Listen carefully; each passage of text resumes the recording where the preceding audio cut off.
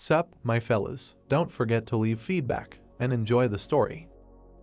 There were white clouds in the blue sky. Two girls were discussing the events that had happened, smiling. One of them asked if her friend had been there yesterday because it had been great. The interlocutor smiled, saying that this was all people had been talking about lately. A dark car was moving quickly along the roadway. The hero asked discontentedly if he had really bought his license. The man rudely answered him, sending him to hell. The voice asked if this was really what he thought. The guy pressed the phone to his ear and smiled broadly, saying that his interlocutor should have seen the guy's face because he was in shock. The hero closed his eyes, saying that he was sure that even if he asked him for a raise, he would immediately agree. The guy raised his eyebrows and opened his eyes wide, looking away. He noticed that this area was just a hole because homeless people walk here. The hero shouted in displeasure, asking if he really needed to send a photo. He said that his interlocutor was completely impudent, he would hit him for that. A guy with long dark hair and ragged clothes moved through the crowd. He froze and clenched his fists, wondering where he was and what kind of stinking air, the hubbub from all sides, from which one could go deaf. Emru clenched his fists isomer in the crowd, thinking that this was definitely not the OK Kingdom in which he lived. The hero did not know what kind of place this was, but it was definitely not an illusion, because everything looked too realistic. People around wondered if this was a person without a fixed abode. A voice asked why this poor guy was standing there. The protagonist thought that he needed to find out where he ended up. Emru raised his eyebrows and opened his eyes wide, looking ahead. The guy raised his eyebrows, beads of sweat were running down his forehead. The main characters were standing in the middle of a busy street, thinking that it was very noisy here. The Emperor of Flame, everyone who called Emperor Emru that was doomed to die. There were red spots on the dark background. Everyone who fought him had no doubt that he was the Emperor of Flame. The main character stood on the mountain of defeated warriors. Among the bodies were spearheads. Black crows were flying nearby. The hero knew neither pity nor tears. He appeared in the form of a man, but he had not been one for a long time. Emru rose from the blood-red water. Behind him was the image of a demon with bright red eyes and in imperial robes. Wherever the hero went, a bloody trail and the cries of the victims stretched behind him. No one dared to follow his path, because he was none other than the god of death. There were red footprints on the dark background. The protagonist had killed the supreme master of the dark path, Murim, and forced the leader of the heavenly demon cult to kneel. Emru's red eyes widened as he swung. The boy stood with his back to the kneeling hero, holding a sharp sword in his hand. For these feats, he was considered the pinnacle of skill among light and dark warriors, so he was called the god of martial arts. The boy frowned, looking away. There was a bloody mark on his cheek. The protagonist sat on top of a rocky slope, looking at the village below, surrounded by tall green trees. Emru raised his eyebrows and brought the glass to his mouth. The hero thought that now his past was like a dream. He believed that there could be nothing else in his life except blood and violence. The boy was dressed in a kimono. He had a bloody sword in his hand and a mark of dark blood in front of him. The voice addressed the man. The girl closed her eyes and smiled widely, asking him to look at this beauty. There were fallen sakura leaves in the hem of her kimono. The guy sat by the tree trunk, saying that he did not understand. Did she really see beauty in these flower petals? The girl closed her eyes and frowned, asking if he did not know what joy was. She opened her eyes wide and smiled, looking at the flower in her hand and saying that joy is when you laugh and dance with happiness, even if there is no special reason for it. The girl handed the protagonist a bright flower, saying that someday he will probably understand this, but for now she will share her joy with him. The guy carefully examined the flower in his hand. Its petals were bright yellow. The hero thought that meeting this girl melted his heart, and he suddenly learned what tears and laughter were. He imagined images of a smiling girl with long dark hair. Emru thought about how he never suspected that his life, full of chaos and evil, would ever have joy. The guy thought about how she had found her happiness in life. He wondered what he should do. Maybe he should go in search of happiness, or he shouldn't get carried away with laughter and tears. The hero sat on the edge of a stone slope. Looking ahead, the wind blew sakura petals from the trees and fluttered the protagonist's hair. The guy raised his head up and closed his eyes, thinking about what happiness is. The hero's frown. Sakura petals fell in front of his face. He wondered if he had managed to achieve eternal immortality. A strong wind flow swirled the fallen sakura leaves and lifted them up above the stone slope. A whirlwind of pink leaves rose above the stone slopes with the tops of green trees. Emru lay on the ground with his eyes closed. The hero opened his eyes and raised his eyebrows, wondering where he was. Drops of liquid were dripping from the stalactites. The guy was sitting on the ground in a cave. He looked away in surprise. The protagonist raised his eyebrows, thinking that he had just been on the path to immortality. He wondered if someone had cast an illusion on him and he hadn't noticed. Emru sat up, looking at the dark passage ahead and thinking that he had to find a way out of here anyway, because he had to get out and assess the situation. The protagonist froze and opened his eyes wide, and behind him appeared the head of a giant monster with one eye. The guy frowned in fear and turned around. Pink sakura leaves were flying in the blue sky. Against the backdrop of dilapidated high-rise buildings, there was a hotbed of bright red energy. The voice announced that the Alpha Group should enter the portal as 01281009 now. If they notice anything suspicious, they should report it immediately. Their task is to conduct reconnaissance and return alive. The voice wished them good luck. Ahead was a cave with stalactites hanging from the ceiling. The squad of heroes moved forward. The guy raised his eyebrows and looked away, saying that this was in a class portal, but it was somehow quiet here. The girl was holding a bright flashlight in her hand. She asked if he had really slept during the briefing, because the smartest monsters live in a class portals. She frowned, saying that 5 years had passed since the case when the guards of Group 0 died in a similar situation. A giant cyclops stood behind bird-like monsters. The girl said that those people went deep into the portal, and there a whole darkness of monsters awaited them. None of them survived. The man's bloody hand lay next to the radio, from which a voice was heard asking Group 0 to report the situation. The guy awkwardly moved his eyebrows and scratched the back of his head, asking for forgiveness. The girl frowned, asking no one to move. The heroes froze. A loud sound was heard in the cave, causing everything around to shudder. The girl frowned and looked ahead, thinking that she did not even feel his presence. She wondered at what moment he appeared. The A-class monster hid, as if pretending to be dead. The guy opened his eyes wide, asking the commander to look at this. The girl moved forward, telling them to retreat. She would hold off the monster somehow. The hero stretched out his hand forward, trying to stop the commander. The girl raised a bright lantern above her head. In front of her lay the body of a giant cyclops with a hole in his chest, and she opened her eyes wide and arched her eyebrows in confusion. The loud sound caused the walls of the cave to continue shaking. The hero radioed that many corpses of A-class cyclops and B-class monsters had been discovered in the cave. The giant body of a cyclops was lying on the ground. Its head was imprinted into the stone wall. The girl climbed closer to the hole in its body, saying that all the higher monsters had been killed. They would continue reconnaissance and she would report when finished. The guy came closer, telling the commander that he had reported this to the center. The girl raised her eyebrows, saying that he was doing well. He raised his eyebrows, asking if it was possible that these monsters had fought among themselves. The commander looked ahead, saying that even if that were the case, the Cyclops could not have been injured in such a way by lower monsters. The hero assumed that another guild was hunting in this place, because guilds have recently been raiding only high-level portals. The girl thoughtfully rubbed her chin, saying that it was interesting. Streams of dust were spreading on the ground. The heroes took a step forward. The commander wondered if there could really be a guild in South Korea that hunts wherever it wants and no one knows about it. The protagonist came out of the portal with a bright stream of energy. Emru frowned and looked ahead, asking what kind of place this was. The boy raised his fist to attack and headed towards the Cyclops, leaving bright streams of energy behind him. He thought about how, when he opened his eyes, he realized that he was in a cave full of monsters. The boy wondered why these monsters, which he could kill with one blow, attacked him at all. The hero struck the giant Cyclops in the stomach, leaving a deep hole in it. The boy thought about how he somehow managed to find a way out. The hero saw tall buildings in the distance. The ground in front of him was covered with sand. Emru frowned, asking what kind of ruins these were and if there was life left in them. The boy knelt down, removing the clothes from the skeleton. The hero put on a torn t-shirt, thinking about how he was again in an unfamiliar place. There was only dirt, ruins, and weathered remains around. He did not feel any signs of life here. Emru raised his eyebrows in surprise, looking away. He frowned, thinking that this was the work of sorcerers. He had encountered the cult of the heavenly demon. Their magicians used forbidden magic, something similar to their magic he felt now. The hero imagined a man in a hood. A bright stream of energy was concentrated in his palm. The main character frowned and looked away, collecting a concentration of light streams of energy in his palm and thinking that he could cleanse the environment from such magic, but he should look around before using his power here. The guy looked away, thinking that first he needed to get out of here. Dark streams of energy appeared around his body. His attention was drawn to a tall building in the distance. He decided that he would go there, because there was the least of this black energy there. Emru frowned and ran away from the portal with a bright stream of energy, leaving behind streams of strong wind. Dark streams of energy spread across the sand-covered ground. More and more of them came out of the portal. There was a red sign and unusual lanterns above the entrance to the establishment.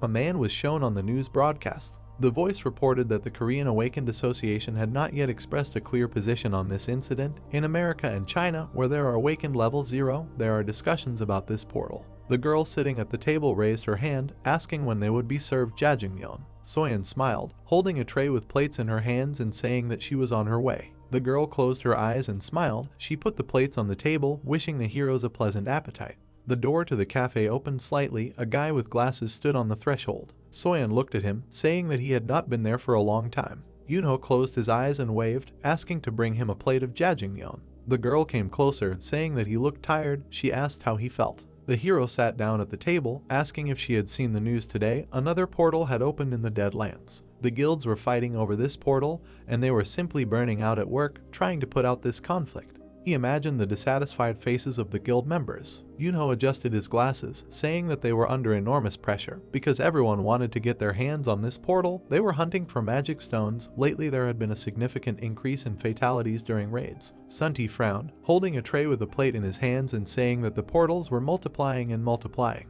The guy sighed tiredly, saying that this load was killing them. A dish was boiling in a saucepan on the stove. The hero noted that for them this had its advantages. More magic stones on the market meant a decrease in their price. Sunti closed his eyes and put his hands on his hips, saying that the monsters did not make them happy at all and their customers had decreased. Yunho smiled, asking who would dare to leave the house at such a time. An iron suitcase fell to the floor. A guy entered the establishment. He looked away, saying that he could not do this anymore. He raised his eyebrows and held out his phone, saying that another portal had opened. He could not work like this anymore. Sunti raised his eyebrows, asking him to calm down and not shout in front of the customers, because he had already doubled his salary. The guy closed his eyes and turned away, asking if he really thought his life was worth this pittance. He said that he could not work like this anymore. The hero asked for a raise or to find another courier. Sunti put his hand forward, asking how he could do this, since it was hard for all of them now. The guy turned away and scratched his ear, asking if he could even hear him, since he was risking his life for this job. Sunti smiled and walked up to Soyun, saying that it was time to pick up Han,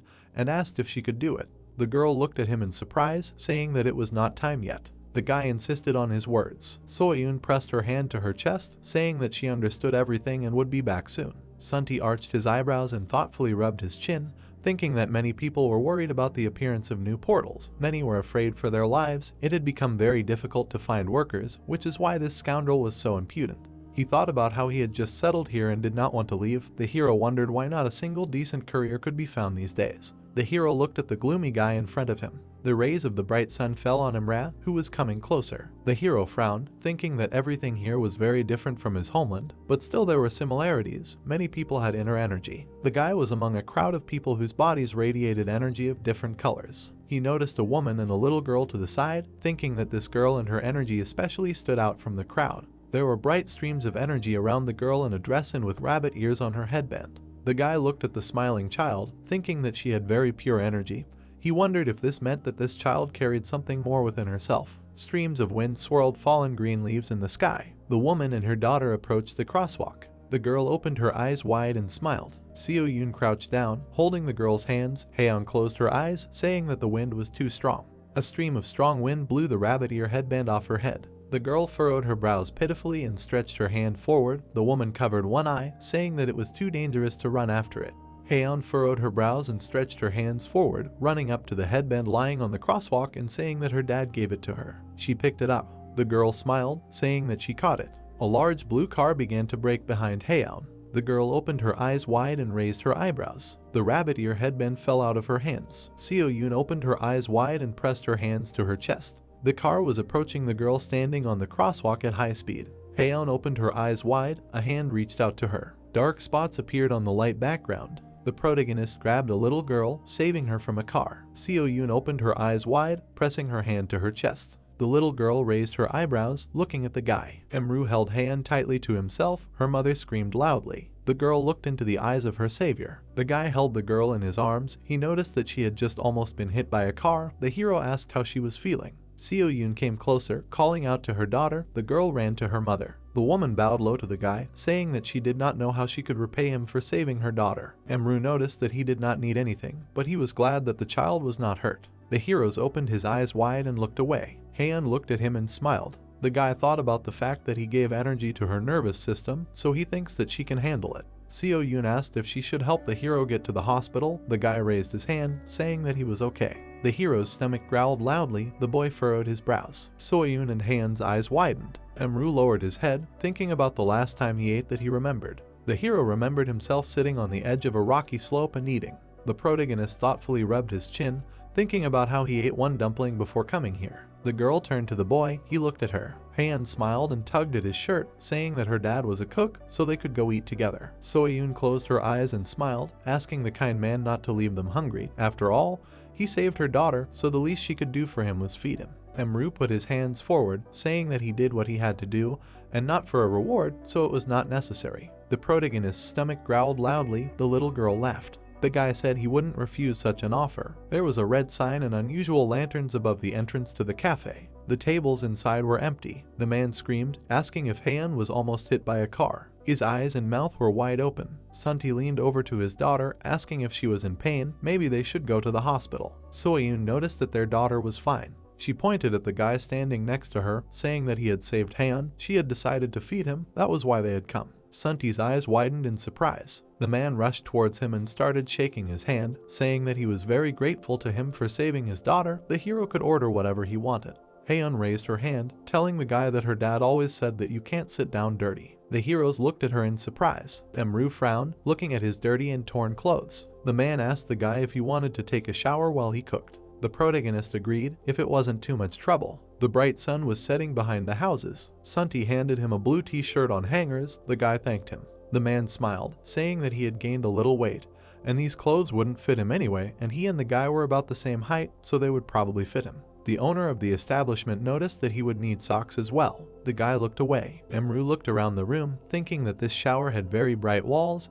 He wondered where the well was. The hero turned his attention to the toilet. He called the owner. The man raised his head. The protagonist pointed his finger at the toilet, saying that he did not have enough water in the well. Sunt raised his eyebrows, asking what well he was talking about. Imru was reflected in the water of the toilet, saying that he told him about this well because he would not be able to wash himself with so much water. The man widened his eyes, saying that it was not a well, but a toilet. The guy turned to him, asking if he really meant that this was a latrine. Sunt put his hand to the side, saying that it was because the toilet had the same water as from the tap, but not for bathing. The man raised his eyebrows. He turned his attention to the shower, saying that he needed to turn this lever and the water would come out. The guy asked if he was doing it right. The shower head started to wriggle due to the strong water pressure. The man screamed, asking him to catch it quickly. Emru frowned and covered his face with his hands, asking what kind of snake was spitting water. Sunti was kneeling by the bathroom door, saying that it was finally over. The protagonist wiped his face with a towel, saying that he felt fine. He thanked the owner. The man turned his head, saying that he did not want to embarrass him, but he wanted to know where the guy came from because it was like he was seeing a bathroom for the first time in his life. Emru frowned, wondering how he could explain himself. The man and Seo-yoon opened their eyes wide, asking if he really lost his memory. The protagonist sat at the table next to the girl, saying that he only had fragments of memory left, but he did not remember at all how he ended up here. The man noticed that it was then clear why the guy was dressed like that. He assumed that the cave he came out of was one of the portals. The guy remembered the portal with a bright stream of energy. He raised his eyebrows, asking what portals were. The man said that these were doors to other dimensions that one day began to open in their world. They still do not know what it is, because these doors open and close for no apparent reason. He imagined the opening of a gate from which dark streams of energy came out. Sunt said that sometimes people are sucked into portals, and they can only survive alone until the door closes again. As a rule, they lose their memory. In severe cases, they lose their memory completely and can lose the skills of civilization. He imagined a person who was sucked in by bright streams of energy. The man said that they call such people isolationists. The protagonist raised his eyebrows. Sunt smiled, saying that he would explain this in more detail later, but for now they need to eat before the food gets cold. Emru frowned and smiled awkwardly, thanking him and asking what it was. He looked at the food on his plate, thinking that the color of the food made him suspicious. The hero remembered his hands with water in them, thinking that the color of the food reminded him of the time when he was initiated. There were fish bodies in the pond. There were bottles and other junk next to the grass. Young Emru looked at his reflection in fear. There was a round moon above him. The hero was in a hole with water, over which there were people standing, watching him closely. The boy pressed his hands to his face, his eyes shining brightly. In order to survive, he was forced to drink dirty stagnant water, which contained blood and corpses. Haeun looked at the boy and asked why he didn't eat. Did he really not like black noodles? The protagonist raised his eyebrows in surprise, asking how to eat such noodles. The girl reached for his plate with utensils, saying that he should stir and wind it onto a fork. Haeun smiled and handed him the fork, offering him to try it. The man noted that he should say, "Please eat." The guy brought the fork with noodles to his mouth. Emru's eyes widened. Bright streams of energy were coming out of his plate. It was Jajangmyeon. The hero closed his eyes and began to chew the food diligently, thinking that it looked a little strange, but the taste was excellent. He had never tried anything like it anywhere. Sunti smiled and rubbed the back of his head, saying that he would like to treat him to something better, but there was no food at home. Soyun smiled, saying that next time they would treat him to something tastier. The protagonist frowned, asking for another plate of this dish. Hyun pointed her finger at him, saying that the uncle had gotten dirty again. The man said that he could eat to his heart's content. The guy stood at the entrance to the establishment, thanking them for such a hearty meal. Sunti looked at him, saying that there was no need to thank him, he could come in any time he wanted. Jajingmon. The hero noticed a piece of paper hanging on the glass. He asked what this sign meant. There was an announcement on the glass of the establishment that a courier was urgently needed. With accommodation possible, wages negotiable, there were pieces of paper with a phone number at the bottom. The man said that they were looking for a worker who would deliver their food.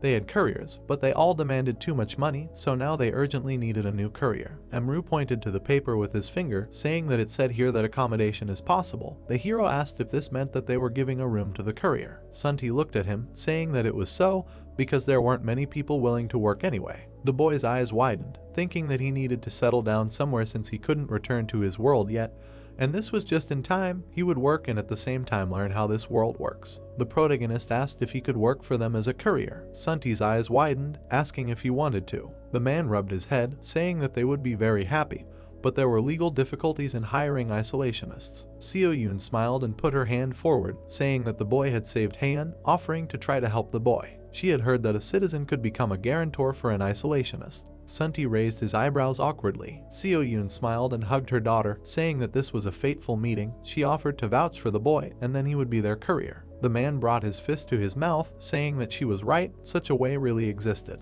Sunti looked at the boy, saying that he would vouch for him. Emru hit his fist against his palm, thanking them and saying that he would try his best. He pressed his hand to his chest and said his name, saying that he was 35 years old. The heroes cried out in surprise. Sunt shook his hand, saying that he was his age, although he looked much younger, and since they were the same age, they could switch to informal terms. The guy said that he would work for him. The heroes shook hands firmly. The girl suggested calling him Emru. She smiled and extended her hand forward, saying that this name would remind him to smile more often. The main character took her hand and smiled, saying that she was not very good at coming up with names. The girl raised her free hand and smiled, saying that she really liked this name because it meant wide smile. Emru raised his eyebrows and smiled. He took her hand, moving forward and saying that he agreed to bear this name. Night fell. Many crows were sitting on the wires. Suddenly, they started making a loud noise. They felt a powerful magical energy that made them uneasy. The protagonist was sitting in his room, releasing his power from his chest.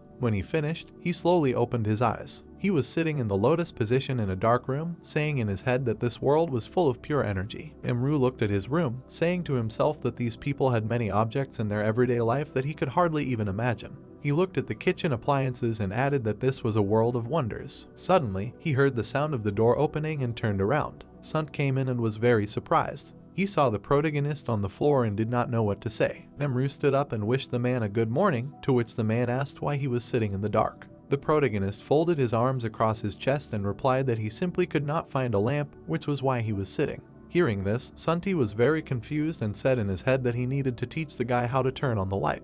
After these thoughts, he went to the wall and pressed the switch, explaining that you need to press this button and the light will turn on. This made the protagonist very surprised. At this time, Seo-yoon came into their room and said that Emru had already gotten up so early. She was tying her apron and wishing the protagonist a good morning. Emru turned to her and asked if she was already heading to the kitchen to cook. Sunti went to the kitchen set and said that not yet, but they were opening the establishment, so they had a lot of work. Seo-yoon went to her husband and they began to discuss something among themselves while Emru was sitting at the table. After a few seconds, he looked up at the couple and asked if he could help. Sunti looked at the guest and asked if he really wanted to help, adding that he could still sleep. He also said that he felt bad about making him work overtime. Emru extended his hand and said that he just wanted to repay them with kindness. Sunti, holding a frying pan, stepped towards him and asked if he could help clean up. He handed him a vacuum cleaner and explained that the device would make cleaning easier. Sunti looked at the guy with a stick in his hand and explained that he needed to press a button and the vacuum cleaner would suck up dust and dirt. While he was saying that he needed to move it across the floor like a mop, the vacuum cleaner sucked up the protagonist's long hair. The man turned around and said with a smile on his face that their daughter also sometimes helps them with cleaning, when suddenly he screamed in shock, asking what was wrong with him. Emru's hair was blown in all directions and his face expressed shock. Sunti exhaled heavily and said that although the vacuum cleaner was old, it sucked up a lot, so he needed to be careful. After these words, he asked the boy with beads of sweat on his face if he could handle it. Not receiving an answer, he went to the kitchen, saying that he needed to get to work, so he would leave the cleaning to him. Okay, answered the protagonist with a vacuum cleaner in his hands. Bringing the vacuum cleaner to himself, he said to himself that he needed to clean, but this device was dangerous. Suddenly, his eyes lit up. Then he asked himself if he should use magic. After these thoughts, he raised his hand, which was immediately enveloped in magical energy. He clenched it tightly into a fist, concentrating. Then he raised his hand up, releasing his power in the form of a gust of wind. Emru with glowing eyes made it stronger. He collected all the dust and dirt from the apartment under the ceiling, after which he abruptly waved his hand. His magical energy made one big lump of the collected dirt. The protagonist waved his hand and threw the trash into the trash can. He looked ahead and thought that the dust and dirt had been removed, so he needed to clean up further. He raised his hand and lifted the water from the bucket up. It enveloped his hand and sparkled brightly. The guy clenched his fist and quickly began to wash the entire room. Raising his hand up, he immediately washed the ceiling. He squinted and looked ahead. Emru put his hand on his hip and said that he cleaned up well. Sunt entered the room and called out to the guy. The protagonist stretched out his hand forward and said that he cleaned up in his own way, then asked how he did it. Sunt got furious and screamed loudly, asking if this was Emru's ability. The guy clarified whether he meant control over the element of water and then answered positively. He looked at Sunt and asked in bewilderment what was so special about it, to which the man began to point his index finger at him and ask if he was really an awakened one of a high level. The protagonist frowned and asked who an awakened one was. After a short silence, Sunt replied that this was the name for people who awakened superpowers, and that this process began 25 years ago when portals began to open. He said that these abilities were also called aura, and such people had telekinesis and various elemental magic. The man said that depending on how well a person controls his aura, he is assigned a class, and the higher the class, the higher the status and influence in society. A drop of sweat appeared on his face and he said that he once worked as a loader and there were awakened people among the employees, but no one he had seen in his life could control the aura as well as Emru. Sunt clenched his fist and said that such talents did not need to vegetate in their restaurant, so it would be better for the main character to get a job as a hunter in the guild, and then he would live with dignity. Emru covered his face with his hair and replied that he did not plan to become any hunter. He lowered his head and Sunti screamed loudly indignantly. He screamed that the guy simply did not remember what life was like in this country and that high-level awakened people lived like nobles. The protagonist came closer to him and said that after these words, he wanted to become a hunter even less. He clenched his fist in anger and said that in his life he had tasted both wealth and honor, but realized too late that all this was perishable. Sunti spread his arms out to the sides and asked if the guy was really regaining his memory. Emru lowered his head down in disappointment and answered that this was not so, because he used to live in a completely different world. He explained that he once fell into oblivion and woke up in one of those portals that the man spoke of. He said that he got out and then reached the city because he was looking for pure energy. The guy remembered how he saved Heian, who was almost hit by an iron cart. Sunti looked at the guy awkwardly. Emru frowned and apologized because he didn't want to deceive the man and thought that he should have told the truth right away. He scratched his shoulder in confusion, then turned his gaze forward. Sunti said with tears in his eyes that the guy had been through a lot, and he must have been very scared to find himself in a completely alien world. The protagonist asked the man if he believed him, after which Sunti put his hands on his shoulders and said that in the guy's place he wouldn't have been able to tell everything right away either. He said that just in case it was better to say that Emru was an isolationist, and he should think about testing for superpowers. He explained that after that his life could turn for the better. At this time, in the Awakened Support Department, the first group. The guy put his head down on the table and slept at the computer. The girl entered the office and loudly called out to Jinho. The guy suddenly woke up and started adjusting his glasses. The girl looked at him and asked if Jinho had really been at work all night again, because it wouldn't be long before he died. The boy scratched the back of his head and asked why Mun he had come, to which the girl asked what was going on with him that he had to work all night. Jinho stretched and replied that it was because of number 0128109, since he had no idea which end to start with. Munhee handed him the papers and told him to take them. She knew that Jinho was still looking for that awakened class 0. He adjusted his glasses in confusion, looking at the paper. It had the number he was talking about on it, and the girl replied that the chairman had ordered her to close the case. While the boy was looking at the papers, the girl repeated that the chairman had signed the order to close case number 0128109.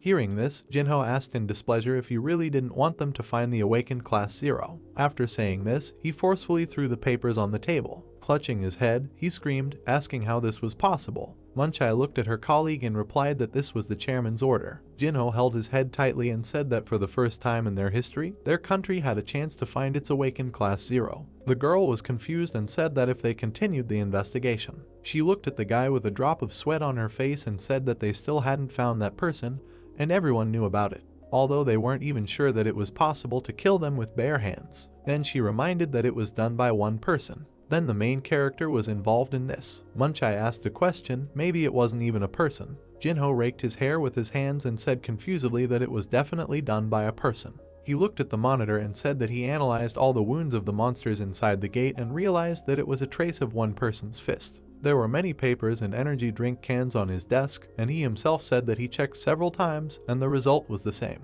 He continued to say that this was their only chance, because if they found this awakened one, Korea would finally take its rightful place among the allied countries. Nyungai listened to the guy and hesitantly asked what if they searched for him but never caught him. The guy folded his arms and firmly answered that there was no need to be afraid, because they would definitely find him. Hearing this, the girl said that it was true, because he could not be stopped, after which she waved her hand and said that she would take on the chairman herself and let him conduct his investigation as quickly as possible. Jinho jumped up from his chair and thanked the girl, and then asked if she was really leaving on business and what about lunch. The girl stopped and said that she had a meeting now, adding that she would have lunch with her younger brother. They hadn't seen each other for a long time. While Jinho was putting on his jacket, he remembered that her brother was a paramedic named Kim from the medical unit. Then Myungai said that if he hadn't had lunch yet, he could come with her. Adjusting his sleeves, the guy replied that not this time, because he would just buy something at the store and have lunch here, after which he asked what Myungai would eat. The girl shrugged and said that she didn't know yet. Then she put her hand to her face and thoughtfully said that her brother said that it was a famous restaurant not far from here, but she didn't ask what kind of cuisine it had. Hearing this, Jinho replied that he could guess, adding that at least he knew which establishment their department head Yunho would recommend.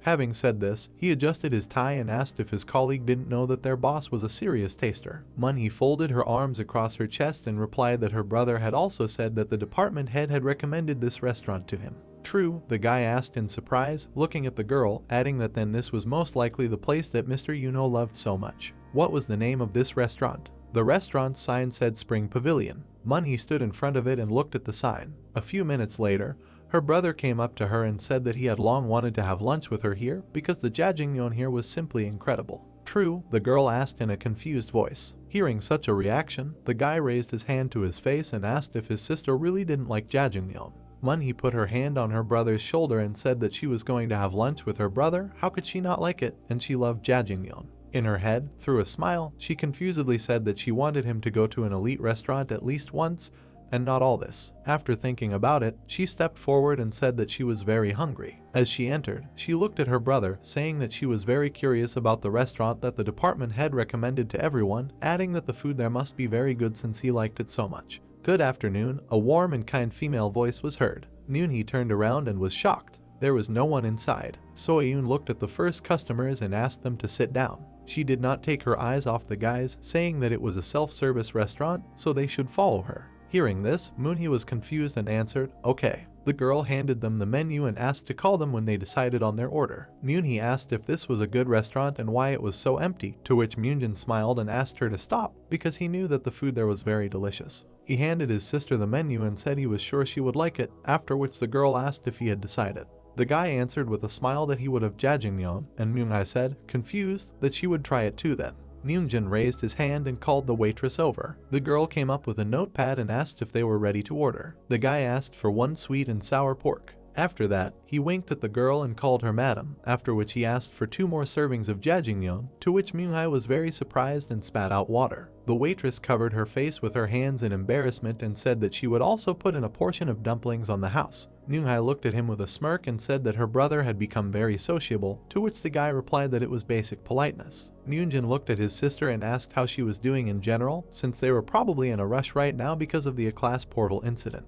Moonhee poured herself a glass of water and said that a headache was the least of her worries after that incident, and her brother asked her to tell him. The girl took a sip of water and said that the incident had attracted a lot of attention, and if they didn't find the only O-class awakened in many years, then their association would never recover from the blow to their reputation, and the chairman went and ordered the case to be closed. She asked if Moonjin remembered her colleague, Jinho from the support department, since he swore that he would find the awakened one by any means necessary. Moonjin smiled awkwardly and said that it was clearly not easy for his sister right now. She said that the easiest way was to close the case, but how could she miss such an opportunity since she and Jinho were making their lives difficult? The girl suddenly felt a strange sensation from her back and opened her eyes wide. With red eyes, she turned around abruptly. Moonjin looked at his sister with concern and asked what happened. At the far table, Moonai saw a suspicious man. She sat and stared at Imra and thought that she felt an incredibly powerful aura from him. She continued to stare at him and wondered why she hadn't felt anything until now.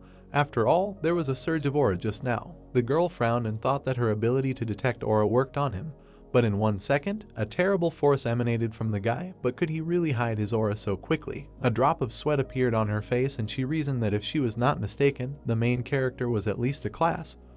But his level could be comparable to those awakened O-class they were looking for. The waitress suddenly came to the table and brought food, smiling as she announced the guy's order. She brought the food and wished them a pleasant meal, to which Moonjin thanked her and told his sister to look at this beauty. Moonhee looked up at her brother in confusion. She looked at the table and said that it really looked delicious. The girl started eating and thought that she was just imagining things because she was hungry, because who would believe in an awakened O-class in such a place? She continued eating noodles. After that, she turned her gaze to her brother and screamed loudly, asking if he had gone crazy. Moonjin looked up at her excitedly and asked if she didn't like it. Moonhee picked up the plate of jajangmyeon and screamed happily, why didn't her brother bring her to this place earlier? It was amazing. Moonjin laughed and said that she scared him. He looked at the girl and said that he knew she would like it. Emru looked at Munhee while she was shouting that the dish was delicious. The protagonist picked up Heian's teddy bear and thought that one of the guests had an exceptional sense of aura. He looked at the brother and sister and thought that their energies were different, but both of them could be called masters. He squeezed the toy in his hand and thought that these were the ones called awakened, so he should be on guard because he could not give away the level of his aura. He thought that he needed to learn more about awakened.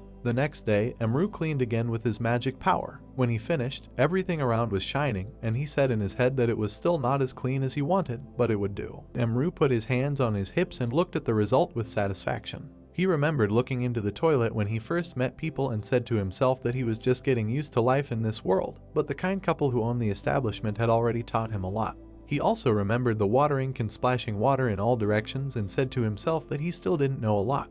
He put his hand to his chin and added that he would learn everything in time because he had no time to rush. He understood that he should learn more about these awakened ones. Suddenly, a loud growl was heard from outside. The protagonist heard it and turned to the side where the sound was coming from, his eyes shining. The sound was coming from a motorcycle. Emru ran out into the street in a hurry, wondering what that growl was. Suddenly, he saw a man who immediately introduced himself to him. It was Sant. He was holding a helmet in his hands and said that the guy was just in time because he wanted to show him this. The protagonist looked at the man and asked what that sound was. Did it really come from that thing? Sant was holding a motorcycle in his hands and answered, exactly. Then he pointed at it and explained that it was a riding device called a motorcycle, adding that he would need it in his work as a courier. After that, he said that he still needed to learn how to ride it, but it would take time, so let him get used to it for now. Get used to it, the protagonist asked in surprise, looking at the vehicle. Sant threw him a helmet and told him to take it. Emru looked at the helmet and asked what it was, to which the man replied that it was called a helmet. Then he put it on his head himself and said that a motorcycle was very fast and therefore very dangerous, which is why the rider needed protective equipment. After listening to the explanation, he grinned and put the helmet on his head, saying to himself that it was almost like the helmets that warriors wear. Sant sat on the motorcycle and told his comrade to sit behind him. Emru got on the motorcycle and said that it was like riding a horse, to which Sant exclaimed that it was similar in some way. After these words, he added the clutch and said, however. He looked at the protagonist out of the corner of his eye and continued to say that this is where the resemblance to a horse ends. The motorcycle is 100 times faster, so there is no need to be afraid. As soon as he said this, the vehicle moved and quickly sped along the road. A few minutes later, Sant asked the passenger if he was okay and if he was sick. Emru was silent, not knowing what to answer. After a short pause, he, holding on to the man, asked if a courier really had to travel only on this. Hearing this, Sant asked if he was scared. They sped along the road quickly while he was saying that if he was afraid of riding a motorcycle, he should hardly work in delivery because there were no other means of fast movement along narrow alleys. The protagonist heard this and asked, so the goal was precisely fast food delivery. As they continued to ride, he wondered in his head if it was too slow, adding that the motorcycle was too noisy. Then he said that he would move much faster using the body lightning technique. After a few minutes, they stopped and Sunti said that they should walk around for a bit, adding that most of the buyers lived in this apartment complex. Sunti said that the apartment complex was called Azure, and there was a sector number on the side of the building, and the first digit of the apartment number showed what floor it was on. The protagonist coughed awkwardly and called the man. He remembered Sunti telling him that the city was dangerous to live in because it was teeming with monsters, and then asked why people didn't leave it. Sunti folded his arms and replied that the city was dangerous, but not to the point that people would be willing to abandon their homes. 25 years ago, Sunti said that at that time, the first monsters appeared and it was impossible to live in the city. He said that people soon realized that with the help of magic stones, protective barriers could be created around the cities, so their city was relatively safe. Emru immediately asked what kind of magic stones were those. Sunti replied with a smile that it was something like the nuggets that people find in the bodies of killed monsters. The stones contain so much energy that they have begun to replace the energy sources of the past, and thanks to them,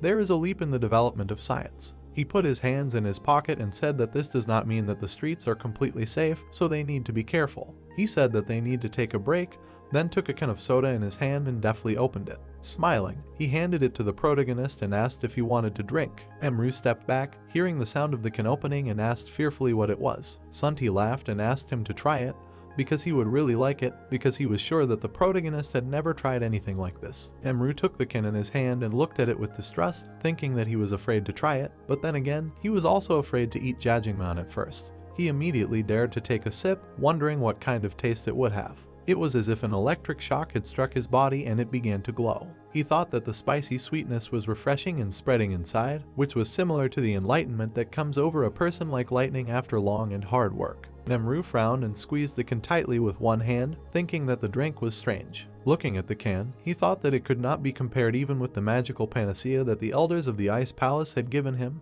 after which he growled. Sunt looked at him with a smile and asked if the protagonist was surprised. He patted his stomach and said that the drink also helps with indigestion, which Emru was very surprised at, shouting that it was incredible. Sunt approached the motorcycle and said that they needed to go back, because they had already taken a rest. Emru stretched out his hand and asked if he really needed to ride this device, after which the man asked him again. The protagonist asked again if it was possible to do without a motorcycle, to which Sunti replied in confusion that other transport certainly existed, but there was nothing better for a courier than a motorcycle. The guy said that he could only manage on his own 2 feet. Sunti opened his mouth in surprise and screamed loudly. He began to actively gesticulate with his hands and shout that the delivery must be fast, otherwise the noodles would swell on the way and the dish would lose its presentation. And also customers get irritated when the delivery is delayed, after which Emru looked at him coldly and replied that he could not worry about that. He pointed at himself with his thumb and added that on his 2 feet he was faster than a motorcycle. Sunti screamed, asking how this was possible. After that, he thought that it was not so incredible. He folded his arms across his chest and thought that the guy was awakened, apparently, at least a class. Emru said that if the man did not believe in him, then he would show him everything on the way back. Sunti looked at him and said, okay. He got on the motorcycle and asked if the protagonist remembered the way to the restaurant, to which he nodded. Sunti looked at the guy and said that he certainly believed him, but just in case, they should check, so he ordered him to run. Adjusting his helmet, he added that he would go. He started the motorcycle and said that if Emru really overtook him, he would approve of deliveries without transport for him. He moved from his place and shouted that they needed to start. Emru got his nickname Emperor of Flame for a reason. He had an incredible gift with the element of fire, which was called Invisible Body Technique. As the name said, when using this skill, he became completely invisible, and he could approach the enemy completely undetected and kill. After he achieved enlightenment, the protagonist continued to develop his Invisible Body Technique. He called its improved version, Invisible Body Technique of Emptiness. He flew past the awakened company employees at high speed without even noticing him. He ran forward, covered in magical power. This ability not only made him invisible, but also made it impossible to detect his presence. This ability also increased his agility and speed to incredible levels. This new technique, along with the highest martial artist, earned him the title of God of Martial Arts, even more majestic than the God of Death. A few minutes passed, and Sunti rode up to the restaurant on a motorcycle. He stopped and got off the vehicle. Then he took off his helmet, exhaled heavily, and asked where the protagonist was. He walked up to the door of the establishment and said in his head that he was pushing full speed, perceiving it as a competition. When he opened the door, he was overcome with shock. He was met by his family, including the protagonist, who had Haeun sitting on his neck. The man looked at the protagonist in shock and shouted, asking if he really ran before him.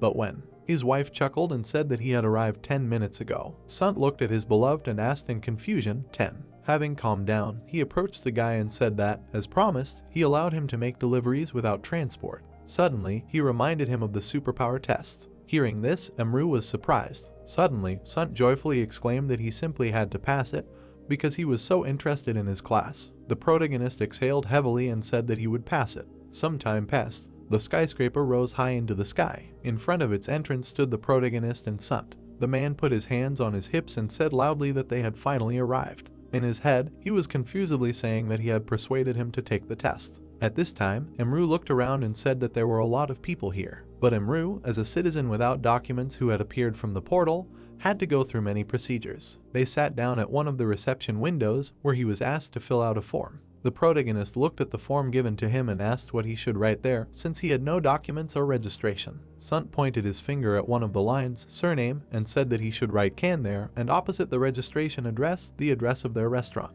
The bureaucracy took them another couple of days. When they left the building, Sunt clenched his fists and said in his head that he was tired of this senseless pushing of papers, but he had to finish the job since Emru was their savior. Suddenly, the protagonist turned to him. The man turned around in surprise, and Emru asked him how exactly this test was conducted. Then Sunt held out his hand and said that during the test, he would place his hands on two balls slightly larger than a fist, and an electric current would flow between them. Then he put out his finger and explained that the stronger the electric shock he received, the lower his level, and if he could withstand the electric current well, then he was a high level. In other words, high-level awakened ones have high energy potential. Emru asked if it was good to have a high class. Sunt replied that with a high class his life would immediately change for the better, and some especially gifted ones are valued as a national fortune. He put his hand to his chin and added that a high class ensures a comfortable existence. The protagonist looked ahead with indifference and thought that anyone in his place would have jumped for joy. He knew better than anyone that wealth and fame are dust and ashes. He thought that a person has many passions and desires, and they are always insatiable, and no matter how hard he tries, a whole life is not enough to satisfy them. He thought that he was tired of the world of passions, and retired to live in a remote mountain village. He knew that he could not allow his peace to be disturbed again. Emru raised his head up, looking at the skyscraper, and thought that from now on he would have to hide his level. He told Sunt that he was going. The man anointed him after him and wished him luck. The protagonist stopped abruptly and pursed his lips. Turning around, he called out to Sunt. He asked in confusion in which room the test was being held. The protagonist was riding in the elevator and suddenly heard that he had arrived on the second floor, so the doors were opening. He started looking around and thinking that it was a self-propelled box that also talked. The doors immediately opened and Emru thought that he needed to go to the second floor. The man standing in front of the guy asked if he was Emru, to which the guy nodded. The man greeted him, then extended his hand and said that his name was Suwon, he was the head of the second department and he would take the main character's testing. Emru shook his hand and said that it was nice to meet him. Suwon smiled and said that the feeling was mutual, then added that they had not tested isolationists for a long time. The guy looked at him and asked if it was true. The boss replied that about 10 years ago there was an increase in the number of isolationists, but gradually the Korean government regained control over most of the territory and these cases began to decline. He laughed and said that the North had no chance before, and even less now. Emru looked at him in bewilderment and wondered what North he was talking about. They approached the door and Suwon said that there would be a test in this place and according to the protagonist's class, he would be sent for training. The man opened the doors and ordered her to follow him with a smirk. He handed the girl a paper and said that he had brought the test subject, while Emru noticed the balls that Sunti had spoken of. The girl led the guy to the balls and told him to put both his hands on the spheres and try not to move until the test was completed. The protagonist carefully placed his hands and the girl said that she was starting. After a while after the activation, Emru thought that he really did not feel any electric shock because his body was successfully resisting. He thought that according to Sunti, the stronger his resistance, the higher the level would be registered. He looked at the spheres carefully, looking down. He thought that he should restrain his internal energy. A bright magical flow emanated from both spheres. After a while, the girl began to press the button, turning off the device. She said that now the guy can remove his hands. The girl said that Emru's result was F. The protagonist asked him worriedly what that meant. The girl replied that F class meant that the guy was awakened, with slightly more ability than an ordinary person, while ordinary people were G class according to scientific classification. Soo-yoon thought that the protagonist was an isolationist and he must have hoped to get a high class, so he must be very disappointed that his class was only slightly higher than that of an ordinary person. Emru exhaled heavily and thought that he had made a mistake because he tried to lower the resistance enough to get a G class. He thought that he should have been smarter to lower the resistance to 0 right away. Soo-yoon called out to the guy with tears in his eyes. He cried and shouted for Imru not to be upset, because his class did not determine his value as a person, after which the protagonist wondered in confusion why the boss was so worried. Korea Awakened Association. The internal security agency is the Awakened Support Department. This department handles matters of high importance and secrecy. The task forces that make up the department are divided by numbers. The first group handles matters of the highest secrecy, and so on in descending order. The head of the second group department is in charge of training the isolationists. This is a very responsible position, because among the isolationists there are often awakened upper-class people, so even if it interferes with their main work, they are obliged to organize the training of the isolationists. One of the workers' finger hit the plastic several times. Yoonho stood by Suwon's desk and asked him if he was working overtime again. The man was very confused, looked at his colleague and asked what brought him, such a busy head of the first group, to him. Yoonho patted him on the shoulder and replied that he heard that an order had been signed to organize the training of isolationists, so he came to ask him if he would like to share a night meal with him. He looked at his colleague with kind eyes and asked how his testing had gone. Soo-yoon put his hand to his face and replied that he could see it himself, since this was the first isolationist in so many years, adding that the management had not said anything about it, but they were clearly unhappy with the result. On the monitor, he opened the main character's card, where an F rank was written. "Is it really an F?" Yoonho asked, to which his colleague replied that such things happen.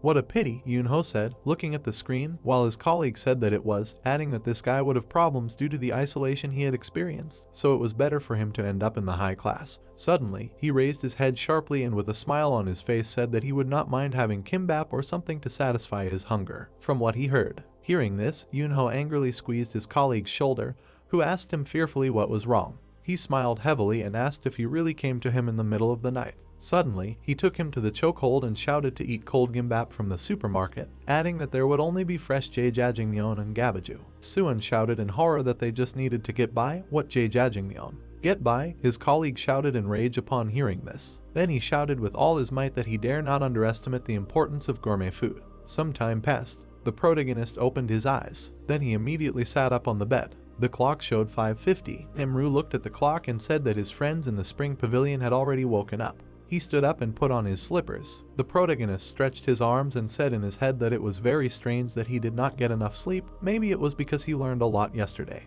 He looked ahead and said to himself that there were also pleasant moments yesterday. The day before, after the afternoon training, dinner, he was sitting at the table, and in front of him lay a very tasty roll. Leaving his memories, he put his hand to his chin and said that after jjajangmyeon, this was the only dish that surprised him so much, adding that he thought that he had tried all possible dishes in his past life. He scratched his neck and said that he needed to do something about this fatigue, adding that he needed to do the Kai breathing practice. Then he put his hand to his chin and thoughtfully said that he could not do this here, otherwise the people in this building would quickly realize that he was not an F class at all. He remembered Manhwa and said that he was almost spotted by that woman who came to eat jjajangmyeon. The association building is full of awakened people of different classes working here. Among them, there may even be those who have a much greater sense of aura than that woman, so he must be careful. After thinking about it, he sat down on the bed and said that he was even surprised why they were so fussing over his training. He closed his eyes and said that the training itself was much more meaningful and useful than he thought. Last night in the classroom, Suwon was holding a book in his hands. He was showing a portal on the projector, telling that an S-class portal suddenly opened, and hordes of monsters began to come out of it, causing many civilians and awakened people to suffer. This incident is called the Great Clash. Humanity managed to defeat the monsters, however, the area where this war took place became uninhabitable. It became known as the Land of Death. Even criminals do not try to hide in it. After that, humanity. The protagonist listened attentively to the teacher and spoke in his head. When he came out of the portal, he ended up in the Land of Death and only then found the city. Imru put his hand to his chin and said thoughtfully that if even 3 or even 2 portals of this class were to open in the land, causing it to become cursed, the association would not be able to cope with it and it would be a disaster. He said that only yesterday he learned about the structure of society in this country, and that society in it was like a tower of poorly fitting parts. He thought that if he understood correctly, even a slight tremor would bring down this tower. He thought that he, a martial artist of a very high level, was appearing in this situation. Looking around, Imru said that it was almost impossible for him to live a quiet and unnoticed life. He clenched his fist and said that even if it was selfish, he wanted to live the rest of his life in peace at all costs, so he must not let anyone know about his real class. The guy looked ahead abruptly, frowning. Through the wall, he saw a man with very pure energy walking towards him, and it was Suan. The boss walked up to the door and knocked lightly, asking if Amru was awake, after which the protagonist shouted for the man to come in. Opening the door, he stepped forward. The protagonist, who was sitting on the bed, looked up. He noticed that the boss looked like he was very tired. Suan scratched his neck awkwardly and asked if it was true. Amru poured hot water from the coffee machine and poured out a packet of instant coffee. He pointed to the coffee machine and told the boss to drink some coffee. Suan replied that he was pleasantly surprised by the guy, because he had only learned it yesterday, and now he was already practicing making coffee the next day. The protagonist turned around with a smile, holding a mug of coffee in his hand. He handed it to the boss and said that it was all thanks to his teaching. The man thanked him for the drink and took a sip. His body immediately lit up and he asked what kind of coffee it was, because it was as if he had slept soundly and had just woken up. Amru took a sip of his coffee and thought that Suan was putting his heart into teaching him, so he decided to give him some coffee as a thank you, which gave him energy. He immediately asked the boss what they were going to learn today, to which Suan raised his index finger and replied that their first lesson was on the topic of the cafeteria. The protagonist looked ahead and thought that the cafeteria was interesting. Suan turned to him, then laughed and said that he asked for a special menu to be prepared. He asked if they were coming, to which the protagonist nodded. Arriving at the place, the boss said that there were quite a lot of people in the morning, after which Amru thoughtfully said that it reminded him of a field kitchen in military campaigns. The boss laughed and replied that work was somewhat similar to war, so the guy was not far from the truth, but unlike field conditions, the portions were large. They picked up trays and the man told the guy to put as much food on the tray as he wanted. The protagonist excitedly asked what would happen if those who were late for breakfast did not have enough food later. Suan turned to him and said that he was quite considerate of others, but there was no need to worry, because if some dishes ran out, the cafeteria workers would prepare more. The protagonist picked up a ladle and said that this was incredible, and the boss continued that they were living in an age of abundance after all the wars. They helped themselves to food and Amru said that an age of abundance was good, but he was most surprised by something else. He sat down on a chair and said that it was the speed of logistics and the amazing technology of preserving and storing food for a long time. Suan thought that this guy was an isolationist and that only yesterday was his first day of training, but he was thinking so strategically and it was incredible, after which he laughed and said that it was all thanks to their scientists. He added that thanks to them, a variety of products is constantly available, and for office workers, the cafeteria is a place of rest and recovery. The protagonist agreed that a meal is probably always the most pleasant part of the day, after which the boss exhaled and said that he rarely comes to the cafeteria, because he usually gets by with a quick meal. After a while, they were riding in an elevator and the boss asked the guy if he liked the food, to which the guy nodded his head and said that he liked it very much. Suan said that it was great and he gave a tour of the cafeteria, so he thought that was enough for today. Amru was upset and said that he thought they would have more classes, after which he asked if this was possible. Suan exhaled and said that the guy couldn't be fooled, because they were still scheduled to have a tour on the gym topic. He smiled and said that it wasn't necessary for the protagonist's class, so he offered to skip it, after which he added that being an F class wasn't so bad, because there was less responsibility for it. He turned away from the guy and clenched his fist, thinking that he was cutting classes short because his main job was at a standstill, and he was deceiving a naive isolationist who didn't understand anything yet. The elevator doors immediately swung open. The boss pointed forward and said that there was a gym in front of them, and anyone with an awakened idea had the right to work out there. He added that this could be regardless of class. Suan spread his hand out to the side and explained that any awakened could use this gym, and only criminal imposters would be denied entry. The protagonist looked at those training and replied that he understood that. The man looked at the newcomer and said that if he wanted to train here, that would be fine. No, Amru answered firmly, adding that he would be fine. Suan was very surprised to hear this. He looked at the student and said that all this was free, and he could explain to him what the gym could be useful for. The protagonist looked at those present in the hall and said that he was grateful for their diligence, but he did not think that he would need training for anything. The man looked at the guy in surprise and confusion and asked what his plans were for the future. Hearing such a question, Amru smiled. Well, he said, some time passed, and he left the building. Not far ahead, he saw Sunti and Soyun. He approached them and thanked them for coming to meet him, and Sunti replied that you are welcome, after which he asked what class he was in. Then the protagonist held out his hunter's license and answered F. Hearing this, Seo-yoon put her hand to her face and said that he wanted to get a G class like an ordinary person. Amru put the license away and explained that he couldn't restrain his inner energy in time and got a class higher than he wanted. Sunti approached him and said that this was not bad at all because his abilities were impossible to miss, and an ordinary person couldn't have them because it would attract attention. Then the protagonist asked if he was really that suspicious, to which she answered, yes, people from the company were watching him the whole time. Well, that's all. Soo-yoon finished the story. Jin-ho stood next to him and asked if he noticed anything else unusual about him. Then his colleague spread his hand and said that he had incredible intelligence and learning ability. Then he remembered how Imru offered him coffee and said that, to be more precise, he was very smart, and if you explain some concept to him, he immediately understands how to apply it in different areas. He learned quickly and applied what he learned well. Hearing this, Jin-ho put his hand to his chin and thoughtfully said that the law enforcement department, the first group, told him something much more interesting. They said that his movements and sense of balance were not typical for his class. He looked at his colleague intently and said that they even had doubts about whether the testing machine was damaged. Hearing this, Soo-yoon scratched his cheek in confusion and said that after the testing, the machine passed another check and there was nothing wrong with it, so he was sure that his class was assigned fairly. Then he stretched out his hand and said that he did not argue. Everyone can develop to the next level, but he will never grow to the middle, much less the top class, and then asked if everyone was paying so much attention to him because they had not received any isolationists for years. Jin-ho put his hand to his chin and said that, frankly speaking, he expected more from him, so he was disappointed.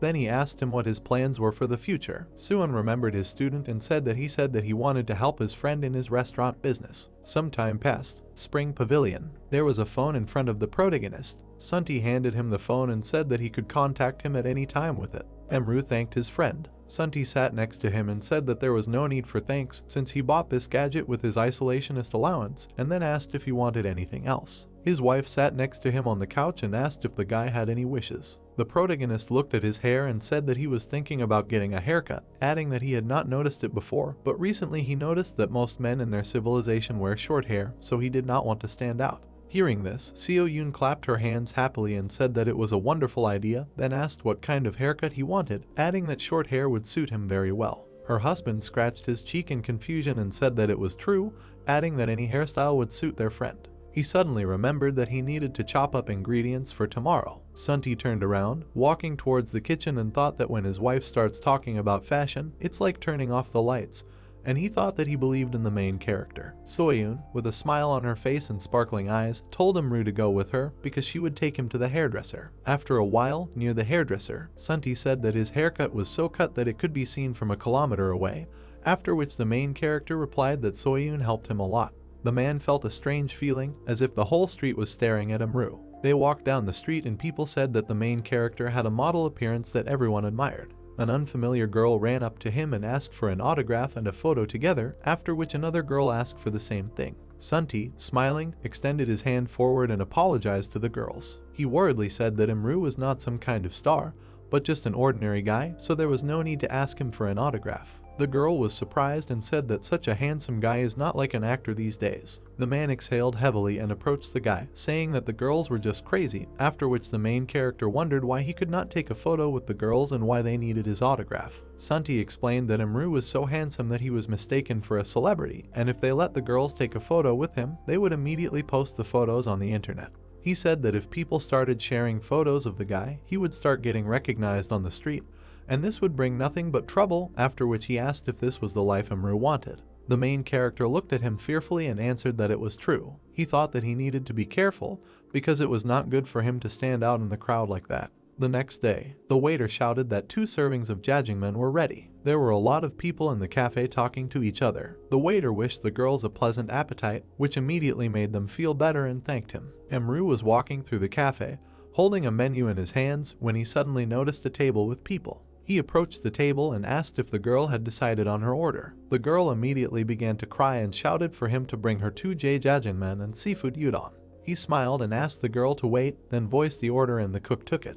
2 tables immediately ordered gabaju for the first and third tables. The people in the cafe were lively and enjoying the food. The girl tried the food and said that the cuisine in this cafe was just superb. The girls said that they would go to this place every day to eat jjajangmyeon. The administrator smiled, then thanked the girl and told her to come again. Another girl immediately called out to her from the side and asked if there were any free seats. The receptionist smiled awkwardly and said that they were fully booked, to which the girl became upset after hearing this and said that she really wanted to eat at this cafe. She immediately clenched her hand into a fist and shouted that she would wait, when suddenly another girl in line shouted that she would wait too. Beads of sweat appeared on the receptionist's face and she said that they were almost out of food in the kitchen, so it would be better to come tomorrow. With tears in their eyes, the girls in line tearfully said that they really couldn't eat at this place. Suddenly, a woman's scream was heard from the crowd, asking to let her through. The receptionist looked into the passage between the people. A girl raised her hand, greeted the receptionist and introduced herself as Yoonsi, saying that she came for an interview.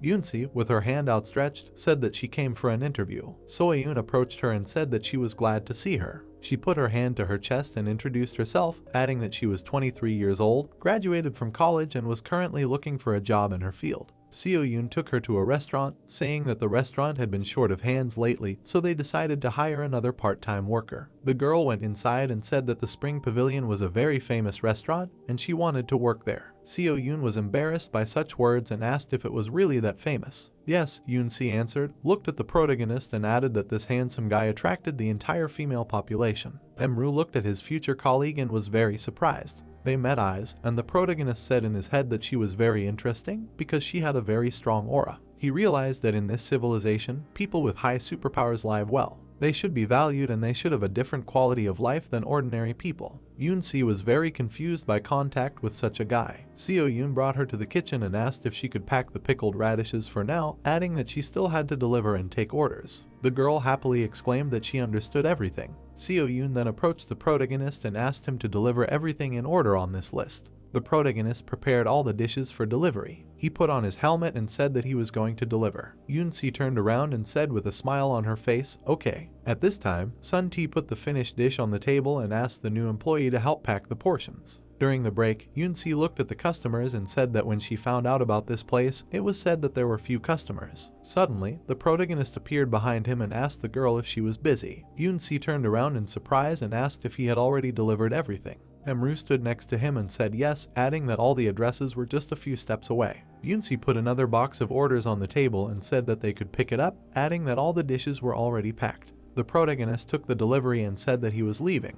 Yoon-si waved her hand at him and asked him to be careful. It started raining outside. In a few minutes, it turned into a real downpour. Emru entered the restaurant and said that he was done. Sun-ti looked at him and asked him to sit down, adding that he had already delivered everything for lunch. The protagonist approached the table and asked if they were already preparing for the evening load, to which Soyeon answered, exactly, after which she suddenly remembered that it was time to pick up Han from kindergarten. Yoon-si heard this, went up to the hostess and asked if they really had a daughter. Seo-yoon looked at the employee and replied that it was true, adding that she was 5 years old. Then she looked at the protagonist and asked if he could pick up Han from kindergarten, since they had an influx of customers in the evening and they barely had time to prepare the food. Of course, Emru answered firmly, adding that he would help, so he would be back soon. Yoon-si suddenly scratched her cheek and turned to the woman in confusion. She folded her arms and said with a blush on her cheeks that she also wanted to meet Han, after which she asked if she could go with the protagonist. Seo-yoon's husband winked at her, and she understood everything. After that, she said okay, they can handle it together. Yoon-si was very happy and said that they would be back soon. They walked along the road together under umbrellas. The girl put her hand to her chest and introduced herself, adding that she was 23 years old, after which she asked what she could call the protagonist. Emru looked ahead and said that he was 35, but she could call him whatever she liked. Hearing this, the girl exclaimed that he didn't look 35 at all. Emru turned his gaze to her and said that for some reason many people called him that. He decided to ask her an immodest question about why she decided to get a job at the Spring Pavilion, since with her abilities, she was looking for such a prosaic job. Yoon-si turned her head away from the guy and said that she didn't have any abilities at all. She raised her hand in front of her, telling the protagonist not to think that she was pursuing some evil intentions, since she just wanted to look at him. She didn't finish and immediately screamed loudly, pointing her finger at the doors where someone was standing. She asked if it was Han. The teacher told the girl to say hello to her uncle, after which Han happily began waving her hand and smiling. Emru asked if she had a good time, to which the girl nodded her head. The girl looked at the teacher and proudly said that he was her uncle. The girl greeted him and said that Han had talked about him a lot and she was very curious about the girl's wonderful uncle. She immediately looked forward, her eyes wide in surprise. Emru asked if she was okay, to which the girl blushed and screamed loudly, asking for forgiveness. She turned to Yoon-si and asked if she was the protagonist's wife. The teacher recognized her and asked if it was Yoon-si. She wanted to ask how the girl ended up here, but Yoon-si covered her mouth with her hand and cut her off, shouting if she really worked here. Sora asked how Yoon-si's work at the guild was, to which the girl asked not to blab about it. She looked at Han and said that her parents thought she was an ordinary person. She said that she was on a mission, so let Sora pretend that he didn't know her, to which she agreed and replied that she understood everything. Sora waved to Heian and said goodbye to her until tomorrow. The protagonist turned to the teacher and said that it was time for them to go, and then said goodbye to her. They walked down the stairs, walking forward in the rain. Emru turned to Yunsi and asked if the teacher from kindergarten was her friend. The girl laughed awkwardly and said that she was. The guy said that he realized that they were friends and then wondered why they hadn't talked. Yunsi blushed and said that they saw each other too often, and then laughed out loud. She looked at the girl and said that walking in the rain under an umbrella was very nice, to which Heian happily replied that it was, and then asked if the beautiful Yunsi also liked walking in the rain. The girl smiled and said that she liked walking with her uncle more, while the girl said that she liked her umbrella because it had ducks on it. The protagonist looked at Heian and asked if it was too heavy for her to carry the umbrella. The girl smiled and said that it was not too heavy for her, so she could carry it herself. She happily walked forward and Emru said that if she wanted him to help, she should say so. They walked forward along the street past an alley where a wet animal was sitting. Heian stopped, looking into the alley. She pointed her finger and said that there was someone there. The girl immediately ran forward, shouting loudly for her uncle to look. She saw a mouse lying on the ground and shouted that it was squeaking. The guy picked it up and asked why it was getting wet in the rain. Yunsi looked closer and said that it was not an ordinary mouse. She examined it and said that this rodent was called a dungeon rat. The protagonist looked at the girl and asked if it was a magical animal. Then Yunsi said that she lives in the dungeons, but is not a magical creature. Unlike magical beasts, she does not feel hostility towards humans and does not try to harm them. This rat has a heightened sense of its natural enemies, magical beasts and monsters. She looked at the rat and said that thanks to its skills and cute exterior, this animal has become a favorite among hunters. Many domesticate them. She thinks that she went with her owner into the portal and something bad happened to them. Being wounded, she somehow got out of the portal. Heian looked at the wounded rat with sadness. Suddenly, she screamed that she did not want her to die. Can't they heal her? The protagonist looked at the girl and replied that it would not be easy to save her. Heian, with tears in her eyes, asked if it was true that she was still alive, adding that if she was breathing, then they should not abandon her. These words shocked Emru. He remembered kneeling among the dead bodies and said in his head that he was so blind. He said that she would die anyway, even though she was still breathing.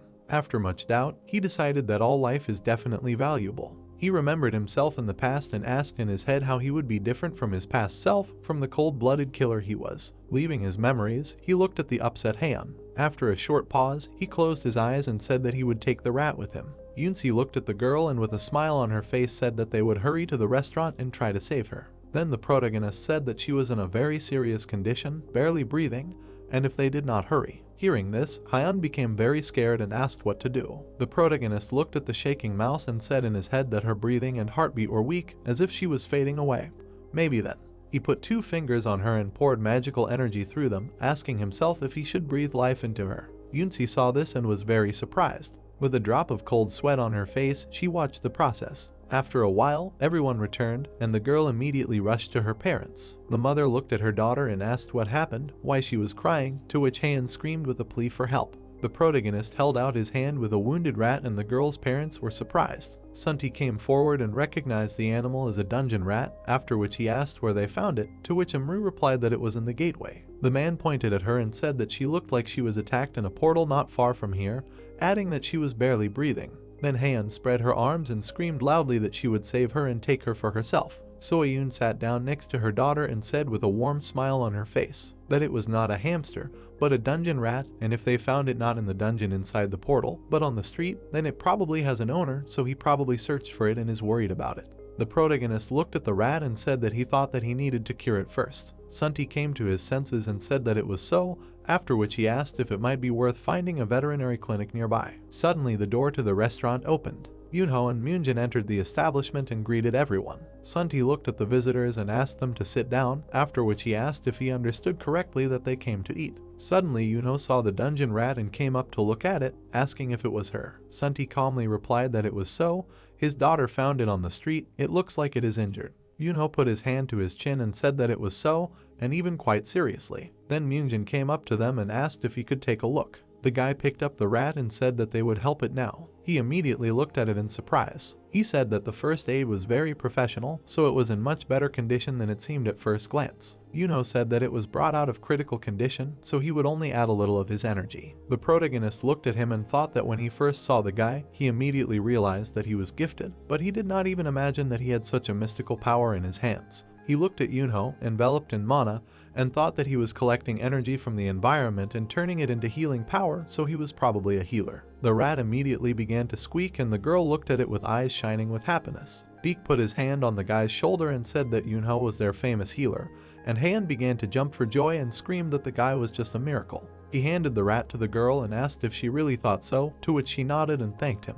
Beak said that this little girl was very lucky, and Yunho agreed with him. The protagonist looked at them and thought that this must be how the powers of the awakened are, because they are truly incredible. Sunti came to the girl and asked what she was doing, to which Han replied that she was looking after the rat and it seemed to be better. A few seconds later, she screamed loudly that the rat had moved, and her dad asked if this was true. The girl put a bowl of milk for her and said that she was probably hungry. Sunti smiled and said that the rat was eating, which meant it was time for Han to eat, so she should wash her hands before eating and go eat. The rat drank the milk and looked forward. She looked at the protagonist and started banging her head on the table, after which the guy asked what was wrong with her. He added, puzzled, that the rat wanted to tell him something. It started jumping around the room and squeaking loudly to call the guy to follow it. Sunti entered the room and asked what was wrong with the rat, to which Imru replied that it was leading him somewhere. The man asked if it really wanted to show him something, and the rat immediately started squeaking loudly. Sunti put his hand to his chin and said that the animal was smart,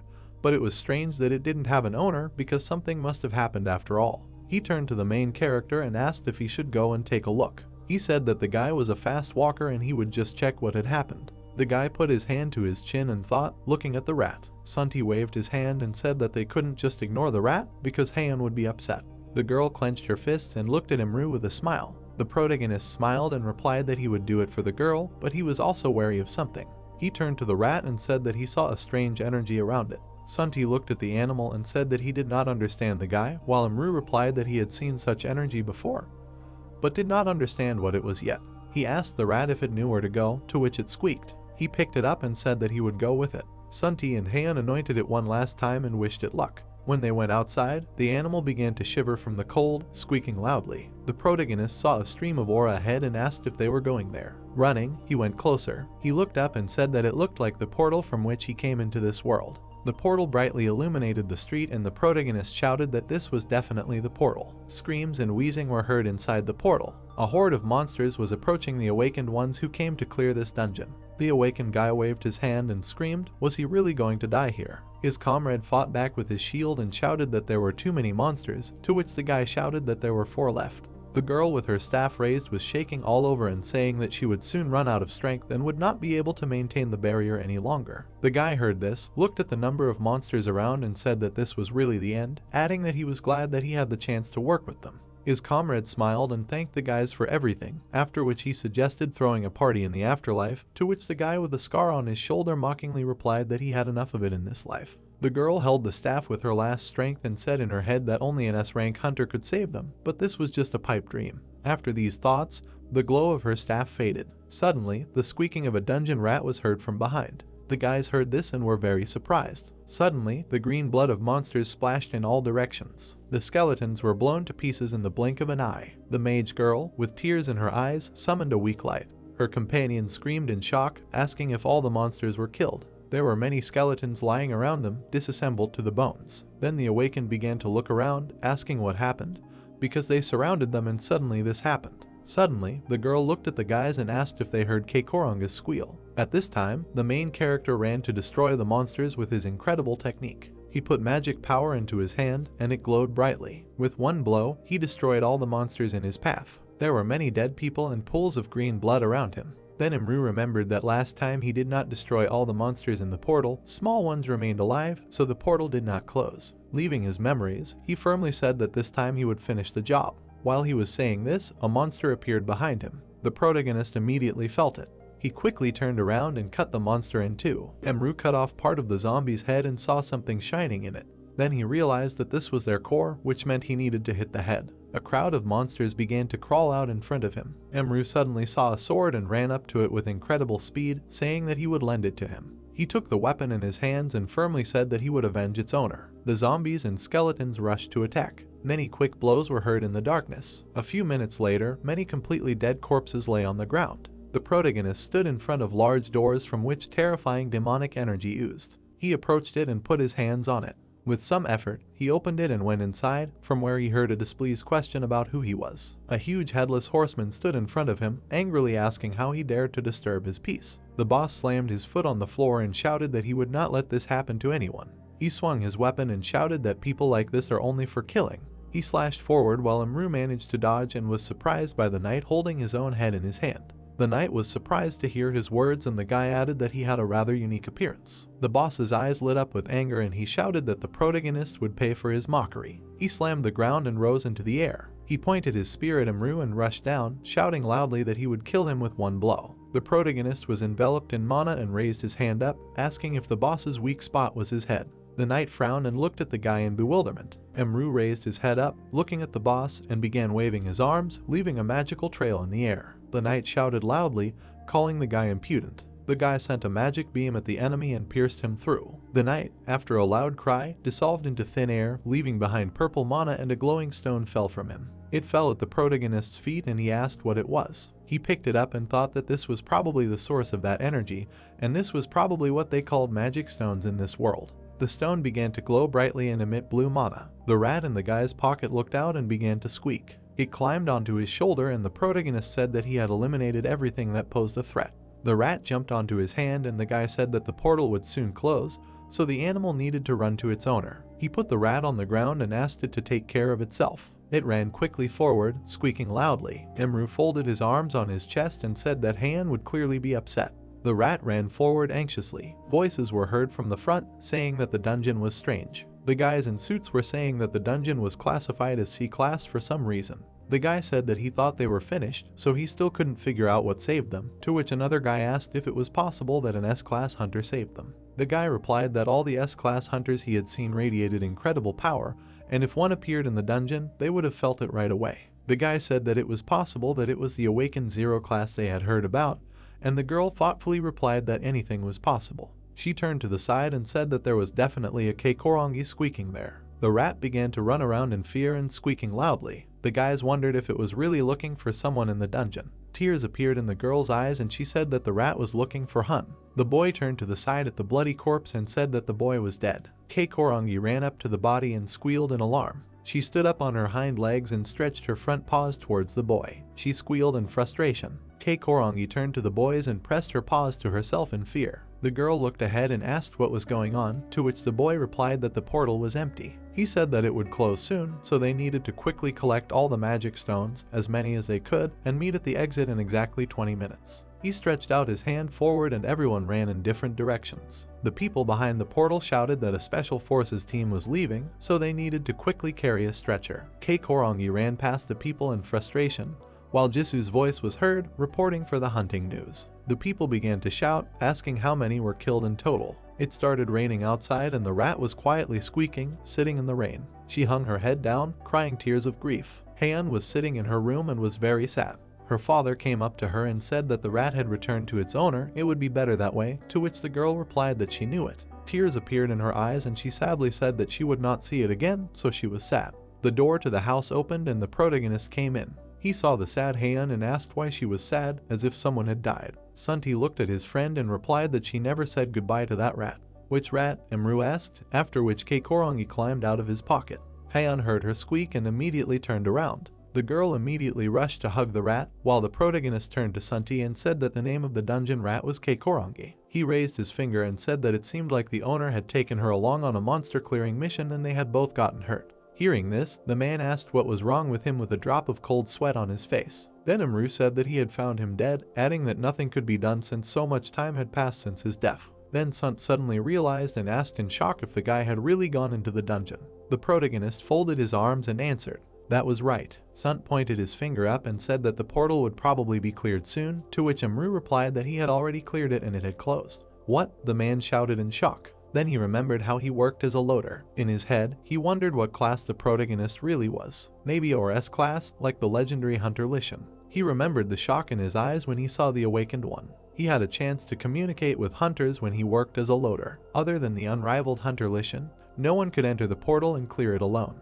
But Murim doesn't emit such a powerful aura as him. Lishan was emitting a terrifyingly insane magical energy. If the protagonist is simply hiding his area so well, he must be the awakened class 0 that everyone is talking about. His thoughts were interrupted by his daughter. She put a bow on the rat and asked everyone to look. The father replied that she was just like a princess. After that, he looked at the protagonist, smirked and said in his head that he had nothing to worry about, adding that he was his friend, so it didn't matter that he might be an awakened class 0. It was already deep night outside, and Sunti was still asking himself in his head, nothing bad will come of this, adding that he would think of good things. Haeun, Sunti and Amru decided to keep the dungeon rat for themselves, so they got a scolding from Soyun. The next day, the protagonist woke up. He looked at the calendar and said that today was a day off, but what should he do today? Train or look for a job for a couple of hours. Suddenly, he remembered how in his home world, a girl scolded him for always working and not knowing how to rest. She snatched the rope from his hands and screamed, asking why it was so difficult for him to just rest, just do what he wanted, because it was stupid to work when he should be resting.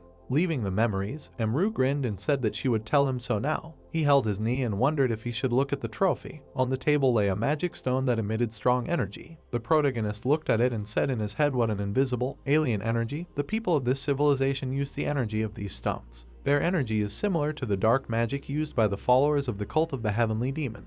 This magic was forbidden in the magical community. This energy was obtained through human sacrifice. The protagonist left the memories and took the magic stone in his hand, saying in his head that he could not keep this dangerous object, so he would seal its energy for now. After these thoughts, he left the room and met Sunti, who said that he got up early. The protagonist asked if Sunti would really spend his entire day off chopping ingredients, to which the man laughed and said that he should be responsible and at least chop onions for tomorrow. And for the guy, this is his first day off, and then asked what he wanted to do. Amru folded his arms and said that he was still thinking. Sunti looked at him with a smile and asked if he could go to the library with Haeun.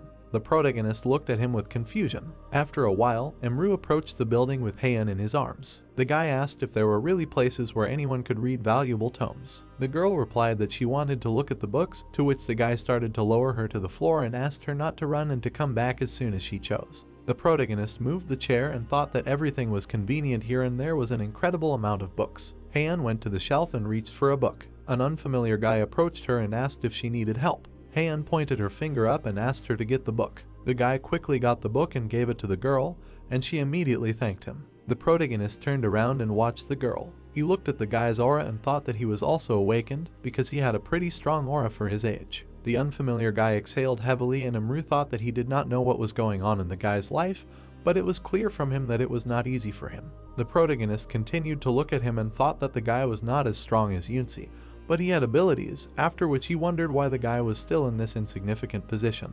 Haeun looked up at the guy with interest and asked if he was feeling unwell, to which the guy asked in surprise if it was really written all over his face. The girl said that it was, because even her uncle was worried about him. The guy turned to Amru and asked why. The guy opened his mouth and shouted that her uncle was a delivery man from the spring pavilion. The protagonist came closer to them and asked if the young man knew him. The guy stretched out his hand and answered that Amru was very popular on social networks and that women liked him and that he delivered in an instant, despite the fact that he was a walking courier. The guy asked if he could find out what class the protagonist was. Amru replied that he was class F, and the guy screamed loudly in shock. After a while, they were sitting at the table and the guy said that this was how he lived. The protagonist put his hand to his chin and realized that raids were only allowed from a certain age, and so they had to somehow make a living. The guy awkwardly put his hand on his neck and said that that's why he takes any job that he's given, and he also volunteers at the library because he gets a bonus to his scholarship for it. Amru looked at him and asked if there really wasn't anyone who could help a guy with such abilities. The guy replied that his class was C,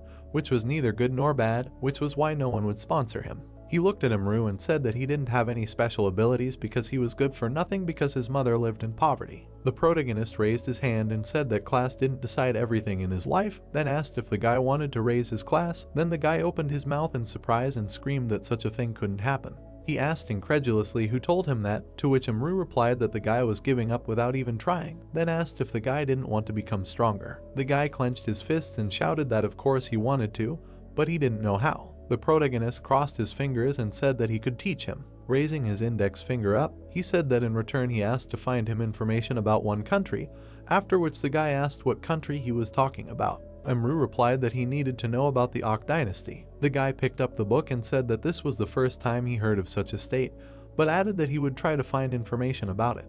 The protagonist thought that if he had traveled in time, then there should be information about the times of the Ak dynasty in history. He thought that this logically explained why the magic of that dynasty and the magic of this time were so similar, although they were called differently. The guy began to leaf through the book and read everything about the period. The protagonist asked him what happened. The guy replied in confusion that he had looked through all the ancient dynasties. He looked at the serious Imru and added that there was no such dynasty as the Ak. The guy closed the book and said that there was no such dynasty as the Ak. The protagonist opened the book and said in his head that all the names of the dynasties were similar to their civilization. However, he had never heard of them either. With a drop of cold sweat on his face, he said to himself that this meant that among the kingdoms of the past, there had never been an OK dynasty period on this earth. The guy saw his uneasiness and asked if everything was okay. Imru turned away and said that he was just thinking. After that, he looked at the guy and thanked him for helping him, and then told him to come to the spring pavilion. He would treat him to Jazingman. Hearing this, the guy was confused and said that it cost him nothing. After that, they got up from the table, and the protagonist said in his head that he did not receive the information he expected, but one thing was clear to him. He did not travel through time, and he was not bewitched by the magicians of the heavenly demon sect. Then, how did he get here? The night of the same day, the spring pavilion, Imru was sitting in his room, meditating. He remembered how, when he was little, his father had handed him a relic of his great-grandfather. The boy had looked at it in surprise, not understanding it. Then the man had patted his son on the head and said that one day he would have to find it, and then he would be able to return home. After that, he left his memories and opened his eyes. In his head, he was asking what this strange memory was, adding that he did not need to rush, that everything would become clear to him someday. After thinking about this, he looked away, hearing something strange. Then he wondered what was hanging around near the restaurant. A fat guy was looking around at the door of the restaurant. He took out a wrench and sat down next to Sunti's motorcycle and quietly said to himself that he would unscrew this a little to discourage him from riding a motorcycle forever. A shadow appeared behind the guy as he was saying that Sunak had asked him to do this, so he was not to blame. Then the protagonist, standing behind him, asked him who Sanak was. The guy screamed in horror, fell to the ground, and asked who he was. Imru looked at him and said that it was not right to yell at such a late hour, so he should be quieter. The bully began to rise from his knees, shocked, asking who he was, to which the protagonist calmly replied that he was a courier from the spring pavilion. When the guy stood up, he said that it was good that he was a new courier, after which he said that Sanak intended to make an offer to the owner of this establishment, so he should start looking for another job. Why? Imru asked. The bully pointed his finger at him and said that Sanak made good money in this area, and he was tired of their successful restaurant. Hearing this, the protagonist said with contempt in his voice that this was stupid. Hearing this, the bully lowered his hand and asked in displeasure if he was really crazy, why was he so arrogant? Then he asked if he could be brought to his senses, after which he threw a punch forward. Imru looked at the guy calmly. He grabbed the opponent's fist with his hand. Cold sweat came out all over the hooligan's body from horror. He screamed and asked himself in his head why this courier was so strong. Then the main character said that it wouldn't hurt for him to come to his senses. Having said this, he brought his fingers to the bully's forehead. He gave him a strong flick, from which the boy flew back. The force was so terrifying that he bounced off the ground like a stone off water. The protagonist put his hands behind his back and told him to pass it on to his stupid Sanak. The boy screamed loudly, looking at him with fear. Imru menacingly added that Sanak should not interfere with the spring pavilion. The boy grabbed his cap and began to run away from the restaurant in horror. Sanak leaned against the wall, holding the phone in his hand. He clenched his teeth and asked why the boy hadn't called him yet. A boy started running towards him, shouting loudly that Dongman had returned, so he needed to be looked at. The boy was supporting Dongman in a cap by the arm, and Sanak asked what happened to him.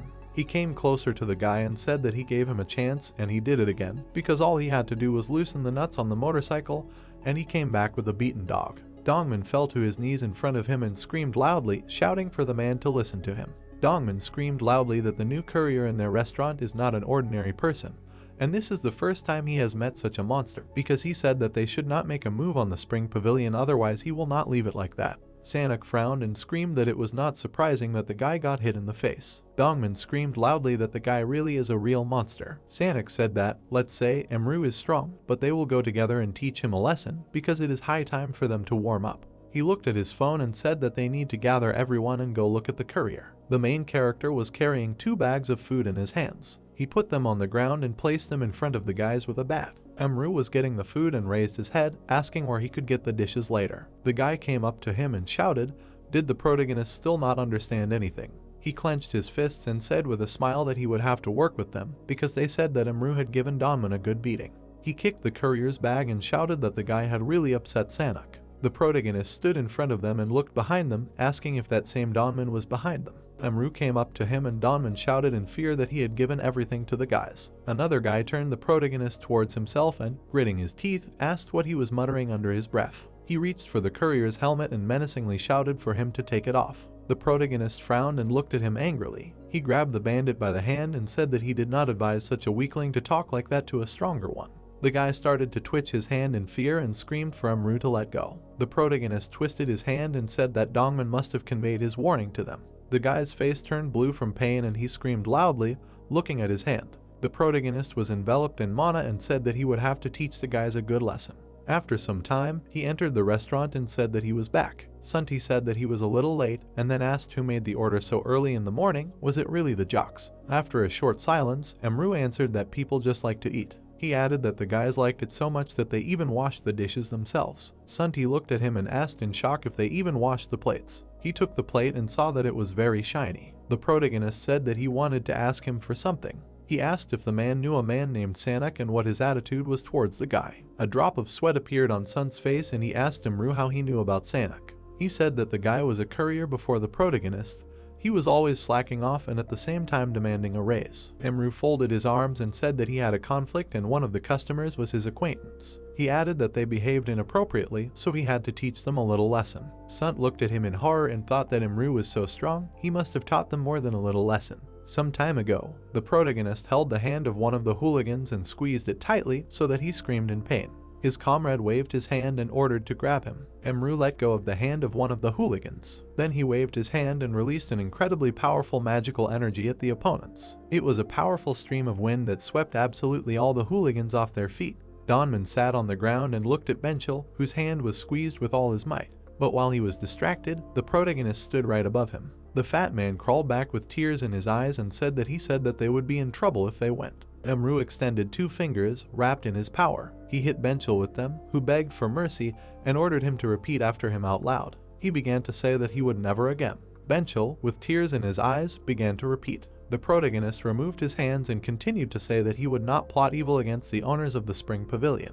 The guy screamed the same words in horror. As soon as he finished speaking, Emru removed his hand and Benchel fell to the ground, crying bitterly. After that, the protagonist rose to his feet and said that he understood that besides this guy, they still had a leader. Donman put Benchel on himself and asked him in fear if he was talking about Sanak. He then told him that the boss was watching from the side, but he really didn't know where exactly. Sanak was sitting nearby behind the barrels at that time and was saying in his head that he needed to get out of here as soon as possible. Thinking about it, he started to run away, but the protagonist immediately noticed him. Sanak ran into an alley, trying to hide. He turned around and asked himself if it was true that he wouldn't be able to catch up with him now, when suddenly Emru appeared in front of him and asked if he had only managed to run this far. The guy was very scared and screamed that he had scared him. Then he pointed his finger at him and screamed, asking who he was, why he was attacking people for some harmless joke. He was a bandit, so he would call the police. The protagonist stepped towards him and told him that the guy would come in the middle of the night and try to sabotage the motorcycle,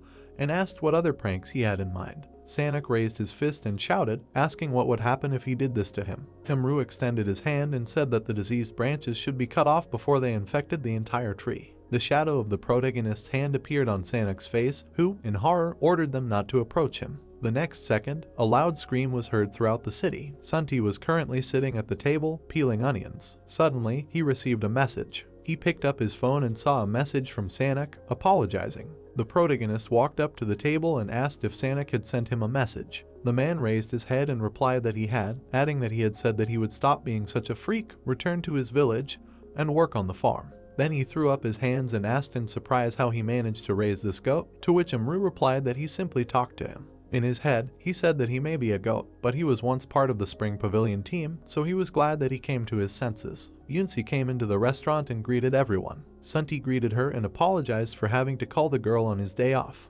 Yunsi smiled and said that she didn't have any plans for today anyway. Sunti scratched his head and said that they were short-handed since his wife and Heian had gone to an event at the kindergarten, and Emru added that today was tree planting day. The girl grinned and said that her younger brother was also going to plant trees today as a charity. The protagonist asked if her brother was interested in volunteering, to which the girl smiled in confusion and replied that he was just very kind, after which she laughed. She shouted that they needed to get to work, after which she thought that the protagonist was annoying her, because he was constantly asking uncomfortable questions. After a while, they were sitting at the table and having a nice conversation. Sunti said that Haeun and Soyeon would probably have a good time, because he was unusual for there to be no one at home and even somehow lonely. Emru exhaled and said that new portals had been opening in the mountains lately, and he hoped that his guys would be safe. To which Yoonsi raised her index finger up and said that the Hunters Association ensured safety at the festival, so he should not worry. She added that the Rostachek kindergarten was also under the supervision of the association,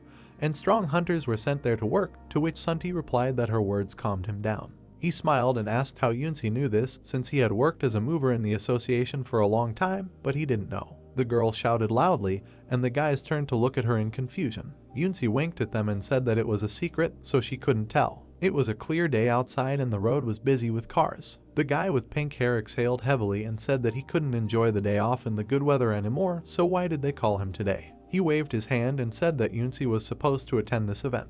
Mo-yoon adjusted her glasses and said that the young lady had urgent matters to attend and asked to send the least useful person to the event.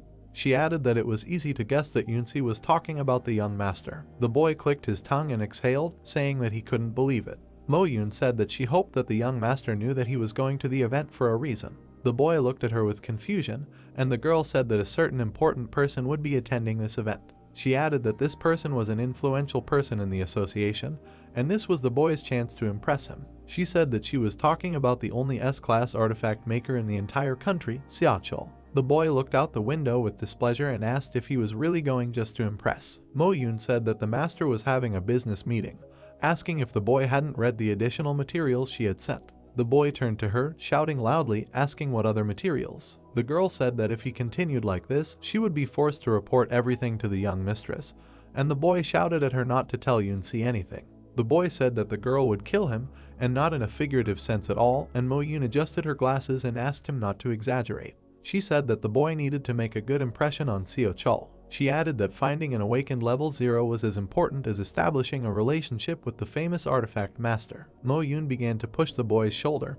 pushing him away, and shouted that they had arrived, so they should quickly greet Seachol. The boy looked at her worriedly and said that he could just go up to him. The boy came up to Seachol from behind and coughed into his fist. He greeted him and introduced himself as Hoan from the Red Dragon Guild, and his father had told him a lot about the master. The old man turned to the boy and asked if he was Heechel's son. The boy extended his hand and said that he was right and it was an honor to meet Seachol. The old man said that it was nice to meet him and said that if that was all, he should be kind enough to go and have fun at the event, and pointed his finger forward. He turned around and told Hoan not to interfere with his communication with his grandson, and the boy thought that the rumors were true because the old man was quite vile. Seachol's grandson ran up to Hoan and bowed, asking for forgiveness because the master was not always prepared for such situations. Moyeon met Hoan and said that she did not expect anything else from him. The boy said that Yoonsi knew everything, then why send him? He was indignant, asking where his sister went on such an important day, dumping her responsibilities on her younger brother. Mo-yoon said that the girl went to hang out with her idol. Some time ago, the main character carved a neat bunny out of wood. While he was doing this, he asked Haeun if she was upset that there was no shovel with a bunny. After finishing, he gave the bunny to the girl and said that now she would have it. The girl took the figurine and was very happy. At this time, Haeun was looking at the ground with tears in her eyes. Her bunny on the shovel broke into 2 parts. The other children were confused and asked what to do. Then suddenly Haeun raised her head and cried bitterly. Her friend raised her fist and angrily told everyone that she told them to be careful with her shovel. Seachol heard the screams and paid attention to it. Haeun cried loudly and said that her uncle made this bunny for her, but now it is broken. The old man came up to her and asked if she wanted her grandfather to fix her shovel. Haeun looked at him and asked if he could really do it, to which the old man replied, of course. He took the shovel in his hand and the broken part of the bunny, and then said that his grandfather can do anything. After these words, he looked at the carved bunny. He was very surprised by such skillful work and asked himself what kind of craftsman made it. At this time, a servant appeared behind him and said that he brought his scroll. The old man turned to him and asked Yoonsik to come to him and look at this product. He showed it to the servant and asked if any of his students could do such filigree work, to which Yoonsik replied that it would be difficult for him to repeat such a product. The old man looked at Haeun and said that her uncle loved her so much, to which the girl happily replied that she loved her uncle too. Then Seachol put the 2 parts together and said that her uncle tried very hard so he would fix his product. After attaching them together, he breathed on the bunny and they merged together. After that, he handed the spatula to the girl and said that everything was ready. Haeun was very happy and thanked her grandfather. Hoenn was watching this. He folded his arms across his chest and said that this craftsman does not buy into anything, he needs an approach. Suddenly, his eyes sparkled because he came up with a plan. He looked at the servants and said that he had an idea, then told them to tell the team of assistants that they were changing their strategy regarding Master Seachal. The girl bowed and said that it would be done. Lately, the protagonist has taken to the habit of going straight to the bakery when receiving his isolationist allowance to buy a delicious roll, which he tried for the first time during his association training. He opened the door, greeted the owner and asked if there were any more rolls. The owner greeted the guy happily. Emru walked around the room, looking around. Then he approached the owner and asked if the rolls had already been sold out, to which he replied that they had all been sold out a long time ago. Suddenly, he took one out and said with a smile on his face that he had put one aside especially for him. The protagonist extended his hand and said that he always helps him out, for which he is grateful. The owner handed over a box with a roll and said that if he doesn't finish it all today, he should remember to put it in the refrigerator. The protagonist went to the exit, thanking the owner. Opening the door, he saw a girl and let her go first. She immediately went to the checkout, and the owner became very embarrassed and said that the weather was great today. The protagonist watched them out of the corner of his eye before leaving. After some time, the protagonist found himself at home. He opened the refrigerator and put the roll in it. Kei Korongi was sitting in the guy's arms and drooling, looking at the food. Emru gently poked the rat in the nose and said that she had already eaten her piece of roll, and if she wanted, they would eat more together at breakfast tomorrow. At night, the protagonist was lying on his back and Kei Korongi was sleeping soundly next to him. She heard a strange sound and moved her ears. She got out of bed and left the room, opening the door a little. Having opened the refrigerator, she jumped onto the shelf with dessert. Coming closer, she put her paw to her mouth in grief, did not find the roll. The protagonist immediately approached her from behind and called out to her. Kei Korongi turned to the guy and squealed loudly. Sunt smiled and asked if Squeaky really ate the whole roll herself. Emru replied that she denied everything, but it was obvious who was to blame. The door to the restaurant opened and the man stood up from the table. He looked ahead and asked if it was Heck. The old man walked into the restaurant and saw Emru with them. Sunt looked at Heck and asked what he had come for. Heck smiled, handing over the bag, and said that he had come for a beer, to which Sunt smiled, saying that he shouldn't have bought the beer, and then asked who wanted the roll. Heck said that he had a serious conversation with Sunt, so he had brought a kind of bribe with him. Sunt took the bag and asked what had happened, since the man's face was gone.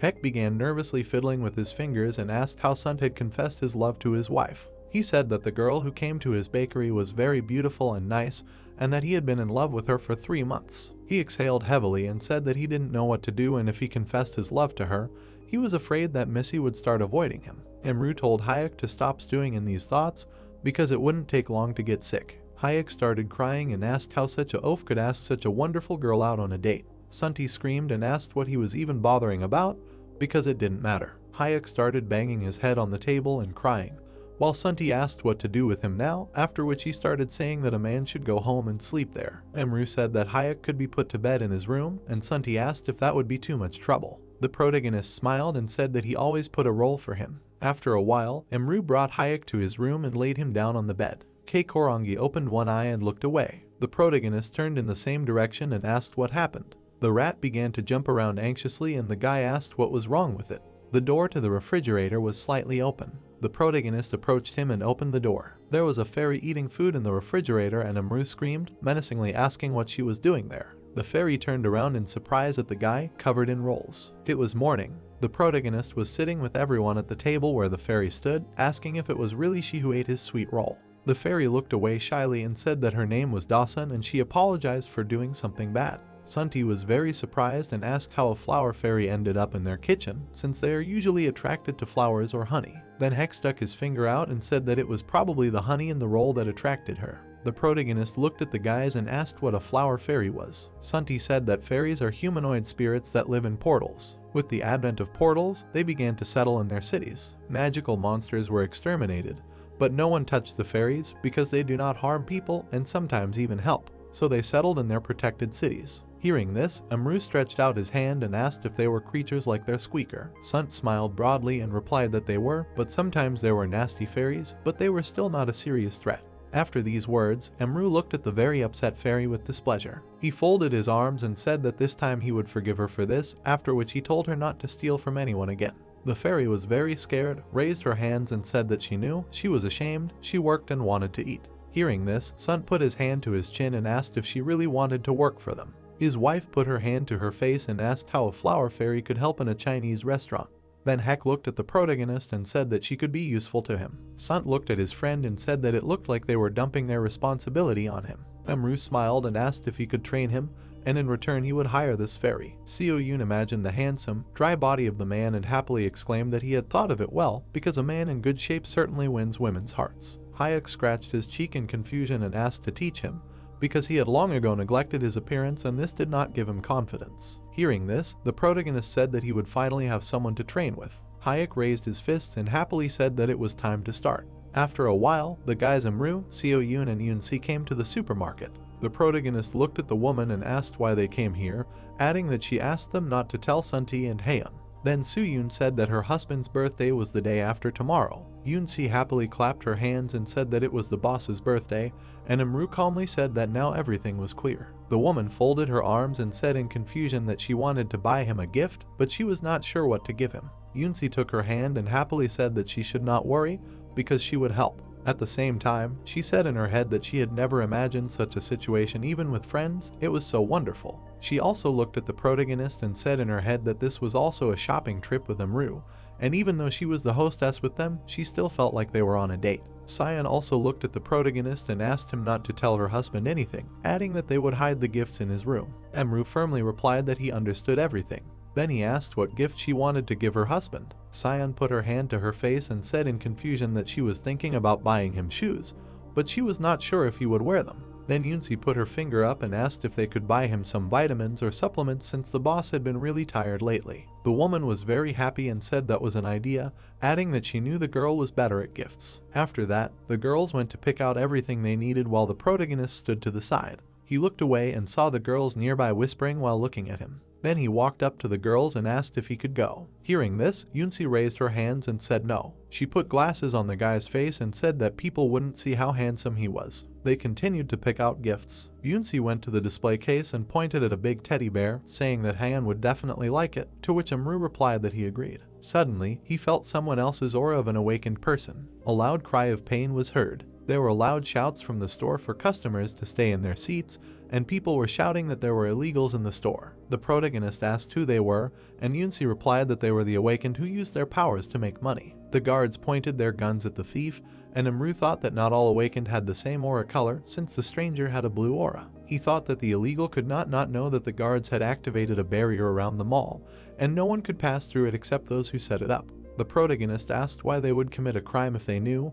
and maybe they had some other plan. The girl replied that it could be a distraction, and they could investigate other targets. Emru closed his eyes and asked if there were any magic stones stored in the basement of the building.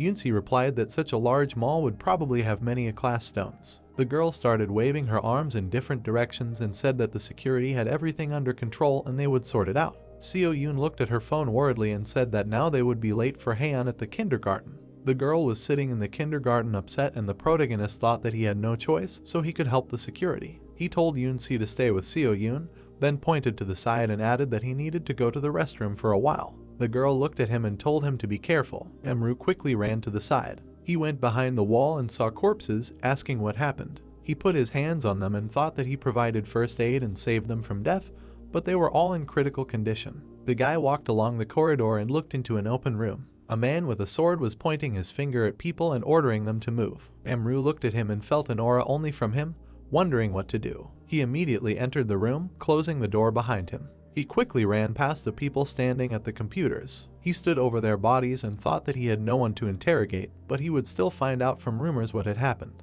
Raising his head up, he said that he would leave the rest to associations. The girl turned to the people and shouted menacingly that the people in black clothes were just a distraction so they could steal the stones. She turned to Ussie and asked him to detain those involved in the theft from the store. She jumped down and ordered the two guys to jump after her into the basement. All three quickly began to run forward. Holding a knife in her hand, the girl leaned against the wall, trying not to make any sounds. She turned sharply, looking into the office, and shouted loudly for them to not move. She looked at the corpses lying on the ground and asked what happened here, after which she wondered who was able to deal with all the robbers. The protagonist stood in front of Sunti and said that it was his birthday and he was busy with work. The man yawned and asked what was so special about birthdays, just that he was born on that day and that was it. Emru said that it was not an ordinary day for anyone. Haeun and Seo-yoon happily walked into the room with a cake and started congratulating him on his birthday. The girl raised her hands up and screamed joyfully, congratulating her dad. Hyuk walked into the restaurant, asking if he was late,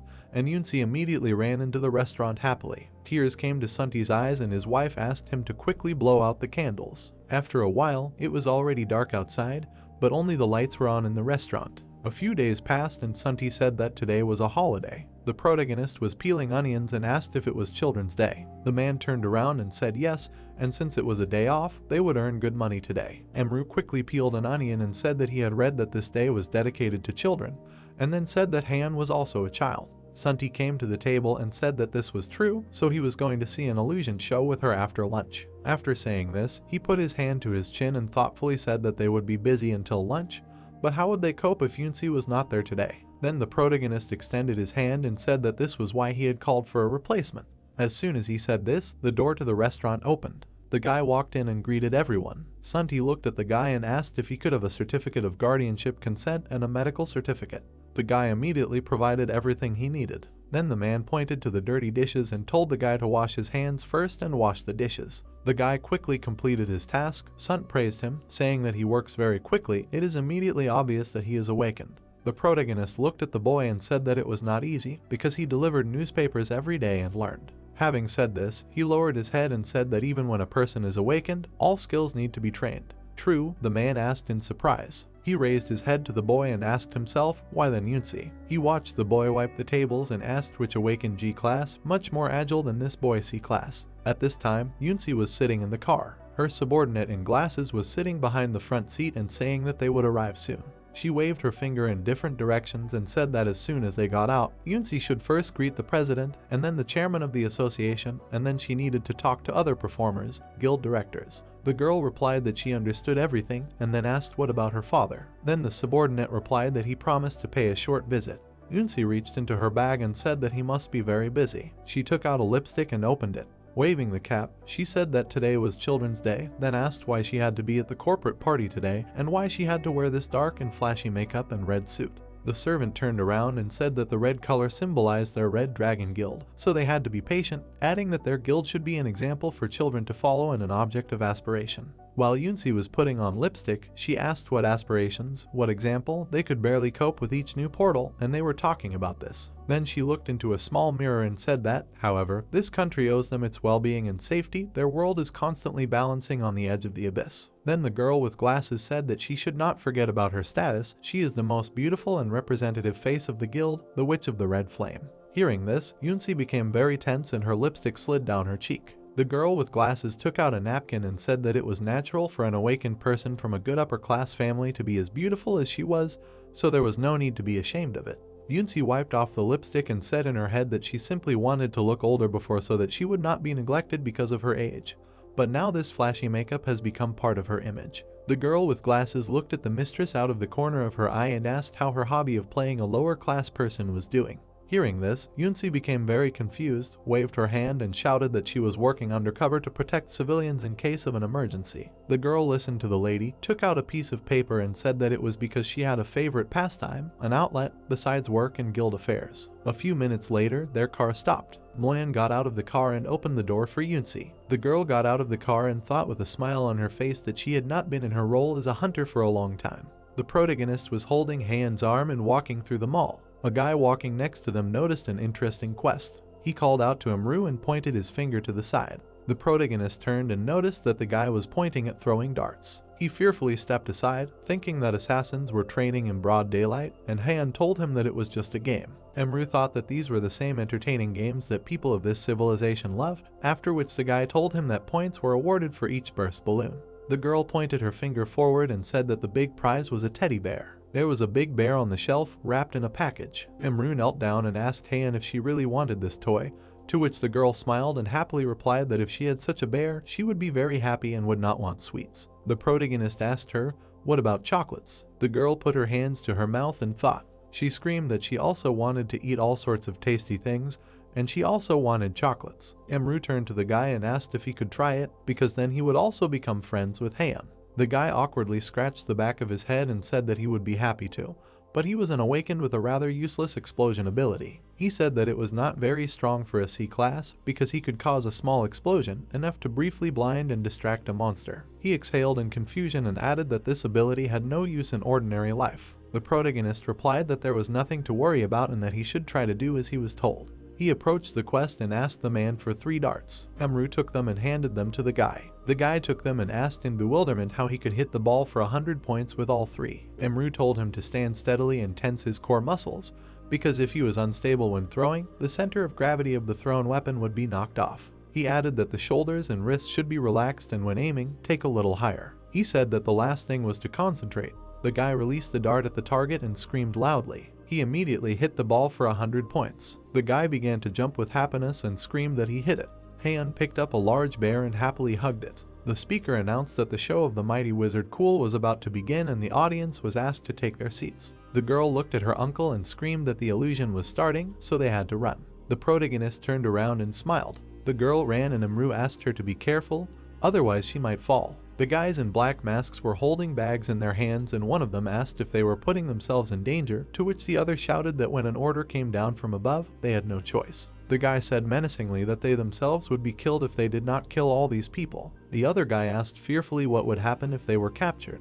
His friend shouted for him not to be afraid, after which he raised his hand and a ring on his finger lit up, saying that even if strong awakened searchers were to look for them, they still would not find them. The guy exhaled and asked if their only goal was really the bloody flower. They pointed their weapons forward and the guy told his colleague to look for the target. The boy thought that she was called a blood flower. He aimed his sight at Yunsi and thought that it was her, the witch of the red flame, and that she had to die. Heian was standing near one of the chairs and actively waving her hand, shouting for the guys to come here since this was a good place, to which the boy asked Emru if they would sit there since from there they would be able to see the levitation tricks up close. Emru folded his arms over his chest and said that he could do it himself, but seeing the bewilderment on the boy's face, he said that he was joking. The boy laughed and said that his favorite trick was when a person is cut in half and then put back together. Emru was surprised to think that they really have such tricks when Ma cuts the body and then puts it back together. The young man raised his finger and said in a didactic tone that even when you know it's a trick, it looks very convincing, to which Emru replied solemnly that he didn't even know if it could be called a trick. Suddenly, something caught his attention. He looked around as he sensed a familiar aura and thought that it might be Jai Yun-si. Finally, he saw the woman from whom the Manga emanated. He pointed in her direction and asked who it was, to which the young man replied that there were VIP seats there. He pointed at the woman and asked if she was an important person, and the young man exclaimed with delight that it was Black Rose. He happily told her that in South Korea, if he didn't know her, he would be considered a spy. Emru thought that she must be a very strong hunter if she was so popular, to which the guy replied that this woman was the best hunter of the Red Dragon Guild, which is one of the 3 major guilds. Emru looked at Unsiai and thought that she was a high-class girl. Unsiai nervously covered herself with a piece of paper. She did not understand why the guys from the spring pole were here. However, she loved looking at Emru. He, in turn, thought with a slight smile that Unsiai probably had reasons to hide her identity. Meanwhile, the host began the performance of the Great Illusion Show with joy in his voice. The magician began to juggle boxes. Emru thoughtfully rubbed his chin, thinking about how they moved objects without magic. Suddenly, a bullet rushed towards his temple. He abruptly turned his gaze to it. He used his aura to deflect the bullet. The next bullet hit the protective glass. Guard Yunsi immediately asked what happened. One of the guards excitedly shouted that it was an aura-charged ammo. The snipers fired 2 more bullets. The guards immediately put up their shields, shouting that they needed to increase the shield power to protect the lady. The bullets continued to fly towards the shield. The guards shouted that the bullets were penetrating the shield, but it had to be stopped somehow. One of the guards wondered what kind of bullets these were that could penetrate the strongest energy shield. She thought fearfully about who could do this and why. Yunsi stepped forward and decided to open the shield herself. The guard looked at Black Rose in surprise. The girl asked irritably why they were sitting. Weren't they going to look for criminals? She didn't understand what was going on and what happened to her friends from the restaurant. The organizers began calling for an evacuation in a certain direction. Seo Yoon hugged Heian and asked if she was scared, so she began to calm her down by telling her that her mother was nearby. The girl showed her the teddy bear and said that it was wounded. Heian ran to Sunti screaming. Emru thought tensely about the girl crying because of them, so he decided to find them and make them pay for it.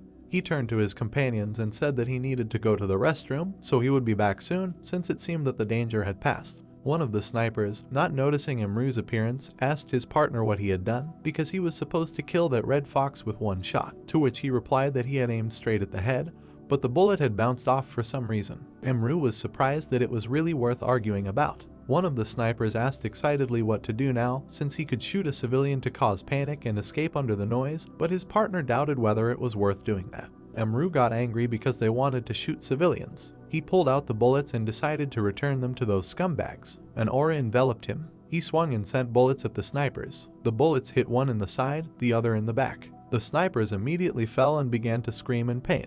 He looked calmly at the wounded men and thought that not only was Hayan crying because of them, but they were also going to shoot at civilians. One of the snipers knelt down and muttered that he didn't know who the guy was, but their boss would definitely not forgive him for this. Emru immediately asked who their boss was. He frowned when someone called for them to run here. Emru was immediately enveloped in an aura, and the guy thought that the hunters from the association would deal with this. He jumped off the roof, thinking about calming Hayan down. The woman smiled when she looked at the children playing at the table. She decided to look at her phone and the news there shocked her. She nervously patted one of the girls and said that they would be back soon, so they should wait and behave well. She hurriedly went to the exit. Sora answered the call. She answered the interlocutor that she understood everything, and it could well be an attempt by illegals, so the children needed increased security, to which the interlocutor thanked the woman for taking on this task, although this was a task for the inspection department.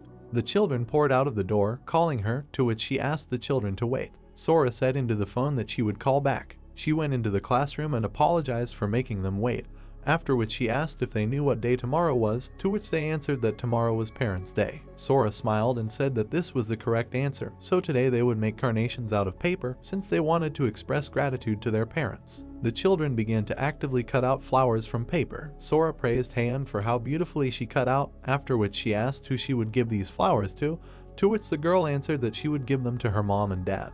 The girl on the next chair raised her hand and exclaimed that she would do the same. The boys at the next table said that they were making flowers for their mom, dad, grandma, and grandpa. One of the boys sat silently. Sora looked at Ying-hoon, upset. She sat down next to the boy and said that he also had a very beautiful carnation. Another boy asked if he had anyone to give the carnation to. The children began to discuss that Ying-hoon really had no one to give the carnation to, since he didn't have a mom and dad, so he lived with his aunt, and one of the boys was forced to be friends with him by his mom, but he didn't want to. Sora immediately hugged the boy who was barely holding back his tears and thought that she shouldn't say that.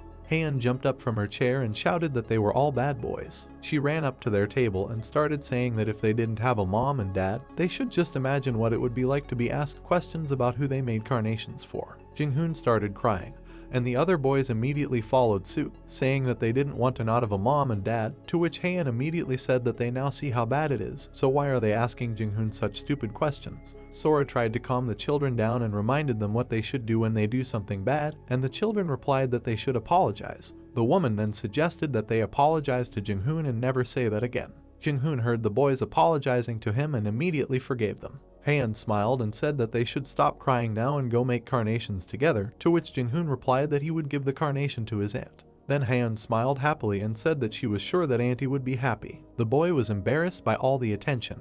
The girl walked down the hallway. She thought about the guild leader Kim Hee-chul, an awakened Class A, and he also appeared in the Age of Chaos. She thought about him as a master of the magic sword and fire magic, and he was also one of the great warriors who won the war against the monsters. The girl looked at the sign next to the door. The girl sighed and thought about how this was the greatest guild in South Korea, and this person sometimes scared her. She knocked on the door, and then mentally asked herself to do without making any mistakes today. She entered the office and said hello. The girl looked at the papers and said that she would read him his schedule for today, because he had a meeting with the president in a few hours after lunch. However, the man interrupted her, asking her to wait, and then asked her to tell him how the investigation into the assassination attempt on his daughter and the use of aura-charged ammunition was progressing. To which Moyan said that the Silver Tower group was currently under suspicion, but there was no news yet. Hee-chul slammed the table, cursing and demanding that they find the customers and the one who dared to attempt on his daughter's life at all costs, and as quickly as possible. Moyan said that she would do it, after which she said that she brought him the materials he requested at the Spring Pavilion restaurant.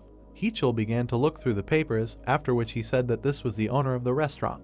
He looked at Sunti's personal file and said that he was once his friend, helped him explore the dungeons, and was also a talented chef. Moyan adjusted her glasses and asked what he would order to do with him. Hee-chul clutched the papers and asked what she meant by that, because after his wife and Sue died, she lived only for revenge, since this was the first time she was interested in anything else. He clasped his hands and said that moreover, he was good to the restaurant owner, so he was just keeping an eye on them, so he asked her not to touch them. He let go of the secretary and watched as the door slammed shut. He rolled away from the table and leaned over. His hand reached for the safe to dial the code. The man reached for the contents of the safe. He took out a paper flower and thought about how it was the first carnation from Insu, and when he looked at it, all the fatigue and irritation just melted away, so he hoped that his daughter would someday start smiling again as often as she did when she was a child. The young man ran towards Yeonwoo, who was sweeping the street. He asked if the man was finishing his work, to which the man replied that the youth had come earlier than usual. He said that thanks to his training, he was delivering the same amount of newspapers, only in a shorter time, so he was grateful, but NWU believed that this was due to the youth's own efforts, and he was only giving advice. The youth admitted that he had been feeling depressed for a long time, so he thought that his life would be like this until the very end, that is, ordinary and boring. But thanks to Inwoo, he felt that he could achieve anything he wanted. He thought that he would never be promoted in class, but he did not imagine that the dart throwing technique that he taught him would develop his abilities so much. NWU did not understand what the youth was talking about, to which the man replied that he said that his dart throwing technique was very useful to him. And Wu said that he meant something else since he was repeating it for the second time, that he would forever remain a C class, and then asked him to explain, to which the young man asked if it wasn't obvious, since the chances of a person awakening again are practically zero. He explained that even if you experience a second awakening, there is no guarantee that your class will increase. And Wu gripped the broom handle tightly and thought that his interlocutor was wrong, since awakening is only the beginning. He rubbed his chin thoughtfully, as he did not understand whether the people of this civilization did not understand this. He immediately asked about what respiratory tracts he knew, and the boy asked what he meant. And Wu scanned the boy and realized that the awakened of this civilization did not know what this technique was for, which is why they controlled their energy so poorly. The boy perked up, realizing that it was already late, so he decided that he would go, since he still had one last thing to deliver. And Wu thought again. He was sitting opposite Sunti and drinking a soda. Finally, the man could not stand it and asked about what seemed to be bothering Inwoo. Inwoo folded his arms across his chest and asked Sunti what he would do if he knew the secret of how to make all the awakened much stronger, to which the man replied that he would share this secret with them. Inwoo asked if his interlocutor would like to receive something for it, but Sunti said that if his home and family were protected by even stronger awakened ones, that would be enough for him. He thought that the secret was of no use to him alone, since he himself was not capable of protecting their country and civilization, but he did not want Han to live in a safe place. And Wu understood everything, and Sunti handed him another glass of soda. And Wu thought about how he was quietly living undercover because he did not want to bring chaos to this world. He drank the soda in one gulp. He smiled and thought about how if he shared the secret with this world, it would become more orderly. And that was what he wanted, so he decided to develop a breathing technique for awakened ones. Inwoo sat at a small table in front of an open notebook. He was actively writing in the notebook with a pencil. Finally, he exhaled and thought about how he hadn't slept for 2 nights, and now he was finally done. He folded his arms and thought about how this technique would allow awakened ones to concentrate their aura in their body and not lose it. He closed the notebook. Yeonwoo called this technique the pure and righteous heart technique. He rubbed the back of his head and muttered that the only thing left was to find a way to spread it. Yeonwoo remembered his conversation with Yoonsi when he asked if she could tell him about the president of the Hunters Association and what kind of person he was. Then the girl told him that he was a great man and his name should go down in history, because frankly, if it weren't for him, Korea would not exist now. She told him that the president was always there when help was needed most, and he was a man who more than deserved his position. Yeonwoo thought about it then. Now he thought of the president as a fair, easygoing authority, and exactly the kind of person who could take on the responsibility of spreading his manuscript. And Wu grabbed the notebook and thought that if he was truly trustworthy, he could be given this secret. The boy decided to go for a walk. The chairman walked down the hallway surrounded by his bodyguards. He entered the elevator and went to the 69th floor. The man greeted the guards. He asked the secretary to bring him a cup of coffee. The chairman sat at his desk, looking at the documents. He looked at the blue notebook, reading the title Method of a Pure and Righteous Heart, realizing that it was something about martial arts. He turned the notebook over in his hands. The secretary brought the coffee, and the president thanked him. He decided to ask the boy if he knew what kind of notebook it was. The secretary looked at the notebook carefully and said that unfortunately, he did not. The boy suggested that the pure and righteous heart method was somehow related to martial arts, to which the president asked if the secretary had read such novels, and laughed, since they always had a hero who finds an ancient manuscript about martial arts and becomes stronger. The secretary smiled and said that if reading books gave such abilities, that would be just wonderful. The president thoughtfully touched his beard, since he was curious about what it was. He began to turn the pages, thinking that the handwriting was not very beautiful, but energetic. Suddenly, something caught his attention. He slammed the notebook shut. Then he opened it again, intensely reading what was written. NW wrote that the method involves strengthening the connection between the Danshin and the energy core, and this allows a person to use his aura without unnecessary losses, which will make awakened ones much more effective in battle. The president was so tense that sweat appeared on his forehead. The secretary had already brought the third cup of coffee. The man could not tear himself away from the notebook, reading that those who studied this method would understand that the modern class system, as if a teacher was sitting next to him, telling him that the author of the method of a pure and righteous heart shares it with humanity free of charge, only hoping that this method will be used only for the purposes of peace and security. The president leaned back in his chair, thinking that scientists from all over the world are conducting research on the possibility of awakened ones raising their level. He leaned on his hand and thought that no one has yet found an answer, since all research was futile. He wondered who could write something so grandiose. The man looked at the notebook again, thinking that the method was written very convincingly. However, he would even say at a very high level, but who knows who brought this notebook here and for what purpose. Turning the page, the president found fingerprints. He thought that it couldn't be, since it looked like a symbol, since it was the only trace of the awakened level 0 that they found. The man thought that it might be the author of the method, and if so, then there was no doubt about the effectiveness of the method and the good intentions of the author. The president seemed to hear the author saying that he hoped that this method would not cause him any trouble personally. The man thought about trouble and that he had no objections, so let it be so. He remembered that even Lishan had problems in the field of energy conservation. The president hid the notebook in his breast pocket and muttered that he was interested in seeing him when he read this method, so he decided to contact him immediately. The bright sun was shining above the skyscraper. Lishan entered the president's office. The president was glad that Lishan had come, to which he asked what had happened, because the man knew how much he hated leaving the house. The president handed the notebook over and told the boy to read it, as it seemed to him that it contained the answers he had been looking for so long. Lishan leafed through the notebook and asked where he had gotten this tattered notebook from. Suddenly, something caught his attention. He immediately asked what it was, and the president replied that he had been waiting for that expression on his face, so his day had been a success. Lishan repeated his question, rubbing himself with the notebook, and the president replied that it was really not visible. Then he read the title of the method of the pure and righteous heart. The man smiled and said that Lishan had flown abroad several times to meet awakened class zeros and asked them how they dealt with their wild energy. Lishan muttered that he had, but he had only received stupid answers, such as experiencing a second awakening and being reborn as a class 0. The guy excitedly cried out that this looked like a real solution to the energy problem, so he asked again where the president got it from, to which he replied that it was a gift from the only awakened 0 class in their country. Lishan was so shocked that the president said that when he came to work, the notebook was already lying on the table, and it was unclear how it got there, because even the cameras did not catch anything. Lishan clutched the notebook and asked if he could be the first to study this method. But the president replied that that was why he called him. Even if there were any side effects, he would be able to overcome them with his S-class. Lishan thanked the man and then headed for the exit. He looked up and thought about the first awakened 0 class in Korea because he was interested in who he was. The hero was walking along a busy embankment. The guy noticed a bench, asking himself if maybe he should rest a little. He sat down on the bench and raised his hand above his head. Bright streams of sunlight passed through his fingers. The hero noticed that the sky was incredibly clear. Lishan opened his eyes, looking up and wondering how long it had been since he left the house, how long it had been since he bathed in the rays of sunlight as carefree as now. The buildings were destroyed. Next to the body of a giant defeated monster stood a guy with a sharp sword. People looked at him, calling him a hero. Lishan frowned and wiped the traces of blood on his face, thinking about how people were admiring the new S-class hero who had appeared miraculously. The news anchor raised her eyebrows. Behind her was an image of the guy who managed to close the S-class portal. On it, the hopes of the entire nation were fulfilled. Lishan was the first to close the S-class portal,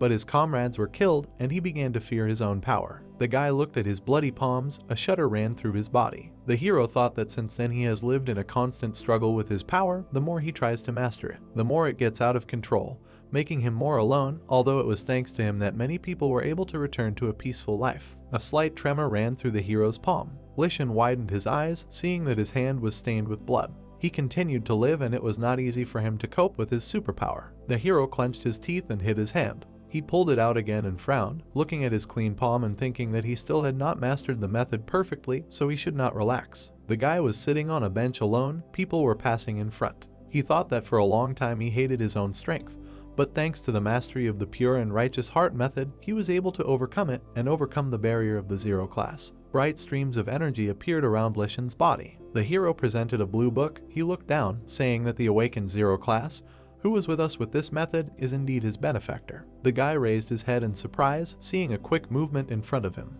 The hero looked at the delivery man in the helmet in front of him, thinking that he had an ability that is related to speed because he is clearly not less than a B class. The main character took out dishes from the suitcase, saying that they arrived before the tank from the Spring Pavilion restaurant. He asked if the guy's name was Dick. The hero looked at the plates that the guy took out of the bag, saying that it was. Emru reported that on the table they had a small portion of gabaju, 3 jjajangmyeon and 1 jampon. The guy noticed that they hadn't ordered fried dumplings. The main character said that it was a gift from the establishment. He wished them a pleasant appetite. Lishan's eyes widened, drooling. The guy frowned and started typing something on his phone, saying that they needed to go to this establishment because it was very close. Lishan stood up and smiled. The girl handed the guy a glass of water, saying that he was on top today. The hero reached for the glass, thanking her. He brought the glass to his mouth. The girl came closer, asking if there was something wrong with the water. Emru looked at the guy in the cap, saying that it wasn't about the water. He thought that it was that young man, because he felt his presence in the park. He had an incredibly strong aura. The door to the establishment opened. Lishan smiled and went inside, wishing everyone a good day. Seo Yoon came closer and smiled, asking if he would be alone. The hero replied that it was. He took off his cap, looking at Yoon-si and asking what she was doing here. The girl opened her eyes in surprise, looking at him. Sun T smiled, asking if this was her acquaintance. The man thoughtfully brought his finger to his mouth, saying that he seemed to have seen this guy somewhere. Yoon-si spread her arms to the sides, saying that this was her cousin. The girl smiled awkwardly and waved her hand, saying that he had a very standard face. That's why many people say that they have seen him somewhere. She asked what her brother would eat, offering him jjajangmyeon. The girl asked him to eat and go on his way. Wai Shin smiled and moved his chair, saying that he would have jjajangmyeon. Yoon-si walked up to his desk with a tray and handed him a glass of water, asking what he was doing there and if he was allowed to leave the house at all. She pointed out that if he had another fit of uncontrollable energy, she could handle it, but the others probably couldn't. The guy smiled and raised his hand, saying that it was in the past, and the girl took the tray under her arm, asking if he had found a solution. Lishan smiled, saying that she would find out about it at the next training session at the association. Yoon-si frowned and clenched her hand into a fist, telling him to keep his mouth shut in front of these people, since they thought she was an ordinary girl. The guy looked at her, saying that he understood. Soyun brought him a dish on a tray, saying that it was his jjajangmyeon. Since Yoon-si said that they were related, she made a bigger portion. The hero laughed, saying that he shouldn't have done that.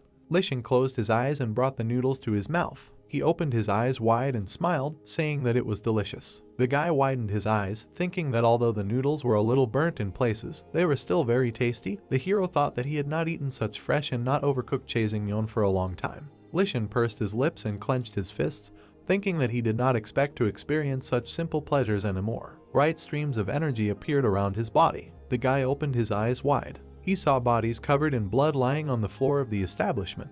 Lishan jumped up from his seat and clenched his hand into a fist, thinking that this was serious because he had a surge of emotions and his aura was soaring. The hero opened his eyes in surprise. Yoon-si came up to him and asked if he was finished. If so, it was time for him to leave. The main character was taking an order from a girl. Lishan scratched the back of his head and turned around, wondering what that was. Emru closed his eyes. The hero frowned and looked at the guy sitting at the table, thinking that the situation was dangerous. Although he had learned the method of pure and righteous heart, he still had little experience. How good that he was able to suppress his energy with his in time. The protagonist frowned, thinking that he wondered who this guy was because he had learned the method of pure and righteous heart so well. Although he had only released it to the world the other day, since the hero knew Yoon-si, then he was some kind of important person. Emru looked at Lishan, whose body was surrounded by streams of bright energy. He thought that the hero was a little inept, but he knew the theory well, an amazing talent. Maybe this was the only S-class in the whole country. Yoon-si closed her eyes, asking if he liked the food. If so, then it was time for him to go. The guy adjusted his cap, saying that he understood everything.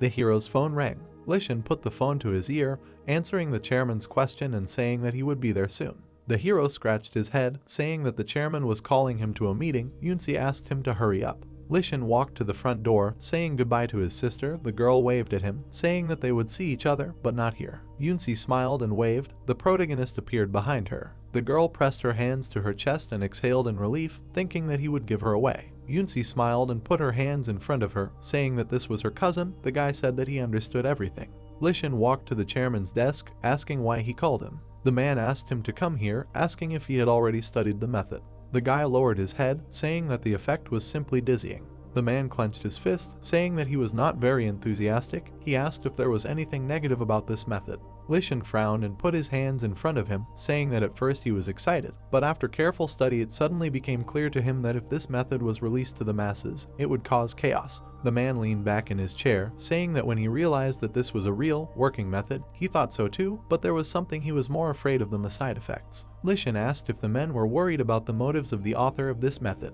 The hero clenched his fist, saying that he was also afraid of this man. The guy frowned and imagined the image of the hero, thinking that he was not just afraid of him, this feeling was both fear and respect. He wondered what the motives of the awakened Zero class were. The girl was sitting at her desk in the office. The hero reached for a glass of coffee. The guy smiled, saying that she needed to drink coffee because she was probably very tired. The girl took the cup of coffee and smiled, thanking him. The guy looked at her, saying that she was working overtime again. Really, was she overwhelmed with work again? The girl smiled awkwardly, saying that it was. Munchai closed her eyes and pressed her hand to her head, saying that the illegals had become too active lately. Munchin frowned sadly, saying that he agreed with her. He heard that the bomber had also become active. The girl tilted her head down, saying that because of this man, the investigators were almost dying from stress at work. Munchai frowned, saying that the support department was under a lot of pressure because of the assassination attempt on Black Rose. The girl looked at the guy, asking if he wasn't also in a rush now. Did he really come just to bring her coffee? Myungi smiled, saying that he had something for her. The hero asked if she was free next Thursday night.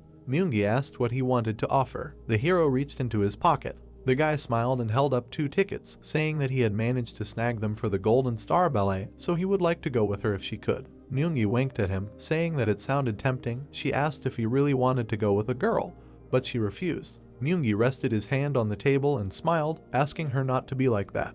The girl closed her eyes and smiled, asking how she could refuse if her younger brother asked her. She would go. The guy pointed his finger at the calendar on her table, asking her not to forget and mark this day. Myungi smiled and took the calendar in her hands, agreeing with his words. She marked the 18th with a red circle, asking if he was satisfied now. Myungi smiled and raised his hand in front of her, saying that now he will restore her strength and go. Bright streams of energy surrounded the girl's body. Myungi closed her eyes and smiled. She opened her eyes slightly. Myungi stretched, saying that she seemed to have finally cleared her thoughts. She thanked him. The guy looked at his sister, asking her to take care of herself. Next Thursday came. The family from the Spring Pavilion was also going to the ballet. The man was wearing a light suit, and next to him stood a guy in a dark suit. A girl in a pink dress was coming down the stairs. Haeun raised her hands and smiled, asking her dad and uncle if she was pretty. Sunti smiled and closed his eyes, saying that she was a real beauty. Emru smiled, saying that she was just a cutie. Soyun appeared from around the corner in business clothes. She smiled, saying that her husband was dressed so respectably today. Sunti awkwardly scratched the back of his head. The man smiled, saying that she should look at Emru.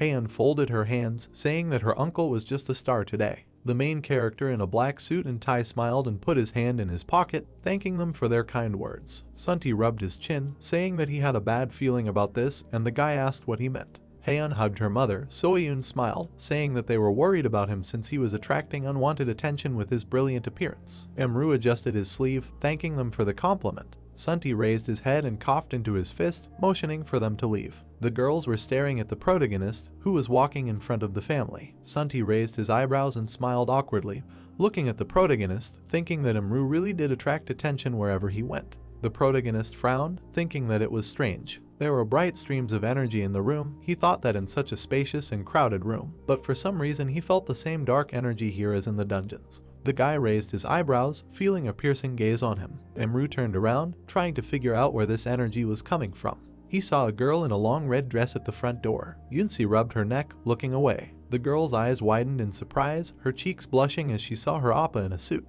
The guy smiled, saying that he had expected to see her. Emru folded his arms across his chest and closed his eye, wondering if he should tell her something, since he believed that the source of this strange energy was the illegals lurking around here somewhere. The protagonist rubbed his chin thoughtfully, thinking that if he told her, how would he explain himself later? Since such a sense was not available to F class, she would understand that he was a 0 class, but he was not sure of anything yet. It was better to find out for sure. The protagonist smiled widely and left. The guy sat on a chair, crossing his legs and telling them to have fun, since this would be the last ballet of their lives. The girl bowed, saying that she had brought Mr. Asmad an exclusive wine in honor of the holiday. The guy rubbed his chin and held out his glass, saying that blood red wine was just what he needed. Asmad looked at the group of people in black suits in front of him, asking if everyone was ready. The heroes bowed, saying that they were. Asmad stood up, saying that in the second act, Clara danced with the prince, and then they would begin their magical performance all by his will. The people repeated this phrase in one voice. The hero pulled the hilt of his sword.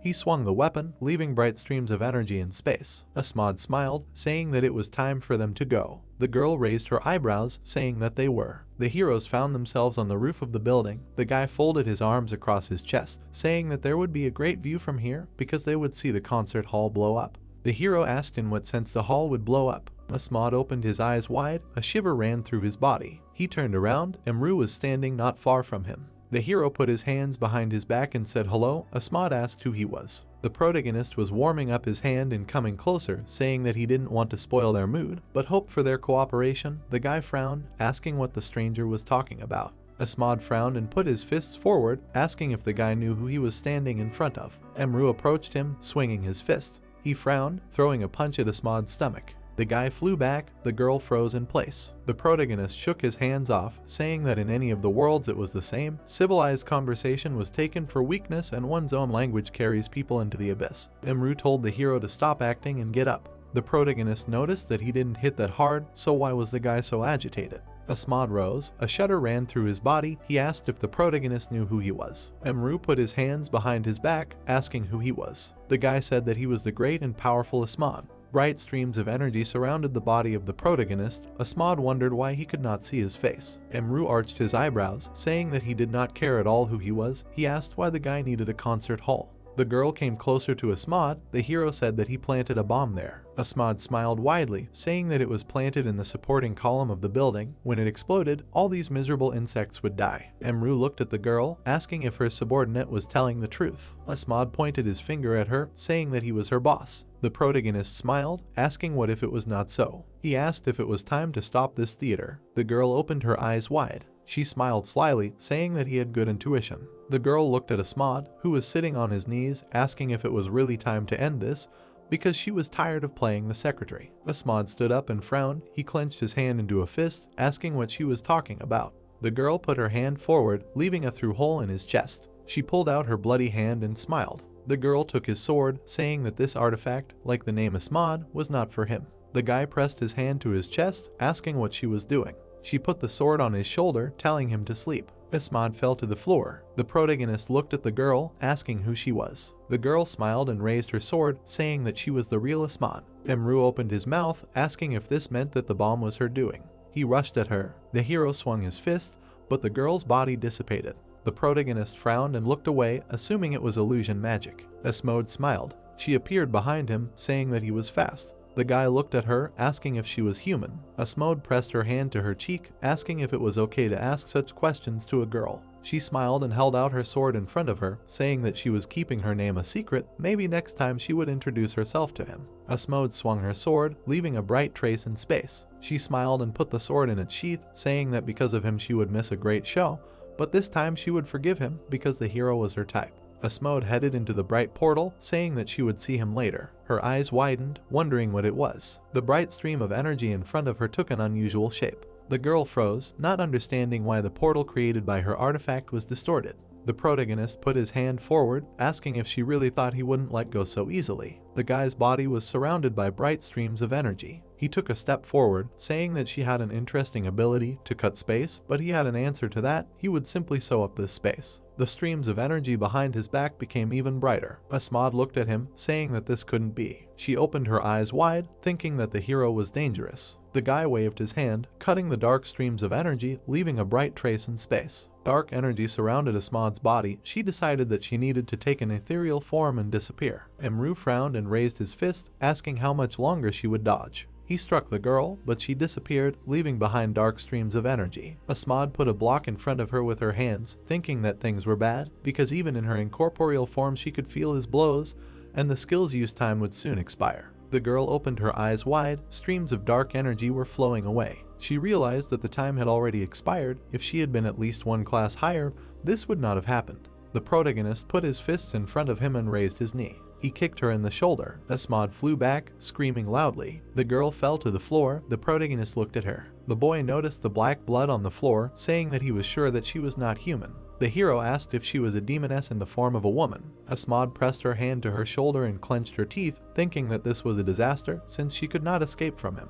She tilted her head and looked at the hilt of her sword, wondering if she should resort to this method. Emru looked at her, wondering who she was since her aura was very unusual. Asmad smiled, asking if he would spare her if she told him everything. The hero folded his hands behind his back, asking if she was asking for mercy. The girl sat on one knee, saying that she would never ask for it. She raised her hand, revealing a sharp sword. Asmad plunged the tip of the sword into her chest. Emru frowned, saying that he did not expect that she would prefer to kill herself rather than reveal who she really was. Dark streams of energy surrounded her body. Asmad smiled, saying that maybe he understood everything that was happening correctly. Her yellow eyes widened. The girl said goodbye to the handsome man, saying that she hoped that they would never see each other again. The protagonist looked at the stream of dark energy, saying that he did not know about such an ability. It was worth suppressing it first, and then interrogating. The hero looked at the guy lying on the floor. He stretched out his hand forward, saying that she betrayed him. She will definitely take revenge. Imru asked to tell him about their plan. The guy frowned, saying that the bomb will detonate during the dance of Clara and the prince. A pyrokinetic is sitting among the audience. His hand fell to the floor. The protagonist looked at the theater building, thinking that there is a pyrokinetic there. There were people performing their dance on the stage. Haeun widened her eyes, saying that it was very beautiful. Soyun smiled, saying that next would be the waltz of the flowers, and then the most interesting part, the dance of Clara and the prince. One of the members of the group of people in vests asked if there would be a dance in the next act. The hero furrowed his brows, saying that there was. Li Shan frowned, thinking that the person who had entered his office was definitely a rank 0, since he had left a message saying that there were illegals in the Myeongsan concert hall and disappeared. The man frowned, saying that he didn't know how the stranger knew this, but it was probably true. He handed over a piece of paper, asking the hero to take a squad of law enforcement officers and go there. There wouldn't be any problems. Li Shan looked at the piece of paper in front of him, thinking that he was really starting to feel an aura. Judging by the drawings, it was coming from the technical floor. The hero spread his arms out to the sides, saying that first they needed to evacuate the civilians. The people answered in one voice that the order was clear to them. One of the heroes opened the doors, saying that an emergency evacuation had begun, asking everyone to leave the building immediately. Li Shan took 2 people with him, intending to check the basement. The hero headed for the stairs, thinking that the director of the association had given them a plan of the building, which had greatly accelerated the search. He would need to thank him. The man in the suit frowned and folded his arms across his chest. There was dark energy around his body. Li Shan looked at him, thinking that the hero was emitting a suspicious aura. He came closer to them, saying that entry was prohibited, so he was asking them to leave this area, whoever they were. The guy smiled and raised his fist, asking if entry was really prohibited. He hit the man, throwing him into the door. The passage to the room was open. A voice asked who was there. Li Shan entered the room, where there were 3 people. He smiled and rubbed his neck, saying that he was a horse in a coat. He had an order for their arrest. The law enforcement officers detained the hero. The guy shook off their hands, saying that there really were no problems with them. The heroes looked away in surprise. The man smiled. Li Shan blocked the exit, asking why he was smiling. He grabbed the man by the jacket, asking what else they were hiding here. The hero frowned and smiled, asking if he couldn't smile. The guy squeezed his clothes tightly in his hands. Li Shan hung over him, saying that he would not ask 3 times. The man said that there was a bomber in the concert hall among the audience. A shudder ran through his body. His legs buckled. The guy raised his eyebrows, asking how this was possible. The man asked everyone to hurry, because a group of illegals was found in the building, so he asked everyone to leave the building without panic. Haeun sat on Sunti's back. The man asked her to hold on tightly. Tears appeared in the girl's eyes. She wondered where Amru had gone and if he was okay. The guy raised his hands up, saying that they had come to their senses too late, because he would sacrifice his blood and despair to the Great One. A bright explosion was heard in the auditorium. People crouched down, hiding behind the seats and saying that there was a suicide bomber here. Sunt covered his wife and daughter with his body. The man closed his eyes, mentally asking for help. Emru appeared in front of them. He frowned, asking for forgiveness for being late. The hero asked if Sunt was okay. The man raised his eyebrows, asking where he had been. The people at the entrance frowned, saying that they would not let anyone out. They had to come to terms with the fact that they would become a sacrifice for the Great One. The girls tried to open the door from the outside. One of them noticed that it was locked from the inside and did not open at all. A voice told everyone to move away from the door. The hero kicked it down. The guy jumped to the side. Li Shan entered the room, saying that their colleagues from the basement were arrested. He ordered them to stop resisting and surrender. People looked at the guy, saying that it was Li Shan, an S-class hunter. The guy with dynamite in his hand frowned and raised his hand, saying that he would never surrender, but would take Li Shan with him. The hero raised his hands. His body was enveloped in streams of bright energy. He shouted loudly that he was a second-generation pyromancer. They would all die for the glory of the Great One. Lishan covered his face with his hand, asking if he was completely crazy. The hero thought that this was serious because he would not be able to contain the force of the explosion. The guy froze, thinking that even if he killed the suicide bomber, he would have time to use the spark and detonation would occur. Lishan opened his eyes wide, saying that he felt a strong energy. Bright streams of energy stopped the fiery explosions. The hero froze in surprise. The guy thought about how a familiar energy was enveloping the suicide bomber to stop the force of the explosion in case of detonation. Bright blue streams of energy surrounded the fireballs. The guy looked at the dynamite in his hand. Lishan realized that the energy had extinguished all his flames as if nothing had happened. The hero threw the dynamite on the floor. He grabbed his head with his hands. His body was enveloped in bright streams of flame. Lishan fell to the floor, grabbing the dynamite and thinking that the guy blew himself up with his own power. The hero frowned, looking at the dynamite in his hand. He handed it to the girl sitting next to the burned guy, asking if he could still be saved. She replied that the hero was already breathing, but he needed urgent resuscitation. Myungjin and Minhee approached them. They showed their badges. The guy said that they could provide it to him because he was a healer from the Silver Tower. He pressed his hands to the suicide bomber's body. Bright streams of energy appeared around. Emru frowned, looking away. Lishan noticed him in the crowd of people. The protagonist smiled and gave him a thumbs up. The guy smiled, wondering if the protagonist really liked him like that. Lishan thoughtfully rubbed his chin. He remembered himself in the establishment, thinking that this aura was the same one that stopped his attack of uncontrollable strength in the restaurant. Haeyeon looked sadly at the theater artist, saying that she really wanted to see Clara and the prince dance. The girl smiled, asking if the little princess wanted to see the dance. The girl said that she did. Clara stood next to the prince, saying that they would dance for her. The theater actors danced on the street for the audience. Instead of spotlights, there was the moon, and instead of a stage, there was the street, but the ensemble of the shining star delighted all the spectators like never before. People clapped their hands, watching their dance. There was a dark night sky above the tall buildings of the city. It happened that night. Lishan approached the protagonist and pressed his hand to his chest, asking the boy to be his teacher. The protagonist smiled and clenched his hand into a fist, a blush appearing on his face. Emru frowned, thinking that he was in trouble. The door opened. Lishan entered the cafe when an apology was heard about the cafe closing, but the speaker immediately stopped short, recognizing the boy. Lishan's cheeks turned red and her lips stretched into a smile. Emru thought tensely that he knew Lishan would come sooner or later, but he did not think that he would come so soon. The boy approached Emru and called him that very teacher with a rank of 0, to which Emru asked him to wait, since there was no place for such conversations here and he knew one safe place, so he asked to meet there at the same time tomorrow. A lantern illuminated the street. Lishan and Emru stood opposite each other. Emru apologized to the guy for having to be distracted from his work, although Lishan was ready to devote all his time to his lessons. He thanked the teacher for preventing the disaster, and Emru asked him in confusion why the boy was calling him teacher. Lishan blushed and put his hand on his chest, claiming that it was because he was not only his teacher, but also his savior, since the pure and righteous heart method had given him back the ability to live like a human being. Lishan apologized for being rude when the man came to his house. That time, the sunset sky was covered with clouds. Lishan came out of the door with a puzzled look on his face. He rudely asked Emru who he was and how he found his house. Emru then replied that there were illegals planning a terrorist attack at the Mensen concert hall and hundreds of citizens would be in danger, and he knew that the boy was hard to believe, but he was telling the truth. Lishan then put his head on his hand and asked what evidence there was, and even if it was true, why did he come to the boy in particular? Lishan heard that it was because he was the only awakened rank 0 who could stop them. He said that no one knew that he had reached this level, and Emru probably felt an aura from him that had been purified by the method of the pure and righteous heart.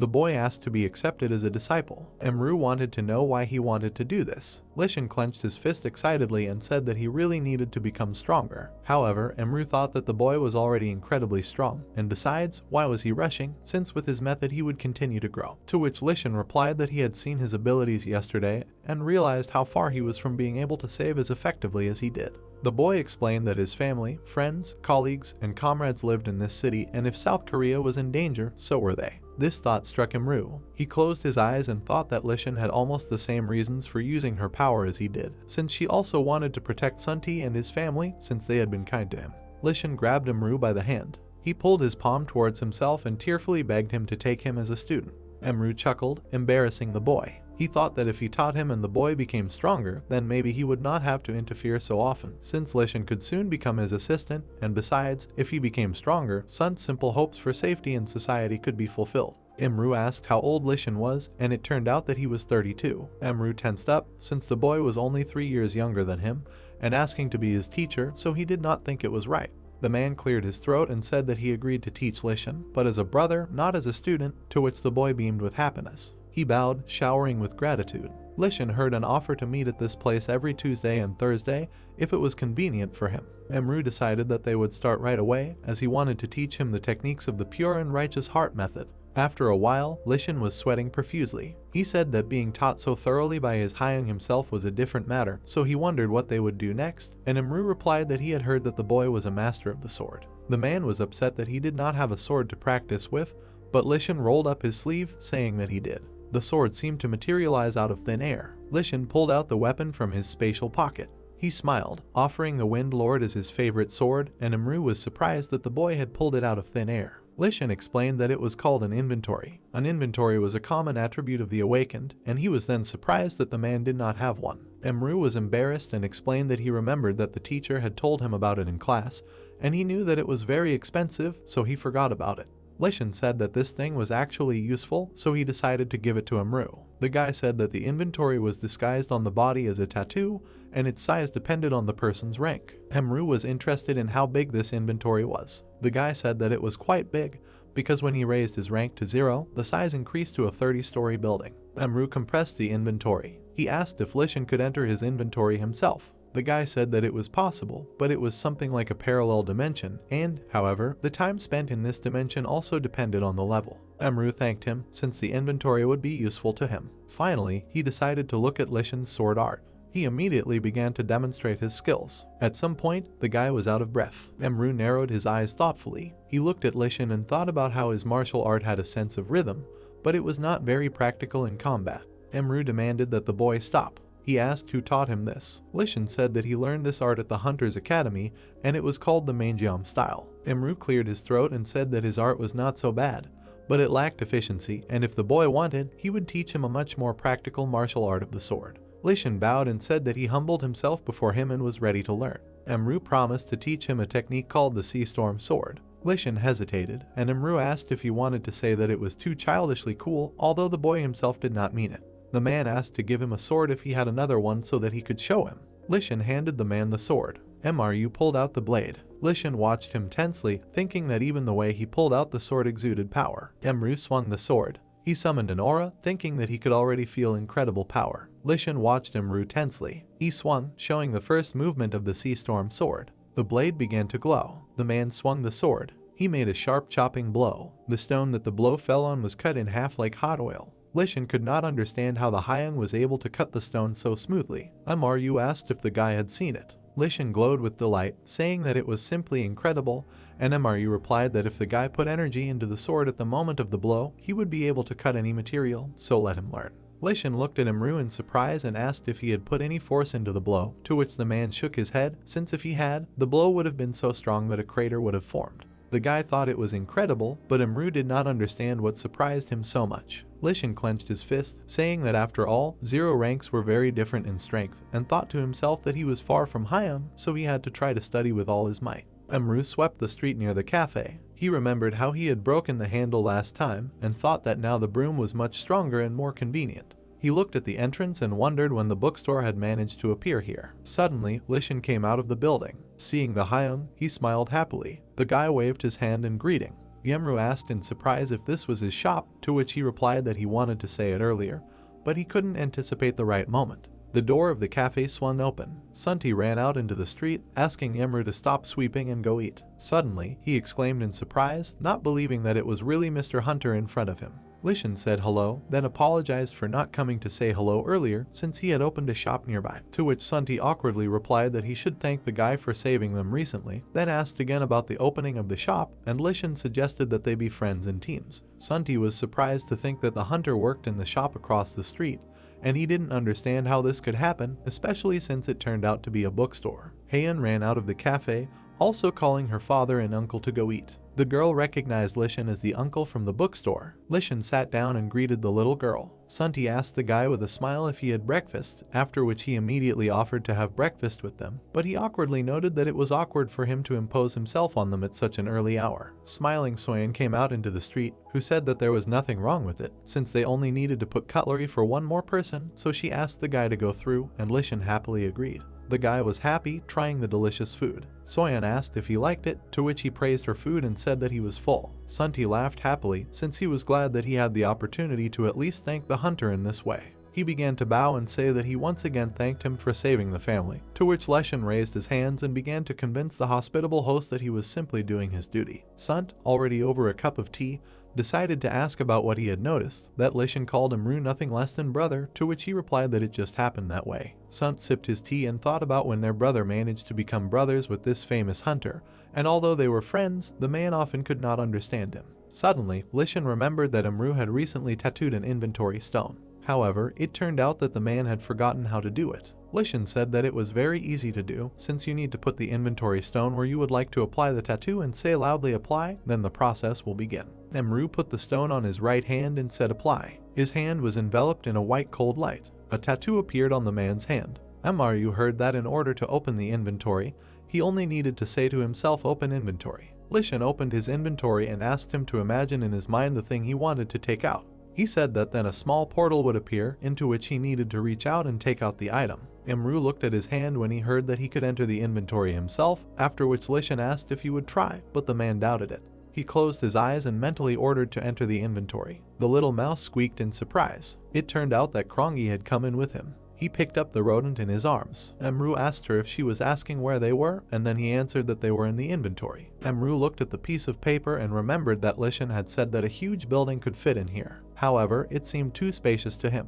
He began to warm up when he thought about the manual saying that the inventory space was safe for the owner and his things, no matter what happened here, so he decided to practice the light body technique. Imru picked up speed and ran. He thought as he ran that this space was huge since he could not even see the edge, but he decided to stop for today since tomorrow he would take a closer look here. The man mentally ordered to leave the inventory. He appeared at the table again. Sunt was glad that he had returned and then asked if there was much space, to which Imru replied that he wasn't even sure how much, because it was like the size of a whole city. Sunt exclaimed in surprise, and Leshin remembered that the size of the inventory depends on the strength of its owner. Leshin clenched his fist and thought about how strong his Hyang was and what the gap was between them. Imru turned to his friend and said that it was good that there was a lot of space, but he felt a little strange there since there was nowhere to even sit. To which Leshin replied, raising his finger instructively, that if he had magic stones, he could create anything he wanted in his inventory, he could even build buildings. The man clarified that he was talking about the magic stones that were in the monsters, to which Leshin replied that as a rule, only a legally registered hunter could get them. However, in places like Quan Province, there were many monsters that were not monitored by the association. Imru smiled contentedly when the conversation turned to unaccounted monsters, as this meant that no one had claimed them. He was pleased with this news. Leshin smiled and asked if Imru wanted to go after the magic stone, as it was true that no one had rights to the monsters in that region, and he himself would not mind going with it. Imru clenched his fist and said contentedly that it was a great offer because then he could build something in his inventory, and Leshin smiled because he knew that Hyang would be eager, and said out loud that he had recently reached 0 equals and his inventory had increased, so he could build something too, so it was one that they would go together. Sunti looked at the guys a little surprised, because it was said that all the monsters in Quan Province had incredible strength, so he was surprised, but he was not worried about his friends now, but about these monsters. Haeun's scream was heard in the cafe, asking her father to watch, because the girl wanted to become a ballerina. The girl even blushed with excitement. Sunti asked again about the ballerina in surprise. Haeun began to spin around herself and say that she wanted to dance beautifully and spin gracefully like ballerinas do. Sunti remembered the recent performance and thought that she must have been touched by the performance that the artists put on for them right on the street. Soyeon smiled and said that she asked around and it turned out that there was a choreography school not far from here and the tuition was not that expensive. Sunti rubbed his chin and thoughtfully suggested going to the school to have a look and ask around. Haeun was also excited about the idea and said that she wanted to study. They came to the practice hall. There, the ballerina girls were practicing while the teacher was counting, demanding that she fix her arm. The administrator entered with Sunti's family and told Mrs. Sari that they had come to see her for a tour. Sari immediately sat down next to Haeun and greeted her with a smile, after which she asked if the girl wanted to study ballet since she could give her clothes for training and she would try it right away. The woman clapped her hands and counted. She demonstrated the movements and made the girls stand up straight. Haeun worked hard. Sari thought with a smile that Haeun was a talented girl. A man who looked like a teacher watched the girl with his arms folded. When the lesson was over, the Sunti family thanked Sari for the lesson and left the classroom, after which the man approached the coach and asked if this was the first time this family had come to their lesson. Sari answered with a smile that they wanted to enroll the girl in dance, and that it was her first time seeing her, but she thought she was talented. The man touched his chin and explained that he had actually come not only to watch her work, but also to see if there were any model candidates among her students, and his ability had reacted to this girl. Sari was surprised that his ability was recognizing talent. The man confirmed this and said that it was the first time he saw such a gifted child, after which he asked for the phone number of the girl's parents, to which Sari asked if he had heard of privacy protection, so first she wanted to know why he was asking. A surprised cry was heard in the cafe. Sunti was surprised and asked if his Haeun was really being invited to the casting. Soyun said that the dance teacher's older brother works at the Alenan's agency, and he asked if we would like our daughter to become the face of a large manufacturer of children's clothing. The woman said that the man said that this offer was not for one photo shoot, since they would also accept Haeun for training at the Alenan's modeling agency, to which Sunti exclaimed that it was the most famous of the modeling agencies. The man said that his daughter would become a top model, since Haeun looks like Soyun, that's why she is so beautiful. Soyun's voice rang out in the cafe, happily saying that her daughter also resembled her husband, only his ears stick out a little, but it was not scary. Night fell over the city. The man relaxed and crossed his legs. The other man opposite him was shaking a little from tension. The mustachioed man asked his interlocutor not to be nervous, since he had good wine here, so let him drink and calm down. He thanked Mr. Malin. The aura around Malin suddenly became threatening when he asked if they had heard anything about a smode. The man immediately choked on his wine and started coughing. He looked at Malin with fear and said that nothing had been heard from Asmode for about 15 days, so since that action, there had been no word from him. Malin twirled the glass in his hands and slowly said that this was a nuisance, and then repeated the question, like, "Are you sure you haven't heard anything?" He squinted and asked if perhaps a trip to the Arctic Hell Portal would refresh his memory. Neva's thought dreadfully of the Arctic Hell Portal, where the temperature dropped to -100 degrees and there was nothing but ice and snow. Malin chuckled and asked if perhaps Neves could tell him where Koval was. He had heard that after the fiasco at the concert hall, Koval and Asmod had fallen out and Koval had lost contact with him, so he hoped that Neves knew something. However, Neves nervously asked what a small man like him could know and cursed silently, as he had been wondering why Mr. Malin had come here in person. Malin scratched his chin and asked if the man was sure of his words. Neves's tense face was reflected in his glass as he thought that Malin clearly knew something about him giving Koval shelter. The man realized that his master would not leave him alone now, and if he remained silent, he would throw him into the portal of Arctic Hell, where he would immediately freeze to death. Neves drank the wine in one gulp, thinking that he still wanted to live. He turned to Malin and asked if he could keep what he was about to tell a secret, to which Malin agreed. Neves asked if the master wanted to know where Koval was hiding. It turned out to be the Alenan's modeling agency. The sign hung at the entrance to the office. Sunt asked his daughter not to worry, to which she assured him that she was calm. Emru looked around in the corridor. Suddenly, the door in front of them swung open, almost hitting them. Mru followed the man with his eyes as he left. He couldn't take his eyes off him.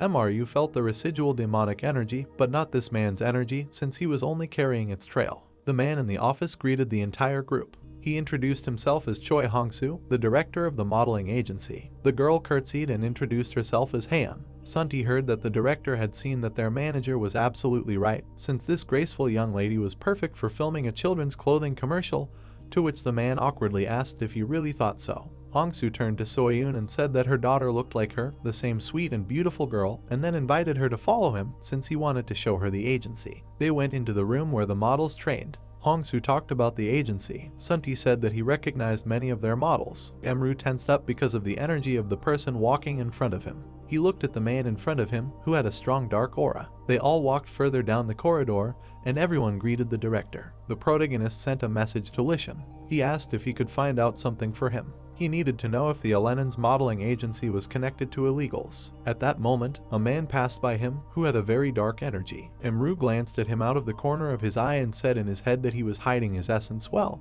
but he could see that his aura was as black as black. Maybe this agency really had become a den of illegals. Suddenly, he received a message on his phone, which surprised the guy very much. Lishan wrote that this agency was really suspicious. Their association had already planted agents there. The deputy director was a particularly suspicious person.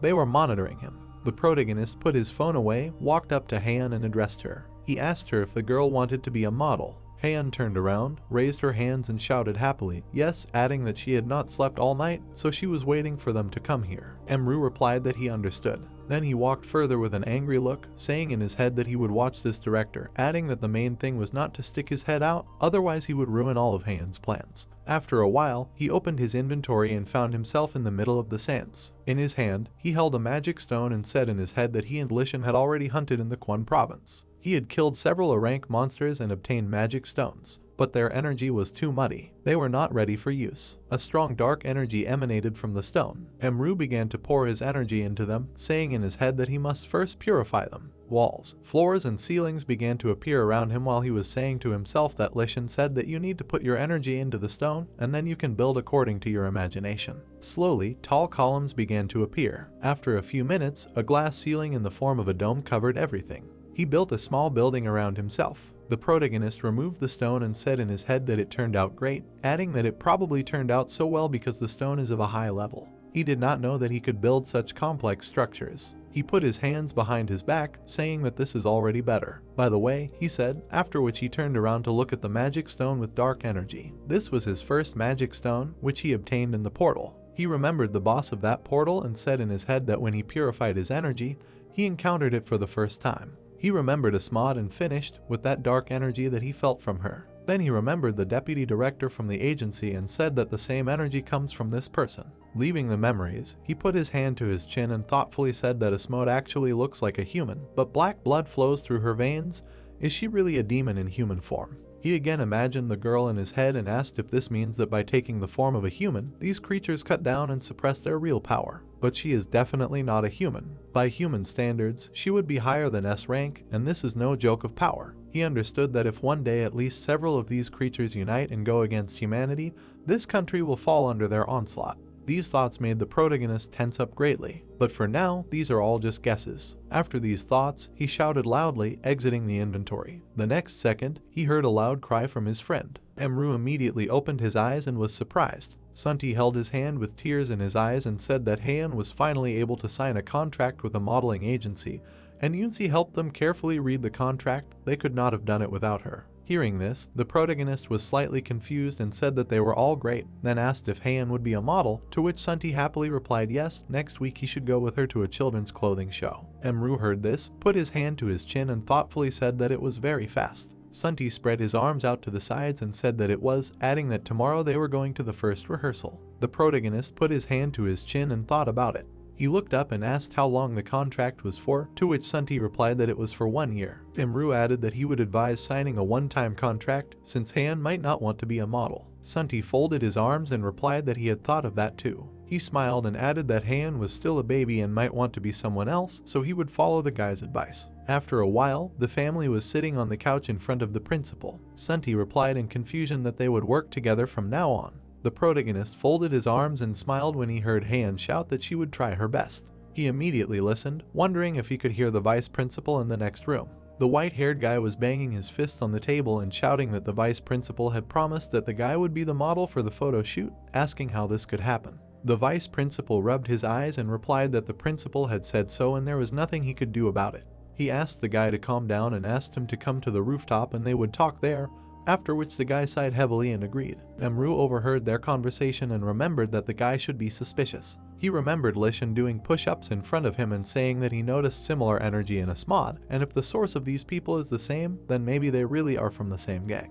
He was sweating and saying that he made inquiries about the agency and while there is no definite evidence, something is wrong. The guy stood up from the ground, adjusting his cap, and added that recently there have been more cases of suicides and accidental deaths among employees and models. Emru looked at him and asked warily what this was connected with. Lishan turned his gaze to him and said that the police did not find any connection between the deaths, so the Awakened Support Department joined the investigation, so they will conduct the investigation in an atmosphere of high secrecy. The protagonist immediately turned towards his family and thought that he simply had to go to the roof and eavesdrop on everything. After some time, the deputy director and the guy were standing opposite each other on the roof. The guy asked discontentedly what he should do now. The deputy smiled maliciously and looked in his direction. Wolf claws appeared on his hands and he covered the guy's face. The deputy laughed maliciously, shouting for the guy to give him his life force and go away. He swung his claws at the guy holding his face with his hand. A girl immediately appeared behind him. She screamed that she was an inspector from the Silver Tower, so the deputy was arrested on charges of serial murder and other violations of the criminal code of the Awakened. The man furiously threw the guy away and asked if the bloodhounds of the Silver Tower were really on their tail. He jumped towards Mancha, swung at her, and shouted that it would be nice to play for the last time. A fist appeared right in front of her face. The girl abruptly crossed her arms and used mana to push the deputy far away. She held a knife in her hands and tried to catch her breath, opening one eye. The man laughed loudly, asking if she had really beaten him off, and then called her a good girl. Mana began to emanate from his claws and he shouted that it would be fun to play with Munchie, so she shouldn't disappoint him. The girl swung her knife at her opponent. She looked around and noticed that he had disappeared. Byuwon suddenly appeared behind her and shouted for her to watch out. Blood began to splatter everywhere. Byuwon, with bloody claws, looked at her and asked if that was all, because he had expected more. There were large scratches on Munchie's back, bleeding. The deputy swung his bloody hand at her and shouted that he would have to kill her. A stream of mana appeared next to his hand. He looked at his hand and saw that the claws were starting to crumble. He grabbed his hand and turned around, asking who the guy was. The protagonist with a mask on his face stood in front of him and replied that he seemed to have arrived just in time. The protagonist walked towards him and ordered the killer to move away from the girl. The deputy became furious and rushed to attack the guy. He made a quick strike at the protagonist, but his appearance dissolved. He was entering his strongest technique, which greatly surprised the opponent. Byuwon began to swing his head in different directions, trying to find the enemy. He looked in one direction and saw that his first victim was gone. Then he looked in the other direction and saw that his second victim had also disappeared. Then he spread his arms, and his aura became many times more terrible than before. At this time, the protagonist was at the other end of the roof with two victims on his shoulders. He sat them down on the floor and put them against the wall, saying that he had stopped the bleeding, but they still shouldn't move. The girl looked at the savior and replied that she couldn't just sit and wait because she had to call for reinforcements. Then Imru said that there was no need to be afraid because he could handle him. At this time, Byuwon raised his head and sniffed. He smelled a scent not far from him and shouted in the direction that he had figured them out. He began to shout furiously, asking who he thought he was. Did he really think that tricks would save him?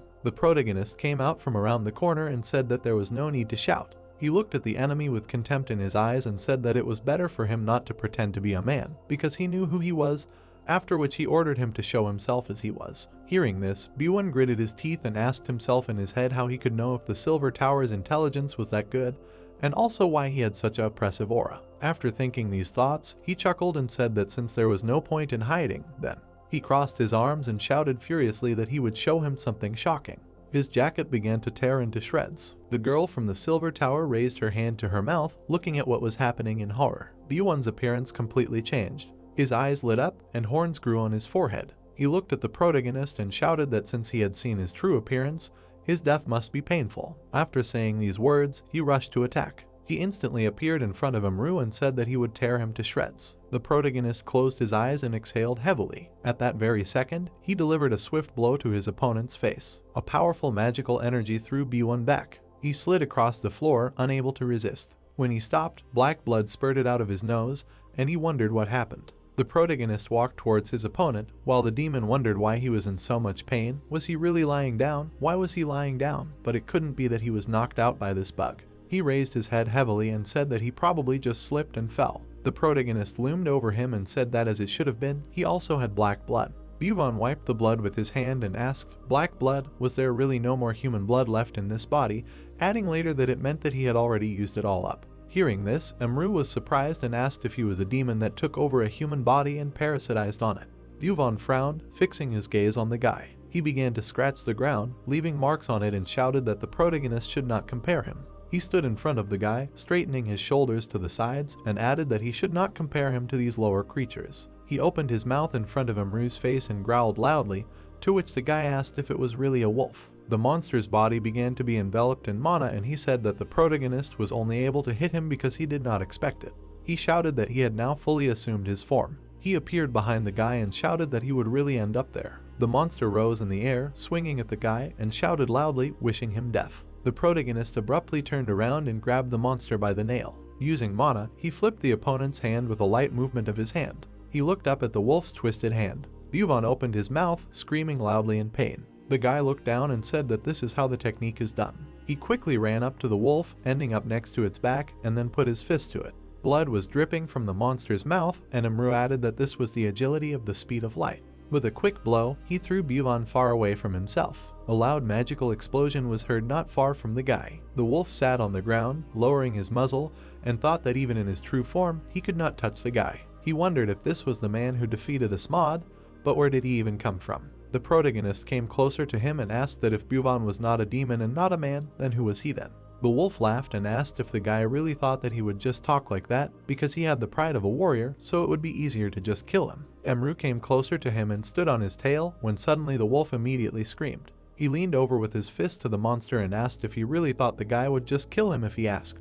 The guy started beating him hard and the monster made loud sounds of pain. Munchai put her hand to her mouth and looked at what was happening in horror. Buvan puffed from the blows, after which he asked the guy to stop and he would tell him everything. The wolf replied that he belonged to one of the demonic tribes, and he sent them to the second intermediate dimension. Their task is to obtain spheres of despair. The protagonist looked at him and asked what kind of spheres of despair. Buvan explained that these spheres are formed when a person experiences extreme fear or despair before death, and their production is done by extracting and compressing these human feelings, and the result is a sphere of despair. He added that demons like him, who know how to collect spheres, are called collectors. Imru looked at him and said that Buvan was probably proud of his profession, and then asked how many souls he had already killed. Blood was pouring out of the monster's eyes and he screamed that it was not very many, since other officers had killed much more. The protagonist ran up to him, lifting him by the neck, and the monster screamed for the guy to spare him at least this time, since he was just following orders and had not done anything bad to the guy, after which he gave his word of honor that he would not hunt in this area anymore. Emru looked at him and answered that this was the wrong answer, and then asked who would return the lives that Buvan had destroyed. He said that he would seal the monster's power so that he could never harm anyone again. The guy grabbed him by the neck to such an extent that foam began to flow from Buvan's mouth. The protagonist smashed his head through the wall and thought that he would leave the employees of the Silver Tower to deal with the monster. The wolf form disappeared and Buvan was turned with his back to the guy with his pants torn, which he thought was a disgrace. Emru came closer to him and thought that before and after the transformation, this is a disgusting creature. A female voice was heard from the guy. The protagonist turned around and said that he asked Munchai not to move, because the wound could open up again, to which the girl replied that it was okay. She came closer and asked with a smile if the guy was by any chance an awakened O-rank. The protagonist looked away and answered yes, he was told that this was his level. Hearing this, the girl was very surprised and asked if that was really it.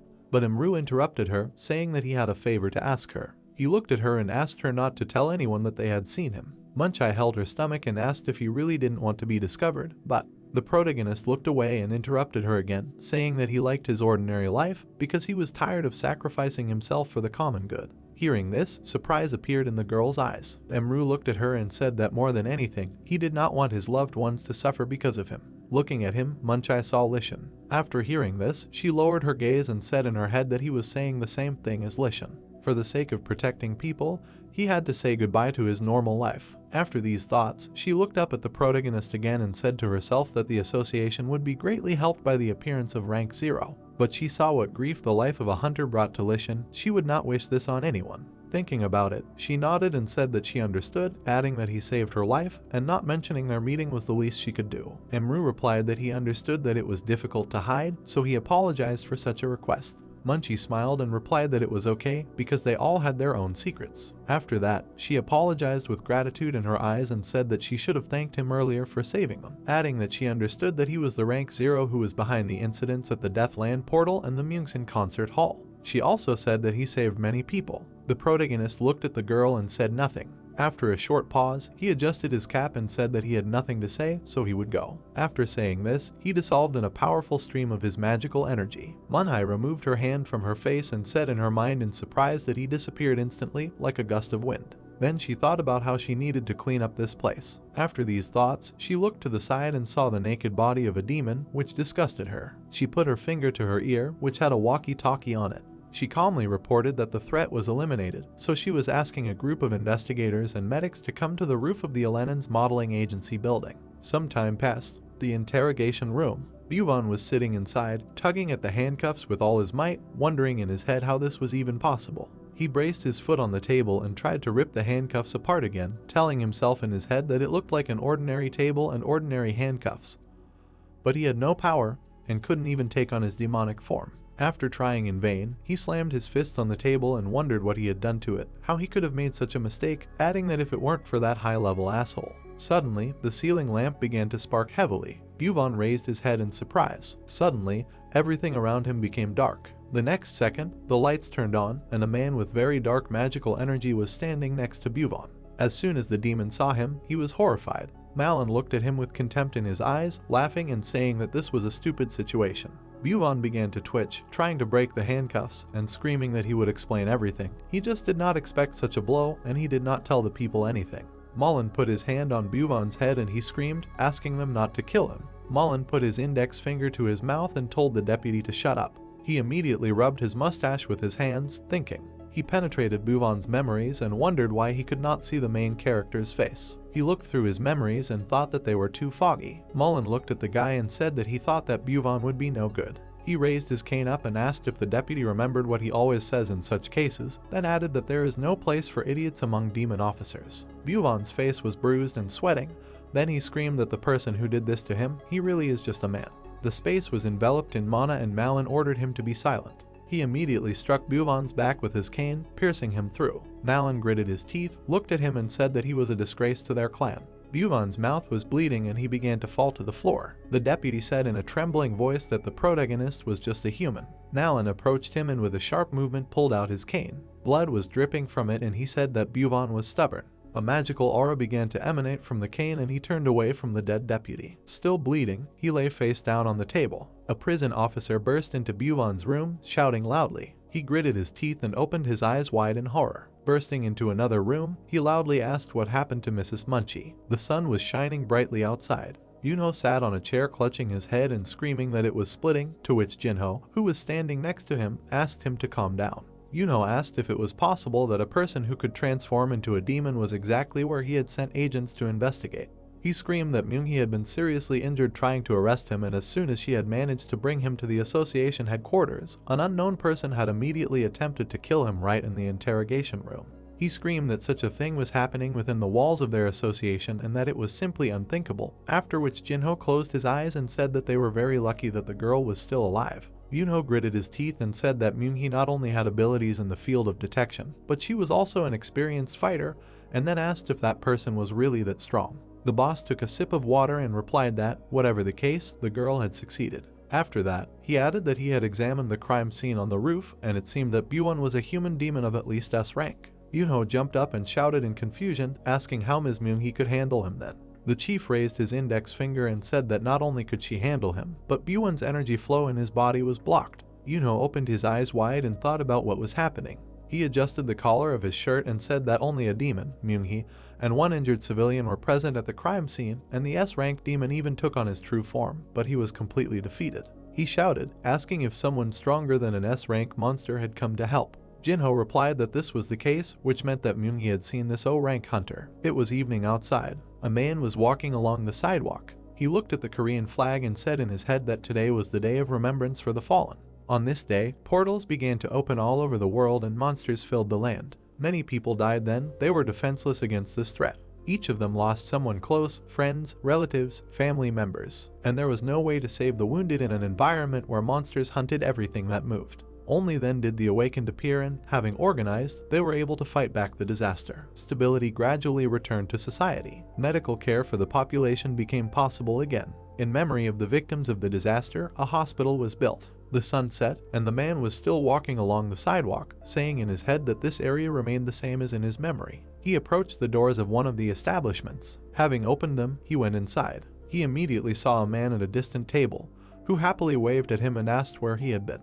Did he really manage to take a sip without him? The man asked discontentedly. Hicho laughed with a blush on his cheeks and replied that, as his son said, it was best to drink alone. The man sat down at the table with him and said that his son only said that because he didn't want to drink with him, to which the man chuckled and asked why he wouldn't want to. While the man was pouring alcohol for his friend, he asked how Yunsi was doing, to which Hicho replied that he didn't know, that he was doing some kind of charity work, adding that it was in vain that he raised these children, but he liked to drink with them. True, the man asked, lifting the lid, under which was fried pork. Hicho ate a piece and said that fried pork rinds go so well with makgeolli. The man picked up his chopsticks and said that when he first started working as a hunter, he considered such snacks an expensive delicacy. And so it is, Hicho said. The man looked at the pork rind and said in his head that after work he went to a restaurant and ordered them with takju. He drowned his fatigue and grief from losing another colleague in wine. Thinking about this, he clinked glasses with Hicho before drinking. After that, he drank everything in one gulp. As soon as he drank it all, his cheeks turned red and he became cheerful. The man looked at his friend and said that when he started working as a courier, he was so annoyed by him that he sometimes thought about strangling him. Hee-chul laughed and stuck out his finger, telling him to look at what his antics resulted in. The man closed his eyes and said with a smile on his face that to be fair, he made him more reserved, and he also found him a nice girl and they got married, so it wasn't all that bad. Yeah, he exclaimed, looking at his friend. Yeah, Hee-chul replied with a grin on his face. The next second, they raised their heads and laughed. After a while, the protagonist, Seo-yoon, and Haeun approached the restaurant. When Seo-yoon took hold of the door of the establishment, Emru felt an incredibly strong magical energy coming from inside. This made him very surprised, and he wondered where this strong aura of an unknown awakened one came from if the restaurant was closed and there should be no customers. The woman walked inside and happily exclaimed that they had come. Suddenly, she was very surprised by what she saw. Seo-yoon's brother was sitting at the table opposite Sunti, waving to her. He looked at his sister and greeted her. He stood up from the table and picked up Haeun in his arms with a smile, saying that the girl had grown a lot. Seo-yoon came closer to him and asked why he didn't warn her that he was coming, to which the brother smiled and replied that it was a surprise, since he decided to take a day off for the day of mourning, and Seo-yoon added that it would have been better if he had called. He put the girl down and said that he didn't want to bother her and her husband too much and wanted to go to the rest house today but stopped by the restaurant on the way. Sunti laughed and said that they were glad to see him so he could come over anytime. He immediately saw Emru behind him. The man turned to the guy with a smile and said that he was the isolationist he was talking about and then introduced Seo-yoon's older brother. The man extended his hand to the protagonist and said that his name was Sungju and the guy said that it was nice to meet him.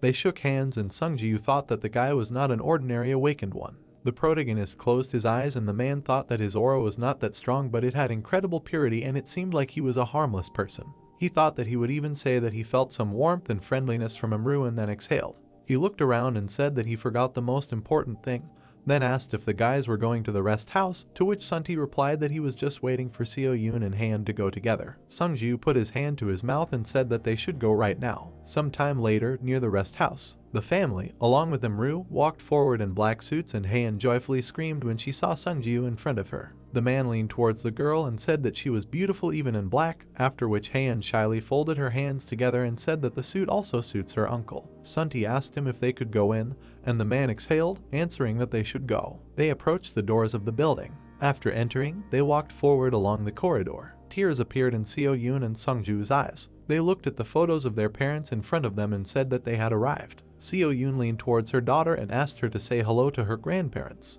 Haeun bowed, closing her eyes, and greeted her grandparents. Seo-yoon covered her face with her hands, hiding her tears, and told her parents to rest in peace. After a while, they found themselves on a playground. Haeun was climbing up the slide, running towards her mother. The three men were sitting on a bench, looking forward. Sunti turned to Sungju and said that he had something for the man. He added that he couldn't say where he learned it from, but it would definitely comfort him. Sungju turned his gaze to him, upset, and asked what it was. Sunti said that the nightmare of Gangwon province, the monster Arachniac, who killed Sungju's parents, had been destroyed. He added that Lee Shin himself participated in the hunt, and there would be an official statement about it soon. The protagonist thought that Arachniac was the name of the monster that he and his younger brother killed. He smirked and wondered why Sunti was so happy when he was told about it. Sungju asked in shock if it was really Lee Shin himself who went hunting. He lowered his head down, tears welling up in his eyes, and said that he couldn't even believe it. Tears started to roll down his cheeks and he whispered through his teeth that his parents were finally avenged.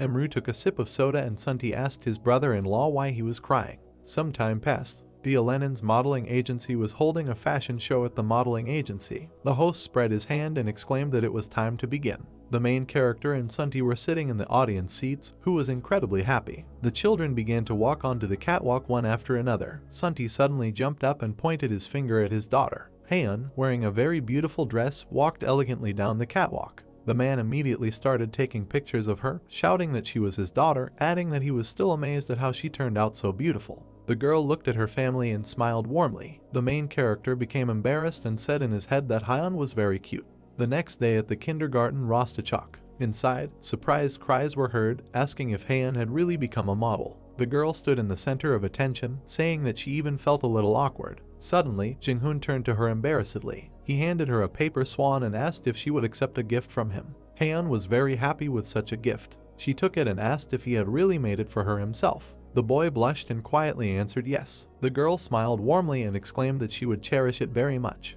The guy turned away from great embarrassment and confusion. Suddenly he screamed that he would always be friends with her and ran away. That same night at the Spring Pavilion, there was a drama on TV where a girl held a guy by the lapels and asked how he could cheat on her, to which he responded by asking where she thought that was even possible, where was the proof. A heavy fist suddenly hit the chair. Seo Yoon raised her hand, clenched into a fist, and furiously screamed that the girl was a fool for not realizing that her twin sister had cheated on him and now wanted to break off the engagement. Her husband looked at his wife in surprise and wondered what was wrong with her. Then he leaned over to the main character and asked why his wife was reacting like that. Amru put his hand to his chin and replied that she had every reason to be angry. Hearing this, Sunti was very surprised and asked if he had really gotten into this complicated drama already, to which the main character easily replied, of course. He gave a thumbs up and briefly explained the whole plot. After listening to the end, Sunti asked in shock how he understood it all so quickly since he hadn't been watching this drama from the beginning. The protagonist looked at his friend and replied, like this, and then asked if he wasn't interested. At this time, the ending of the episode where the protagonist Yeonsik lost consciousness was shown on TV. Soyun immediately called her friend and asked if she had watched today's episode. After the drama, the news began. The girl reported that in honor of South Korea gaining its first awakened rank 0, delegates from other countries had arrived in the country. Their government expressed its gratitude to the guests. Hearing this, the protagonist put his hand to his chin and said that it was incredible. Sunti joined the conversation with a smile on his face, saying that it was truly incredible that such strong hunters would gather for a summit in their country. No, not that, Imru replied, lowering his hand and adding, but that Yeonsik and Yeonji are brother and sister. Hearing this, Sunti was shocked and did not know what to say. Seo Yoon's friend screamed, was this really true and did they really decide to build a plot around a girl in a beautiful dress? She put her hand to her head and said that she could not do this, and then asked where she could introduce such a plot twist. Seo Yoon told her to think of something, because she was a scriptwriter and said that it was her job to come up with the plot, and then said goodbye to her and hung up. The girl asked her to wait, because Seo Yoon was the producer of the series. She heard the call hang up and looked at the computer screen in confusion. Her eyes lit up with anger and she screamed that this stupid series needed to be ended already. The girl with glasses sitting opposite her asked her to calm down and said that she had an idea. She said that they could rewind the plot 5 years into the future and introduce a new character, Chanmi's little daughter. The white-haired girl indignantly asked if that was too sudden. The girl adjusted her glasses and asked what was wrong with that, because the viewer would be interested in what the main character's daughter was like, and at the most interesting moment she would meet Namjoon, and it would be possible to make the views of the last season break through the ceiling.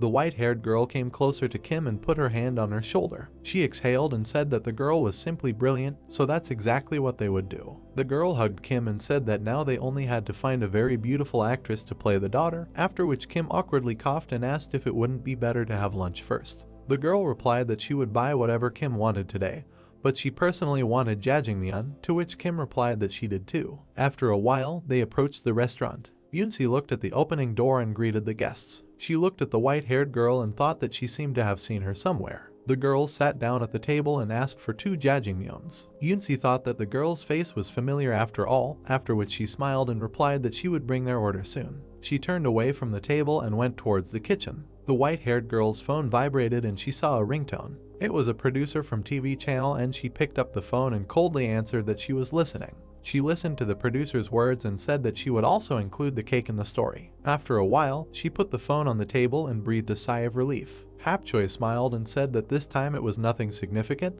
They just asked to include the cake in the story. Kim breathed out heavily and the girl added that their studio was recruiting child actors from the Alenan's agency. Yoonsi overheard their conversation and remembered the girl as a scriptwriter for the series Revenge of the White Rose, thinking that they once arranged a catering for this event, and that's where she met her. Kim said that if the girl is a model, then it's clear that she is beautiful, and then asked if that guarantees good acting skills. Soyun came to the table and brought them food. Haeyoon ran towards her mother, calling her loudly throughout the restaurant. Hapchoi frowned and turned towards the screams. She saw a cute girl in front of her, smiling widely. The girl thought that Haeyoon was so cute that her eyes were blinded by her unearthly cuteness. She stood up from her seat and screamed loudly, addressing Soyun. Hapchoi grabbed her hand and bowed, asking her to let her daughter act in the series. Soyun opened her mouth wide in surprise and looked at her. Some time passed. Observation deck. The main character of the series hit the main character in the face. The producer and cameraman were talking to each other. Haeyoon was there too. She happily raised her hands and asked if she was really going to be filmed like this. Sunti stood behind her and asked with a smile on his face if she really couldn't wait anymore. The girl happily answered yes, adding that she was very nervous, but also really wanted to film like them.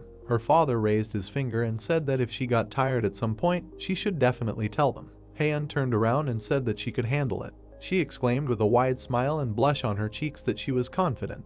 The main character looked at the girl and said in his head that they had never seen her so energized, adding that if he had stopped her from becoming a model, she would have been very depressed. Cut, the producer shouted loudly. She stood up from her seat and shouted that she was going to take a break. Sunti saw the girl walking towards them and said that they seemed to be done. Then he extended his hand and said hello, saying that Haeun had come to their filming today, but she was nervous. Suddenly, the producer walked past coldly. Everyone was very surprised by such behavior. The girl suddenly turned around and ordered him to follow her because there was a conversation. Sunti looked at the producer in surprise and wondered in his head why she was so angry. Inside, everyone sat down at a large table and the girl said that she was the producer of the series Revenge of the White Rose. She folded her hands and said that her name was Goyeon. She looked intently at those present and said that she had heard about them from the scriptwriter. She also asked if their girl had not been trained in acting. Sunti was very confused and replied that it was true, but she would learn very quickly. She was talented at. The protagonist silently listened to this dialogue and wondered how one could so bluntly criticize a child for not having been trained. Sunti continued to say that she really wanted to act in her series. Hearing this, Goyeon took a glass of water and said, "Okay, you have to start somewhere." After taking a sip of water, she remembered how the scriptwriter Hap Choi had been nagging her about how she didn't want anyone else for the role except this girl or she would quit. So she agreed just to get her to leave her alone. She looked at Haeun and said in her head that she was definitely cute and matched the description in the script, so she understood why the scriptwriter was so insistent. But from her face, it was clear that she was not happy with this decision at all. She was saying in her head with displeasure that a child model as an actress was too much. The scriptwriter was just enchanted by this pretty face. She probably thought that being an actor was that easy. She clutched the glass of water in anger and said to herself that because of her antics, her great drama, her Revenge of the White Rose, was in jeopardy. She realized that she needed to harass Haeun on set with bright lights and smoke, and then the girl would just burst into tears and run away. In her mind, she was laughing madly, saying that life is cruel. She thought with an evil smile on her face that she was the producer here and she couldn't force anyone on her. Sunti saw her face and asked if she was okay. The girl suddenly came to her senses when suddenly she received a call on her phone. It was a call from the secretary Moyeon from the Red Dragon Guild. Goyeon grabbed the phone and asked her to wait because she needed to answer the call. Moyeon greeted her and said that she heard that a girl named Haeun would be starring in the series and then asked if it was true. Goyeon answered that it was and then asked what about her. Moyeon said that her director's wife really liked the series and she conveyed that she wanted the series to be aired regularly. Goyeon asked if it was true and the secretary replied that the girl didn't have to worry about funding because she could count on the director's help and then asked if they were in the process of the next season. Goyeon smiled in confusion and thought that no matter how talented she was, she needed sponsors to do her job. She shouted that she understood everything and would film more scenes with this actress. Moyeon said that as a thank you, she could count on a gift after filming the series, because she and her crew would receive vouchers to a resort owned by the entire guild. Goyeon heard this and shouted loudly, sincerely thanking the secretary. Moyeon added that it would be better if this did not happen, but if Haeun and her support team encountered rude treatment during filming, they could get into trouble. The girl immediately turned to the table where the whole family was sitting and waiting for her. She turned back and replied that she understood everything and that this would not happen. After hanging up, she put the phone down and thought that she almost got into trouble because the girl was a relative of the guild director. She raised her head and exhaled, thinking that she hadn't made the best impression on the family, so she would have to fix that. Goyeon turned to the table with an awkward smile and asked if their girl really wanted to become an actress, to which Sunti replied that she did. The girl leaned towards the girl and asked if she could just call her Haeun, to which the girl smiled and replied that she could. Goyeon put her palms together and said that the girl would be a great actress because she had great diction and a clear voice. She placed the book on the table and said that it was time to read the script, after which she thought that she needed to be restrained and patient because it was for a vacation at a resort and funding for the next project. Haeun opened the book and read her script, which said that her name was Bile and she was 5 years old. Goyeon immediately looked at the girl in shock. 5 years later, Chanmi is walking in the park with her daughter, Bile. The guy noticed them and began to watch them. He ran up to them from behind, asking if that was the white rose in front of him. The girl turned around abruptly, hearing the man's voice. The actor immediately shouted that it was her and asked how long it had been since they had seen each other, to which the girl smiled slightly and replied that it had been a long time since they had seen each other. Haeun looked up at the girl and asked who this uncle was, to which her mother replied that he was her mother's friend and that she needed to say hello. The girl bowed, saying that her name was Belle and that she was 5 years old. The guy looked at her in shock, hearing her age. He immediately looked up at the girl and looked at her in bewilderment. The guy took a step back abruptly. He bent down and knelt down on one knee in front of Haeun.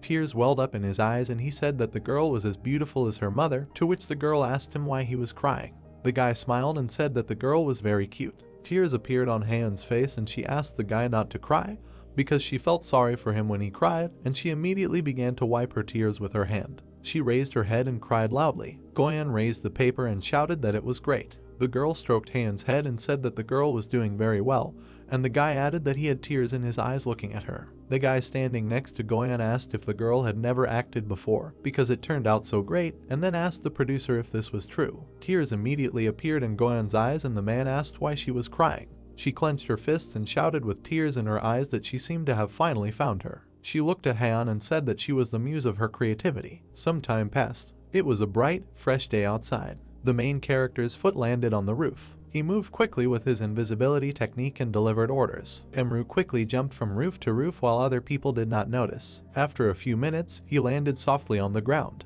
After getting up, he calmly walked to the spring pavilion. He opened the door and pulled down the mask from his face. His friends greeted him, and Sunti said that he was as fast as always, but he could take his time for now. The protagonist replied that he was in a hurry because he thought that more orders had probably arrived. Yoonsi handed him a glass of water and asked him to drink it, for which the guy thanked her. She smiled warmly at him and said in her head that he was simply incredible. The customer's address must have been very far from here, but he returned in the blink of an eye. She looked at him with a blush on her cheeks and said to herself that he was so fast that even she, on a rank, couldn't compare with him, adding that she, of course, didn't like him for his abilities. But suddenly her face tensed up and she wondered how it was even possible that he was given an F rank, adding that she thought that such speed could only be achieved by a B rank, or at most by a C rank. While the protagonist drank water, the girl wondered why Emru was a courier if he had such abilities. The protagonist suddenly opened his eyes because he felt a familiar aura. The door to the restaurant opened. Yoonsi looked out from behind Emru and greeted the customer. She was suddenly very surprised and realized that it was her. The head of the inspection department came in with a colleague.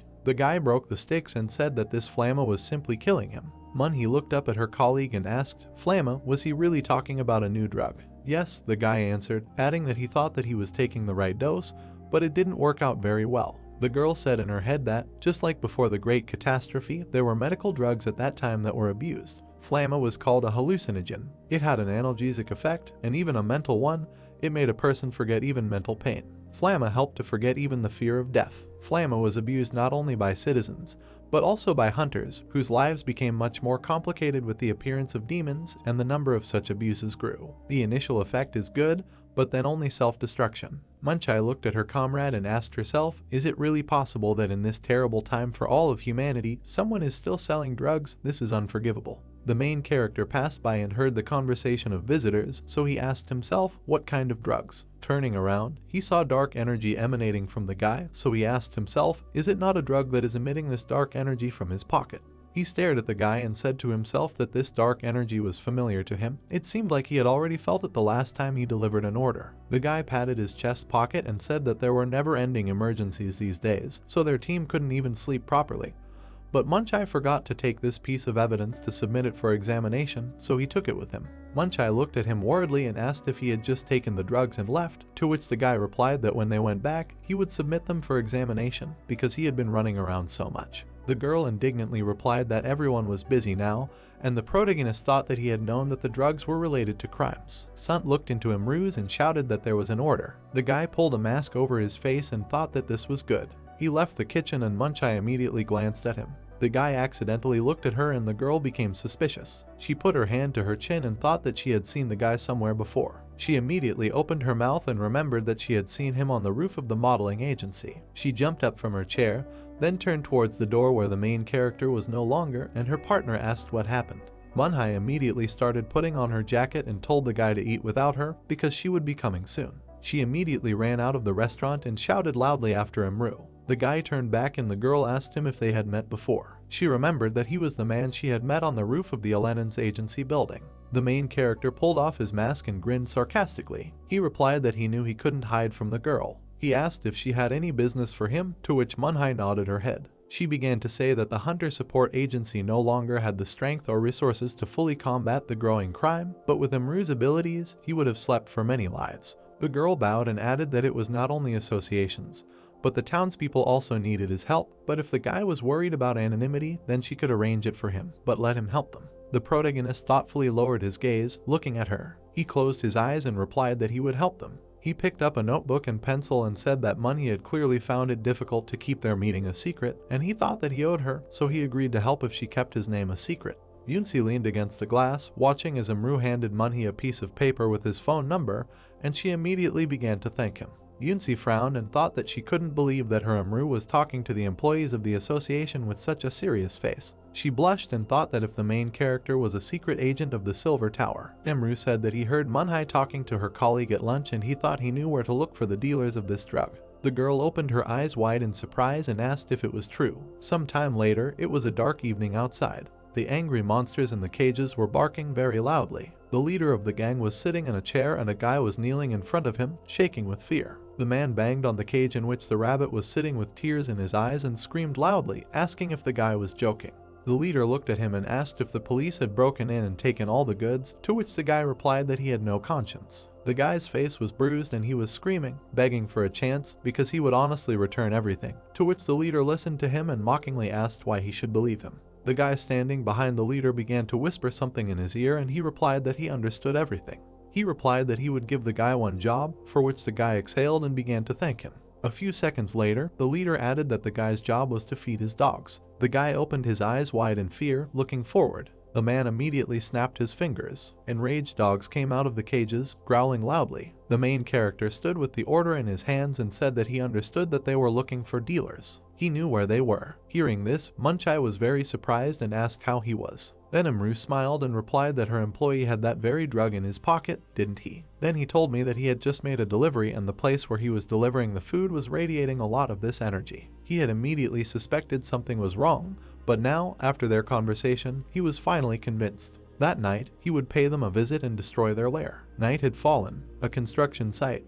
In one, there were many people who worked for the main supplier of the drug. The boss was sitting on a chair and counting money, saying in his head that at this rate they would become the largest suppliers in Asia. With his newly acquired ability to tame monsters, next to him sat a dog with a horn from its head, which was growling menacingly. The boss knocked his hand on the cage under his hand and mockingly said to himself, "And this rabbit." Suddenly, he laughed madly. Suddenly, he heard the steps of a stranger. The boss went to the servant and asked what was there, who had come, to which the man replied that he would check now. He went to the exit and looked around the corner. He saw the courier and was very surprised, then asked who he was from. But without receiving an answer, a fist enveloped in powerful magical energy appeared in front of his face. The next second, the man flew back from a strong missed blow. Everyone looked towards the exit in shock. "What is he doing?" the boss shouted in rage, looking at the protagonist who was walking towards them. Imru walked forward and said that he was just a food delivery man. "What?" the boss asked in surprise with a drop of cold sweat on his face. He clenched his teeth in anger and said that he was asking for trouble. He extended his finger and shouted for his men to kill the guy. All his minions rushed to attack. The protagonist lowered his head and grinned.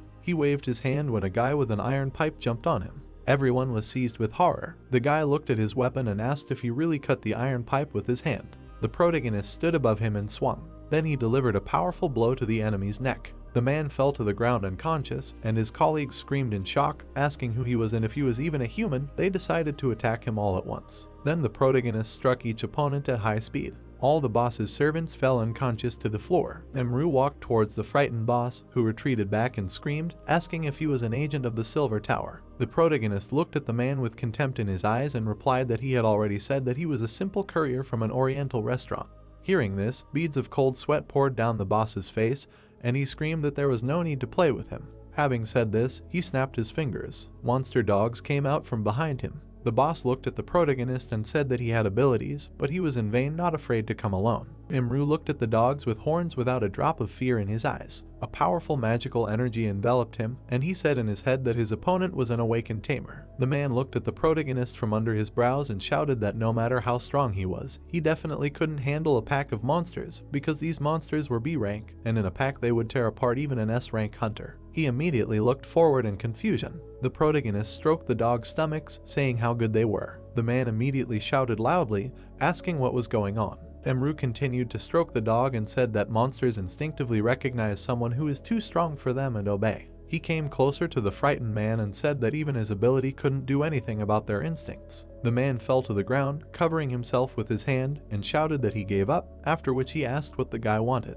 Emru replied that he knew that many people had suffered because of his drugs, so he should give them to the guy right now. The man smiled sarcastically and asked what he was even talking about. He asked where the guy even saw drugs. The protagonist began to look around and the man added, asking why Emru was accusing him of distributing something he did not have. The protagonist approached the open suitcase and extended his hand to it, thinking that when he went to this place, he felt the aura of drugs, but where did it all disappear to? He turned around sharply and noticed a cage in which someone was locked and shaking with fear. He headed towards the cage and the man screamed loudly for the guy not to touch the hair. Emru took out the hair, which covered its muzzle with its hands out of fear, and the guy thought why the animal was so afraid. He stroked the hair and thought that it should not be afraid, because he would save it. The hare immediately frowned and angrily turned away from the guy, while he asked what the animal was saying.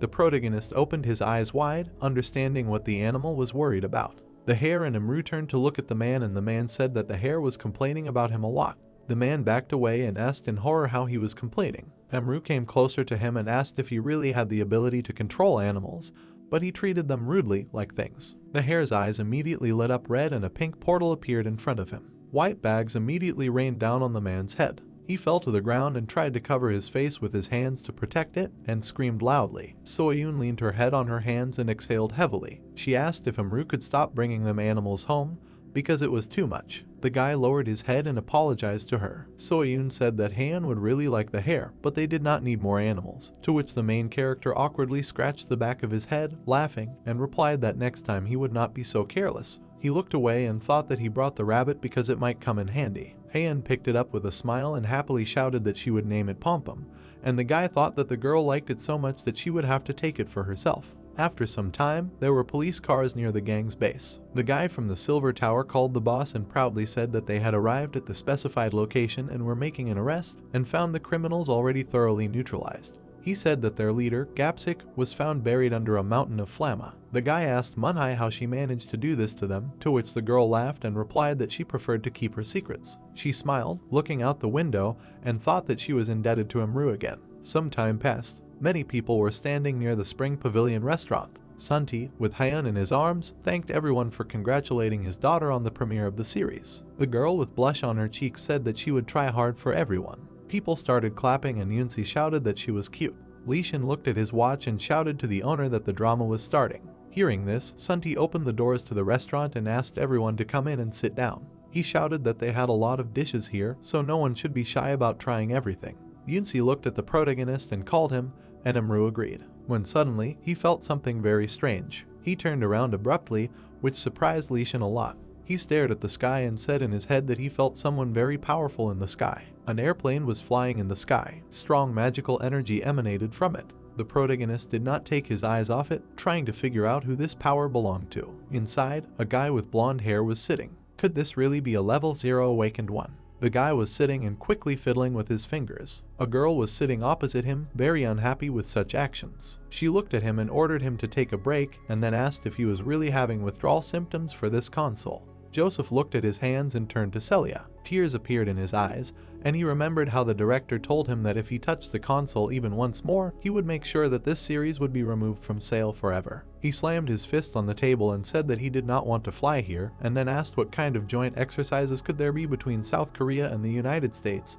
It was just a waste of time. Celia threw up her hand and replied that nothing could be done about it, because only similar awakened ones could testify to the awakened level 0. Hearing this, the guy looked at the girl and asked if the exercises themselves really had no meaning at all. In fact, their task was simply to evaluate the abilities of the awakened level 0, right? Well, what if this turned out to be true? Celia smiled and replied that it might be, but in any case, she needed to make a good impression of her country. She looked at the guy and asked if she would share, since he intended to test his strength, and she was his assistant, to which Joseph put his hand to his mouth and said that he would like to test, after which he asked if it was necessary. The girl smiled sarcastically and replied that of course she did, if she did not want to provoke him, since even awakened ones have weaknesses, since they are people. Joseph asked if she even knew how dangerous it was to provoke an awakened level 0, since it was the same as touching a nuclear bomb. Celia replied that she understood everything, after which she pointed to the chair and added that it would be better for the guy to sleep it off. A few seconds later, he opened his eyes, looking forward and asking what was going on. He scratched his head and said that he felt magical monsters approaching. He looked out the window and saw 4 wyverns approaching the plane. Loud footsteps were immediately heard on board the plane. A row of military personnel lined up in front of Joseph and Celia. The man in the center put his hand to his head and shouted that he was Colonel Ronald, in charge of their security, and announced that a flock of 4 wyverns was approaching their plane. He shouted for them to fasten their seatbelts, as the military would deal with this situation themselves, to which Joseph leaned his head on his hands and replied that there was no need for that. He formed a magic ball in his hands and replied with a smile that he was bored anyway. A few seconds later, he enveloped the plane in a protective barrier. The monsters roared loudly and tried to break through the barrier with their bodies. The guy twisted his hand and said, "Fiery." Sharply clenching his hand into a fist, he raised it up and shouted, "Strike." He enveloped one of the wyverns in magic and hit it, causing blood to spray from its mouth in different directions. The monster immediately opened its eyes wide, looking forward. All 3 wyverns screamed loudly, rushing towards the barrier. The 2 monsters were immediately enveloped in the guy's magical mana. Joseph began to rub his fingers. He twisted his hands in different directions. His fingers on both hands immediately collided and there was a snap. The 2 wyverns were immediately torn apart and dark blood began to spray in different directions. The last monster looked forward in shock at what was happening. She immediately turned around and began to fly away from the plane in horror. Joseph exhaled and said that it would be like swatting a mosquito. The wyvern flew forward at a rapid pace, trying to defend itself. The guy's huge hands were next to it. The magical hands immediately slapped the monster, making a loud sound. Joseph kept his hands folded and shouted that that was it. Celia looked at the colonel and asked with a smile if the danger was over, to which Ronald nodded his head in confusion. Joseph leaned his head on his hand, looking out the window, and thought that he was very bored, but he hoped to find something to entertain himself in Korea. After some time, the plane landed safely. In front of the arrivals stood Hanchan, who said that they were waiting for them. Lishan, who was standing next to him, looked ahead and thought that the United States had sent an awakened O-rank. He looked at Joseph and thought it was him. Hanchan shook Joseph's hand and thanked the guy for taking the trouble to come to them in person, after which he introduced himself and said that he was the president of the Korean Association of Awakened People. The guy shook his hand and said, "Nice to meet you." He looked at Lishan and said that he was the first awakened O-rank in Korea. Lishan introduced himself and said that it was nice to meet you, and Joseph thought that he was a normal guy. He quickly looked at him and thought that his aura was not that strong. With a smirk on his face, he thought that the guy was hiding his real power, and this was really level 0. Joseph looked at him and asked if he could ask him a question. He smiled and asked if Lishan was a gamer. Hearing this, Lishan was surprised. After a short pause, he smiled and said that he used to like games, but for several years now, he has not had enough time for it. Joseph said that he sympathized. A smirk appeared on his face and he asked if he would mind then. "Let's play together sometime." Hearing this, Lishan was surprised again. The next morning, the entire highway was filled with cars. A black car was driving along the road in which Lishan was sitting. He looked out the open window and said in his head that Joseph was so strong that it was obvious at first glance he was definitely a very gifted person. He remembered his aura and asked himself what was coming from him when he started talking about games. Was it life energy? He left the memories and said in his head that it was something else, some very pure energy. He closed his eyes and asked himself why he brought up the topic of games in the first place. Was it some kind of American joke? These thoughts made him tense up and think. Then suddenly it dawned on him. His driver looked at the very angry Lishan in surprise and asked what happened, what was wrong with him. The guy clenched his hand into a fist and asked if he meant a duel by that. Suddenly a smile appeared on his face. He stuck out his finger and said nothing special, then asked if he could drop him off here. The driver agreed. Then he said that his house was much further away. Lishan unbuckled his seatbelt and said that he had to go somewhere. When he got out of the car, he said in his head that he needed to consult with his older brother. The driver shouted at him from the car that he couldn't be late for the joint training with the Americans. At this time, the protagonist was sitting on a blanket near the restaurant. Haeun with a fake mustache walked up to him and asked how he was doing. Emru, with makeup on his face, looked at the girl and greeted her as Haeun. Hearing this, the girl got angry and said that she was not Haeun, her name was Semjun and he was her wife. Then she waved her hand with shining eyes and said that she needed to say, "Hello Semjun," and ask if he was tired from work. After saying this, she raised her hands and asked if her uncle understood. The protagonist scratched his head in confusion and answered that it was difficult, after which he asked if she could play a female role. Then he picked up the lipstick from the blanket and asked what it was, adding that it wasn't hers. Haeun immediately replied that she got it from her mother in the bedroom.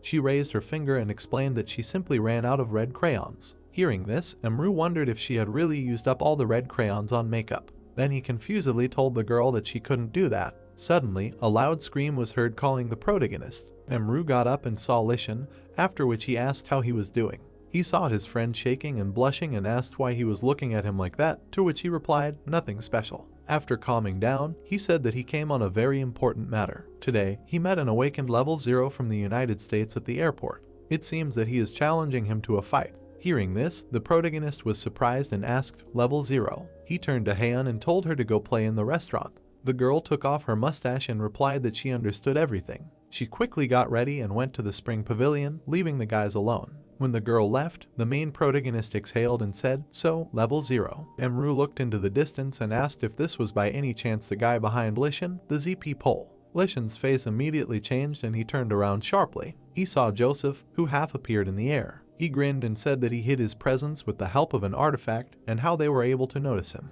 Lishan loudly asked if the guy was really following him, after which he replied that he was already thinking about writing about his exit to the US Embassy. Joseph took a step forward and apologized, asking not to take this as an insult. He immediately turned to the main character and thought who he was, because if he was friends with Lishan, then he was not simple at all. He immediately opened his eyes wide and it felt like lightning struck him. He looked at the painted Emru and wondered if he had gone crazy. Joseph's expression changed and he looked at the protagonist with bewilderment. He immediately put his hands in his pockets and turned to Lishan, wondering if the protagonist had even seen himself. He asked if Lishan had thought about his offer to play together, to which the guy lowered his head and replied that he agreed. Veins immediately appeared on his face from anger and he shouted if Joseph meant a fight, because then he was ready to fight him right now. Emru replied that it was pointless, and Lishan immediately stood in front of him and told him not to try to stop him, because he could not let the guy get away with this insulting challenge. The protagonist frowned and looked closely at Joseph. He thought that he did not seem aggressive, to which Joseph smiled and replied that he was glad he accepted the offer. Emru closed his eyes and exhaled heavily, thinking that the guy still wanted to fight. He put his hand on Lishan's shoulder and said that since they were going to fight, wouldn't it be better to do it in the Deadlands? Lishan frowned and turned to look at his opponent. Joseph lowered his head and looked at him from under his brows, saying that it was a good idea. After a while, they found themselves in the Deadlands. Joseph put his hands in his pockets and said with a smile that if they competed in this place, there would be no harm to civilians, to which Lishan replied that that was why his brother suggested going to this place. He looked at Joseph and said that he had one question. He asked curiously why him, because there were probably many other awakened level 0 seconds in the world. Joseph grinned and said that it might sound strange, but he liked games for the character growth effect. He added that leveling up a character gives a level increase, but he was born very strong and this phenomenon is unfamiliar to him. He said that Lishan had risen to his level from 0 and had perfected his energy control technique and was becoming stronger and stronger than him, and there could never be anyone stronger than him in the Republic of Korea. He smiled evilly and asked what Lishan's secret was, or rather, his rapid growth. Lishan raised his head and wondered if this energy he had noticed today was just curiosity. He pursed his lips and thought that he wouldn't tell him anyway, that his brother had taught him this. Joseph's body was enveloped in mana and he said that apparently the guy didn't want to share it with him. He immediately raised his hand up and made the earth tremble. Joseph clenched his fist and raised a huge boulder above his head. He grinned and said that it was even better this way, then pointed 2 fingers forward and shouted that he would hit Lishan and still find out his secret.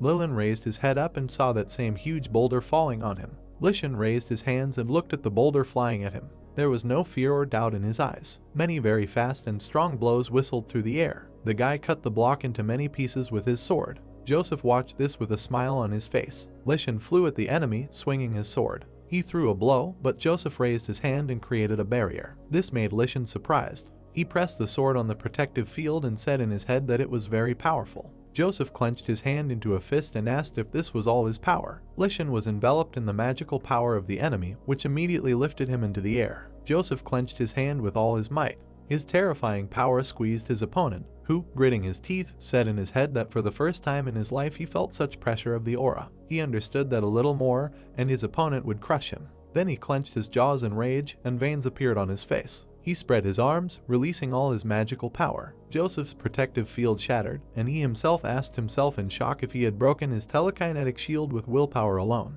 This incredible power exerted enormous pressure on him, causing him to put up a small shield in front of himself and cover his face with his hands. The terrifying power of his opponent was pushing him back. Lishan had created a deep crater under himself. Joseph saw this and said in fear that this was simply incredible, magnificent, while saying in his head that he had been thrown far away by the shock wave. He looked at Lishan, from whom incredible power emanated, and said in his head that he knew that he was not mistaken about him. Lishan pointed his sword at him. "Shall we continue?" he asked. At this time, a beetle was sitting in the trees. The protagonist was walking down the street and talking on the phone, which announced that the subscriber's device was switched off. Hearing this, he took the phone away from his ear and asked himself what was going on. Was he still fighting with the American? He walked on and said in his head that he asked to come back for dinner, especially today. He remembered Sunti and finished that they would prepare a summer menu. He did not know what Ningmen tasted like, but since Sunti said that it was very tasty, he had to try it. Emru smiled slightly and asked himself how he had not realized before that it was possible to enjoy food so much. Then he firmly said that he needed to bring his brother here quickly. Suddenly, several huge stones flew into the city's barrier. People began to run away in horror, screaming and asking if these were magical monsters. The protagonist gritted his teeth and thought that they were shameless because they were putting the city in danger. He rushed to run forward quickly and thought, why can't they even arrange a showdown without incidents? In a huge pit, Joseph and Lishan stood opposite each other. Lishan tore off his jacket and his body was covered in bruises while he held a weapon in his hands. Joseph took off his top and tried to catch his breath, looking at his opponent. His whole body was also covered in bruises and scratches. They took stances and quickly looked at each other. Joseph's body was enveloped in mana and he swung at the guy, screaming loudly. He abruptly picked up a huge stone and threw it towards the guy. Lishan managed to jump to the side, grabbing the sword with both hands. Joseph's magic immediately swirled in the air, reflecting all attacks. He looked at Lishan with a grin and shouted that he was getting faster and faster. Lishan jumped up, swinging his weapon, and Joseph managed to react, putting his hands in front of him and activating the shield. Lishan quickly aimed his weapon at the protective barrier, trying to break through it. He hit it with all his might and thought menacingly that it was impenetrable. A drop of blood was dripping from Joseph's mouth and he frowned and looked at the guy with his shield. Lishan widened his eyes in surprise, looking forward. Joseph pulled the stone towards him and there was a strong collision with an explosion. Lishan's energy was trying to escape. With his sword, he cut the stone into many small pieces. The protagonist, in the form of a hologram, watched them from the side and thought that they were fighting so fiercely that they completely forgot about what was happening around them.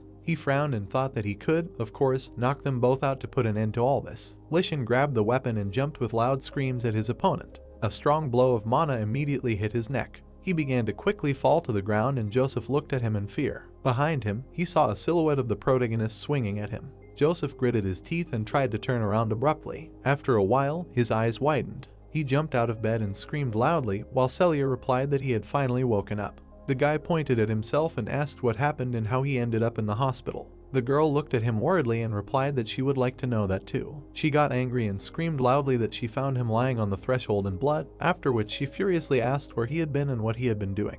The guy hung his head down and replied that he had fought with Lishan, and Celia asked if he was really that strong that he had knocked Joseph out. The guy shouted that they had been fighting for a long time and Lishan would not have defeated him. He immediately began to put his clothes on and the girl worriedly asked where he was going, because he needed to lie down. Joseph went to the door and replied that he would explain later, but he urgently needed to go somewhere. The girl shouted where he was going, while the guy climbed into the protective barrier and soared into the air. He thought menacingly that he only remembered that for a short moment he felt another aura, incredibly strong, after which he wondered who could be the owner of such an aura. Joseph flew through the air, surrounded by his power. After a few minutes, he stopped above one of the roofs. He dispelled his magic and stood with his feet on the surface. He looked ahead and wondered what this was. Suddenly, Lishan appeared behind him and asked if he really decided to come here right away when he woke up. The guy turned around and said that he knew that he would meet him here. He pointed his hand into the distance and said that he was worried about something completely different, then asked what was written there. Lishan exhaled heavily. On the crater that Lishan created, it was written in large letters that if he fought Joseph again, he would be punished. Hearing this, the American looked at his recent rival and asked if he was really afraid, but who had left this there anyway. Lishan looked into the distance and said that it was the main character. Suddenly, he realized what he had said and slapped himself in the face. Joseph put his hand to his chin and said, "Was it really that guy next to the restaurant?" He remembered the painted Imra and exclaimed, "Was it really that crazy guy?" At that moment, the main character suddenly sneezed. He rubbed his nose and said that he was probably sneezing because of the cold soup. That same evening, the streets were busy. Joseph and Lishan were walking along the sidewalk. The latter stopped abruptly. He turned around and shouted at Joseph in displeasure, asking why he was following him, to which the latter scratched the back of his head and asked, was he going to see his brother anyway, so it would be better to go together. He kept his hand on the back of his head and said that, in fact, if you think about it, he owed a lot to this man. He noticed how much destruction there was from their fight and came to stop them. In their rage, they completely forgot where they were and did not restrain themselves. If he had not stopped them, it is unknown how much damage they would have caused to civilians. He looked down in shame and said that there was nothing that could be done to adequately repay this. Having said this, he looked at Lishan and asked whether he was coming to him or not. Lishan smiled without answering. Suddenly, he looked at him with displeasure and said that he had said that he was crazy. Joseph spread his hands, laughed and said that he did not know that he was normal. Suddenly, behind them, they heard the voices of girls who were saying that they were handsome.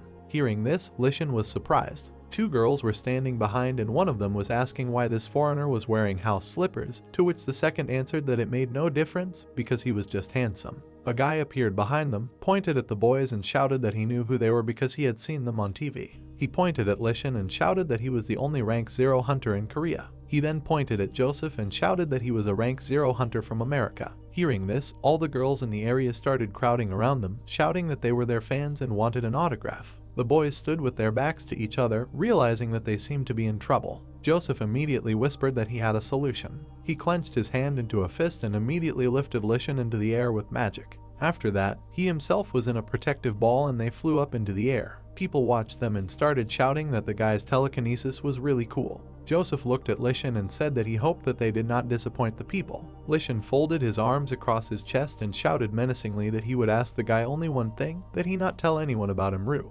Joseph smiled and asked him not to be afraid, because he was not a chatterbox, and then asked what the people were saying in Korean. Lishan remained silent, offended, and then replied that they were talking about Joseph chatting too much. After some time, they arrived at the restaurant and Lishan began to bow at the protagonist's feet, shouting for the guy to forgive him and that he would never fight so irresponsibly again, and then thanked him for stopping them. Murim bowed and replied that someone had to do it, and besides, they were brothers. Lishan's voice trembled and tears came to his eyes. Joseph bowed and said that he also wanted to apologize. Lishan immediately turned to him and the protagonist looked at them with incomprehension. Joseph looked at Murim and added that he kept his mouth shut, to which the protagonist replied that he hoped the boy would be careful with his strength in the future. He smiled and said that he was glad that his brother had made a friend. Joseph threw his arm over Lishan's shoulder and said that they were great friends. He looked at the protagonist and added that he wanted to ask. Lishan nudged him slightly and said that it would be better to go to the banquet first, and Murim asked if they were really having a banquet.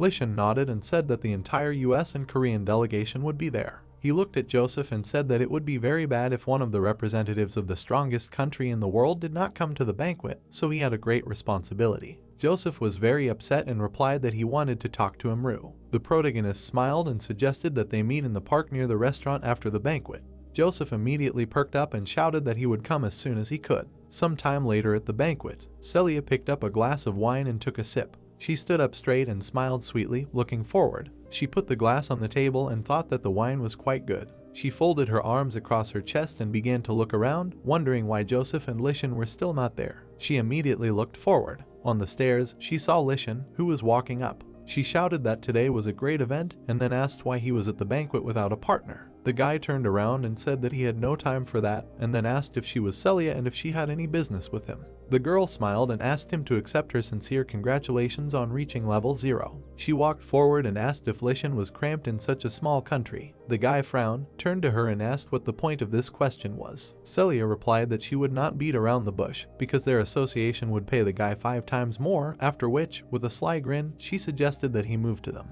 She sat down on a chair and asked how he felt about this offer or if he needed time to think. Lishan stepped towards her and asked if she was really suggesting that he change his citizenship, to which the girl replied that she did not know how well the Korean government paid him. She smiled and said that they were offering not only 5 times the salary, but also additional payments for each task, after which she asked if there was anything to think about. The guy exhaled heavily and said that he refused. Hearing this, Celia folded her arms and said that it turned out that he was a patriot, then she would try from the other side. An evil smile appeared on her face, and she said that if he refused, his beloved and very small country would feel the consequences. She also asked him what he thought would happen to them if the US stopped helping their country. Hearing this, Lishan was shocked. He looked down and said in his head that Joseph was right. He remembered how they were standing on the street, and his friend, holding out his hand, said that the fact that he became a rank 0 hunter meant that the US Federal Hunter Bureau would try to recruit him. Hearing this, Lishan asked if they really intended to do this at the banquet. Yes, Joseph answered firmly, recommending that he prepare himself and gain fortitude, because manager Celia would be pushing towards him like a bulldozer. Leaving the memories, he tensed up greatly and said in his head that he said so,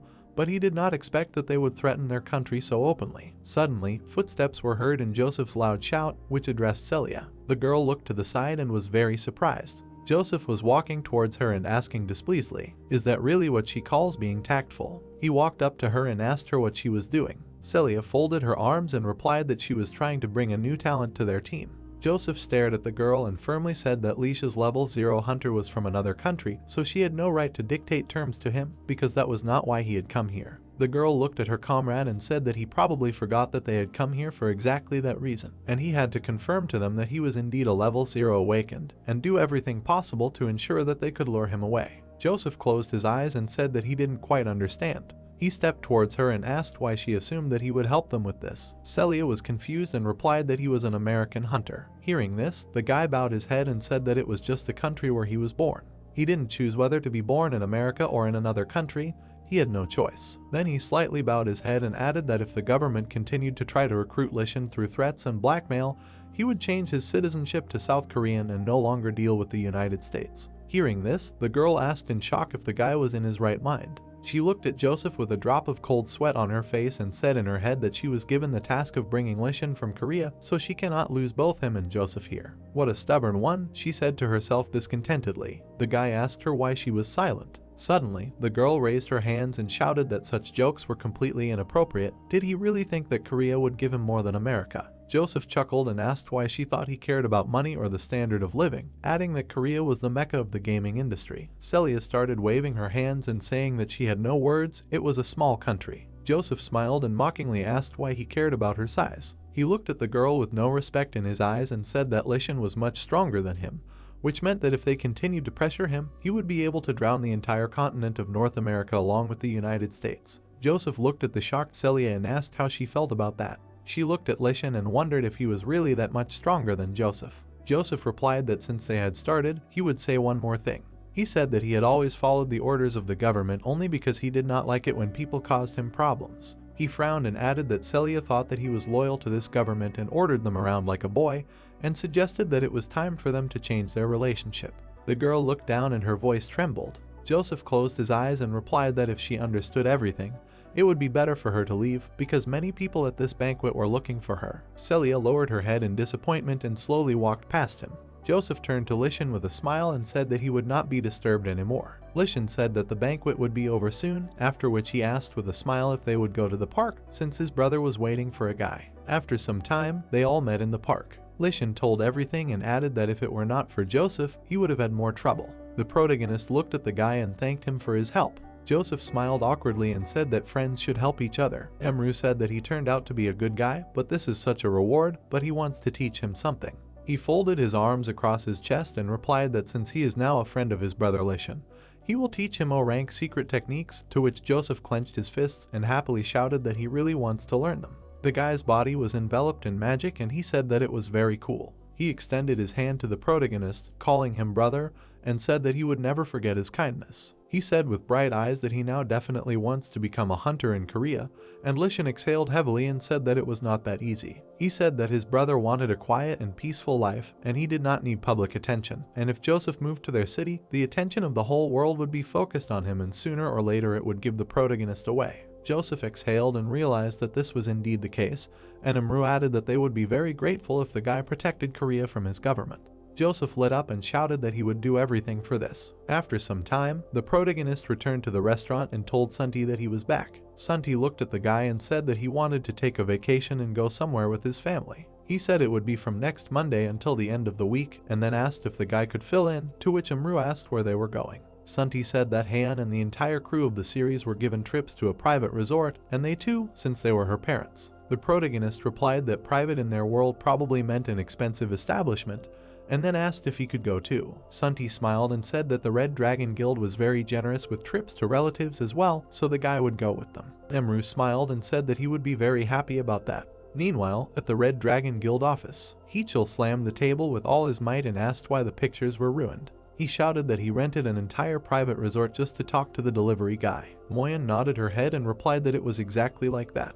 He looked at the erased face and the pictures of Emru and exhaled heavily, saying that he couldn't immediately reject the man his daughter had fallen in love with. Mo Yun asked him what if Yun Si wanted to marry the guy. Heechul stood up from the table and shouted loudly, asking how she could think of such a thing. He covered his face with his hand and gritted his teeth, saying that he couldn't do anything about it since Yoonsi had fallen in love with him like a schoolgirl. He frowned and said that it looked like he would have to meet the main character. Some time passed. Seagulls were flying in the sky. There was a huge hotel with a swimming pool by the sea. Haeun, with shining eyes, was amazed at what she saw. She spread her arms out to the sides and shouted, "The sea." She looked at the sparkling water and shouted that it was very beautiful. Her parents were standing behind her. The mother was crying and saying that it was so cute. The little girl was seeing the sea for the first time in her life. Suddenly, a loud shout was heard behind them, welcoming the film crew of the series The Revenge of the White Rose, so they wanted to inform them. A man with a megaphone was shouting and asking if people could listen carefully for at least a minute.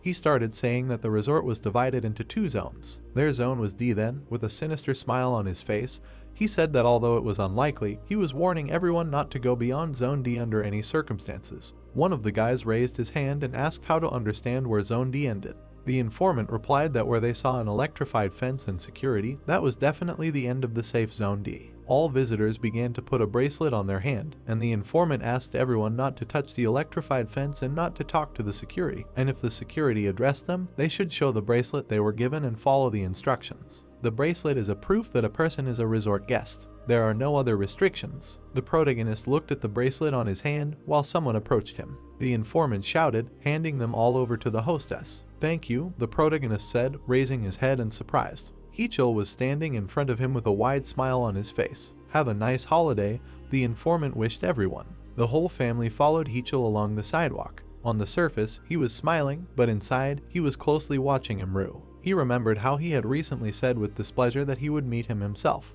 He put the photos aside and ordered her to contact the hotel administration, and he would arrange the rest himself. Hearing this, Moyeon asked if he really wanted to invite this young man to the hotel. Heechul looked at the secretary and firmly said that she knew him. He was used to meeting people for real, without formalities. He left the memories and took out a notebook, saying to himself that he knew he came as a relative of their star, but what if he was a scammer, so he should check it carefully. There were 4 points in his notebook that Imru had to go through. His first point was whether he was handsome. Turning around, he looked at the protagonist and answered that he would go. The second point was whether he was friendly. He turned around and asked the guy if he had any food preferences, to which Imru replied with a smile on his face that he was not picky at all. Heechul turned away and said in his head that the food was unclear. When they reached the room, the whole family was very surprised and happy. They saw a swimming pool and a very beautiful view of the sea, which made them very happy. Before leaving, Heechul bowed and wished everyone a pleasant stay. The protagonist bowed back and thanked the man for his help. Heechul thought that he was polite, kind, and modest in communication, but he still needed to be observed. Sunti looked after him thoughtfully and the guy asked what was going on. Sunti replied that he had seen their hostess somewhere before and asked if the main character knew him. Imru thought that he also felt a familiar aura. Memories of Yoonsi immediately popped up in his head. He put his hand to his mouth and thought, maybe this is her father. He thought that Yoonsi's father was the director of the Red Dragon Guild. But why would he be here and pretend to be an employee? Haeun ran up to the guy, tugged at his pant leg and asked if he had brought Squeaky and Pompum with him. Imru looked down at her and thought about the animals. He immediately thought of the forest. There was fog in it, covering all the trees. The guy and Haeun immediately entered his inventory. The girl put her hands to her mouth and started calling out loudly for Squeaky and Pompum. The animals immediately crawled out from under the bushes when they heard her. The girl stood in front of them and opened her arms wide. The animals jumped into her arms and the main character thought with a smile that he had spent a magic crystal and created a forest like in his homeland, so now their animals were frolicking here. The guy looked ahead and thought in shock what it was. He saw a golden rosehip bush in front of him. He came closer and saw a yellow berry on it, which brings enlightenment of the mind, and it is also delicious and helps with a hangover. He knelt down and thought that he did not create this bush, and he does not know whether such a thing grew in his homeland, or maybe it grew on its own thanks to his memories. Having eaten one berry, he thought that this was an unexpected benefit. Haeun came up to the guy from behind and asked what he was eating and whether he would let her try it. Imru turned around and asked if she wanted a berry too. He held out his palm, holding a yellow berry. The girl immediately took it and put it in her mouth. Her eyes suddenly lit up with happiness. The protagonist asked with a grin if it was tasty, to which the girl happily replied that she really liked it. She raised her index finger up and said that the berry was so delicious that it could see what the weather would be like tomorrow. The guy immediately looked at her in shock. He remembered how Lishan told him that Haeun's ability would be to advance the future and distinguish truth from lies. He thought that this ability was called the Eye of the Priest. Imru put his hand to his chin and thought that it was too early for the girl to awaken. He frowned and thought that if she could already see the future. Haeun happily ran forward, and the protagonist thought that she was already on the verge of becoming awakened. Once upon a time, there lived an old man named Kon. He was a man as unusual as his name. He had the gift of foresight. He often got drunk. It was very difficult for him with his insight to live in a world of lies and hypocrisy. Leaving his memories, Emru raised his hand to his chin and said in his head that Haeun was still little, and it would be even more difficult for her. She had yet to learn to distinguish between good and evil, and even such a cheerful girl would have a very hard time in this world. He watched her frolicking with a pom-pom and playing hide and seek with him. The protagonist closed his eyes and said to himself that the awakened ability could not be sealed back. In the human body, balance is most important. If you try to pump someone else's energy into a person, this balance will be disturbed. It even shortens life. Leaving his thoughts, he plucked a berry from a bush. Bringing it to himself, he thought that he could not allow something like this to happen to Haeun. He squeezed the berry tightly in his hand and said in his head that he should become a wall that would protect her from the dangers of the world. Suddenly, Haeun appeared behind him and said discontentedly that he was eating here alone. The protagonist immediately imagined himself as a hamster. After a while, Emru and Haeun came out of the inventory. Sunti met them and asked if his friend had brought shorts for the pool. He put his hand to his stomach and sadly replied that he seemed to have forgotten his. Then the protagonist said with utmost seriousness in his voice that he needed to talk to him.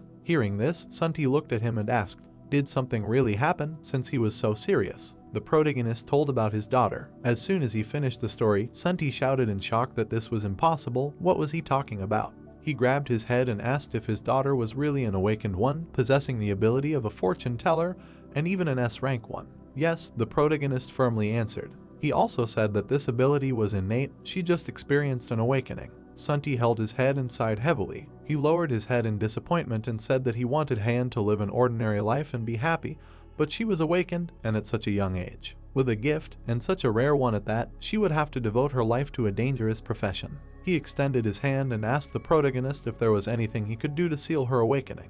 No, Emru replied, explaining that when an ability is sealed with someone else's help, a person's lifespan is greatly shortened. Having said this, he extended his hand, in which lay a yellow berry. Sunti took it in his hand and asked what it was, to which the protagonist replied that it was a golden rosehip. While the man was examining the berry, Emru said that it was necessary to regularly give it to Haeun. It will maintain her Kai harmony and spiritual powers. He has a lot of golden rose bushes growing in his inventory, so there will be enough berries for every day. He also said that there is no need to worry about her since the ability cannot be removed, but it is possible to live with it if there is a teacher nearby. Hearing this, Sunti looked at his friend. The protagonist closed his eyes and said that he wants to teach Haeun martial arts, but hopes that it will not be necessary, adding that she still needs to know how to protect herself and her family. Emru smiled and said that Haeun is as precious to him as if she were his own daughter. Sunti turned to him and tears appeared in his eyes. Haeun looked ahead and immediately called out to her uncle. The girl's eyes sparkled brightly and she pointed her finger forward, saying that she saw Yunsi in that direction. The girl said that she was looking at them from the neighboring house, and then asked why she did not just go down to them. The protagonist walked up to the window and put his hands on his hips, thinking that he was just now beginning to realize what an amazing ability Haeun had. She took Emru's hand and asked if they should ask Yunsi to play with them. The guy patted her head and said that the girl was busy right now, so they could manage on their own for now, after which Haeun folded her arms over her chest and exhaled heavily, asking if all adults were that boring. She lowered her head down in disappointment. After a few seconds, she smiled and said that she would just pretend that she didn't see anything, because she could do that. Yunsi stood on the roof and thoughtfully looked through the binoculars. She asked why Haeun was looking straight at her and hoped that she wasn't. She smiled and said that she had to get out of here and see Emru soon. She put one foot on the balcony railing and thought that if she went out the door, the secretary would notice her. Moyan was immediately behind her and shouted loudly. Yunsi smiled awkwardly and said that she just went out to get some air. Moyan adjusted her glasses and asked menacingly if it was necessary to stand on the railing to get some air. Yunsi returned to the computer and said that she had been sitting at it for too long, so she just decided to stretch, and the secretary asked if the girl remembered that she was at work. She threw a stack of papers on the table and added menacingly that the girl was the heiress of the Red Dragon Guild and had a lot of responsibilities. Yunsi gritted her teeth and slammed her fists on the table, thinking that as soon as she decided to leave, Moyan was right there. She remembered how she came to the event incognito, like her father. Moyan appeared behind her and asked what the girl was doing there. Yunsi heard the secretary behind her, and Moyun said that this was a very unexpected meeting. She continued to hold the girl's shoulder and asked if she really had a job here or if she was wrong. She pulled Yunsi's jacket while the girl screamed that she was just looking around. Mo-yoon slammed the table in an angry tone, asking if Yoonsi understood what they would be dealing with today, to which the girl replied in confusion that she basically did. The secretary folded her arms and exhaled heavily, saying that the resemblance between her daughter and her father was uncanny. Yoonsi looked at her with an angry expression. Mo-yoon replied that the girl hated paperwork and was unpredictable in her antics, and that she had infiltrated the resort undercover. Yoonsi stood up from the table and screamed loudly, asking what Mo-yoon was getting at. Haeun was happily looking at the restaurant. She couldn't help but scream, saying that the restaurant was very beautiful. When they sat down, the waiter came up to them. Heechul frowned slightly and said in his mind that a person's true nature is revealed in unpleasant situations. So he accidentally knocked over a glass of water. Imran froze for a moment when the water spilled on him. Heechul looked at the guy and immediately apologized, trying to see how the guy would react. But what he saw surprised him greatly. The guy smiled widely at him, telling him not to worry because it was just water. The man became slightly nervous, realizing that the guy didn't even have a hint of a grimace, although it is very difficult to restrain oneself in such a situation. Heechul smiled, realizing that Imran had excellent self-control. Watching this group eat simple food and look like an ordinary family, Heechul envied them a little. Far in the past, he was surrounded by monsters. Being wounded, the guy began to say that he did not have time. Then he rushed at the monsters. When the great disaster happened, he survived the awakening and was able to get home, but it was too late. When he came, he found his wife dead. She sacrificed herself to save the children. That day, looking at the corpse of his wife, he swore to her, no matter what happens, he will always protect his children with all his might. Heechul cried, saying that he will destroy everyone who threatens his family. Then he had many like-minded people. They all wanted to protect their families, get rid of monsters, and then the first and largest Red Dragon Guild was born. However, the more responsibility Heechul took on himself, the less time he had for his children. Yoonsi and Hoan became hunters. His children as high-ranking hunters became an important part of the guild, and as part of their work, they began to see their father more often. But work time cannot be counted as spending time with family. The man froze, asking himself when was the last time he had dinner with his children. When was the last time he cut tonkatsu for them? It was then that the protagonist told Haeun that he would cut her a cutlet, making the girl happy. Adjusting his glasses, Heechul mentally said that Imru seemed to him to be the nicest young man.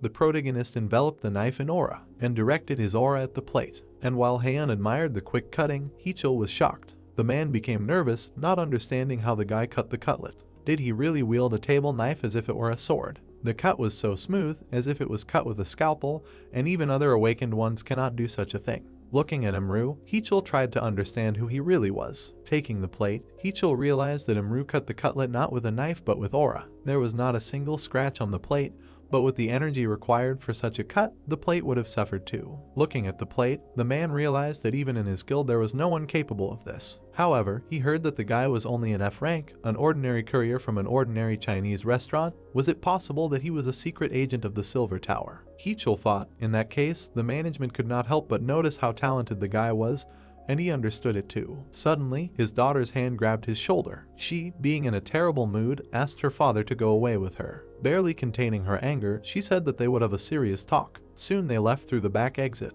Then the angry Yoonsi asked her father what he was doing here. The man, slightly nervous, asked how she recognized him because he was disguised well. The girl, slightly calming down, said that it did not matter, it would be better to tell him what he was doing here. Coughing, Heechul said that he just decided to check from the inside how the level of service was at the resort. Only Yoonsi did not believe it and released her aura. Frowning, she asked her father why he had not left the table where Sunti was sitting. Heechul became slightly nervous upon hearing the question. However, a moment later, he realized that the conversation was about his daughter's lover. Smiling, her father said that he was not interested in her boyfriend, but in the family he had come with. Puzzled, Yoonsi asked why he was interested in that family, and her father answered her by saying that Sunti had once worked as a freight forwarder for the association, and he knew him, so he was glad to see him. The man patted his daughter on the shoulder, telling her that she was now working at his restaurant. Smiling, Heechul said that it did not matter to him who her lover was, because it was important to him that she was happy with him. Yoonsi was surprised by her father's words. Looking at his back, she asked if her happiness would be more important than a profitable marriage for the guild.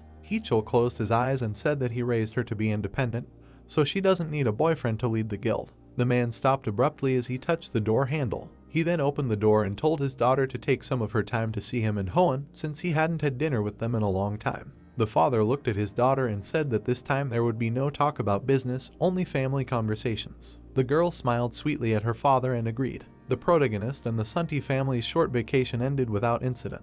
A few days later, the children were arguing at the playground. Two boys were ready to fight for the right to swing with Haeun together. Their friend suddenly screamed, saying that they could swing with her in turns. Only Haeun smiled, feeling the tension between them. The man standing to the side bared his teeth when he saw the children. The children soon calmed down. At this time, their mothers were chatting sweetly with each other, and the man continued his surveillance of Myeon. The girl, not suspecting anything, continued to have fun. The man, seeing this, only grinned, and when the girl approached his place, he suddenly fell down, pretending to be in pain. The girl worriedly asked what was wrong with him. However, her friend, having noticed this, was puzzled. She saw how the man was smiling creepily, looking at her friend. Haeun screamed, telling Myeon not to approach this man. Then she ran up herself. Pulling Myeon away, Haeun said that this man did not have any pain and he was just pretending. The man stopped holding her leg. Then he stood up, asking Haeun if she wanted to call him a liar. The man scared the girls, calling them naughty. Haeun screamed in fear, asking for help.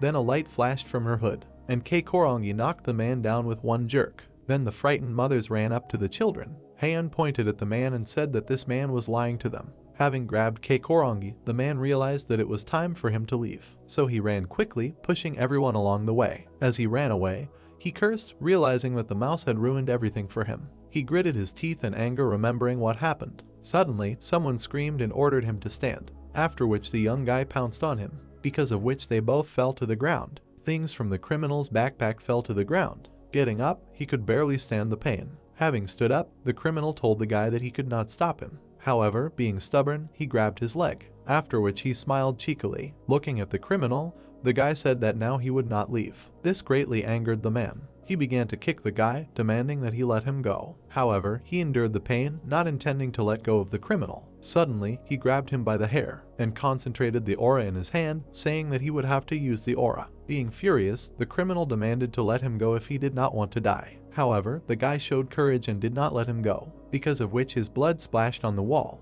The man hit the guy hard, throwing him against the wall, after which he turned around and started to leave. The guy looked after him and regretted not calling the police. However, he was surprised to see someone. Emru came out straight to meet the awakened one. The criminal smirked and said that he had better pretend that he had not seen anything, otherwise he would beat him up too. But the protagonist did not listen to him and simply attacked the guy, and passed by him. The victim was very surprised when he saw this. He looked at the protagonist, expressing his admiration for his strength. Emru extended his hand to the guy, asking how he was, and he replied that he was fine. Suddenly, Haeun ran up to them. The girl stopped in front of the criminal's body and said that this guy was bad. The protagonist frowned, asking why he was bad, but the guy answered him, saying that this man had tried to kidnap Haeun's friend. Emru looked at the guy, a little puzzled. Then he pointed at him, saying that he was the one who had neutralized the criminal. The mothers of the daughters were delighted and began to thank the guy. The guy was embarrassed when even Haeun began to thank him. However, the guy himself glanced at the protagonist, trying to understand why he hid his involvement.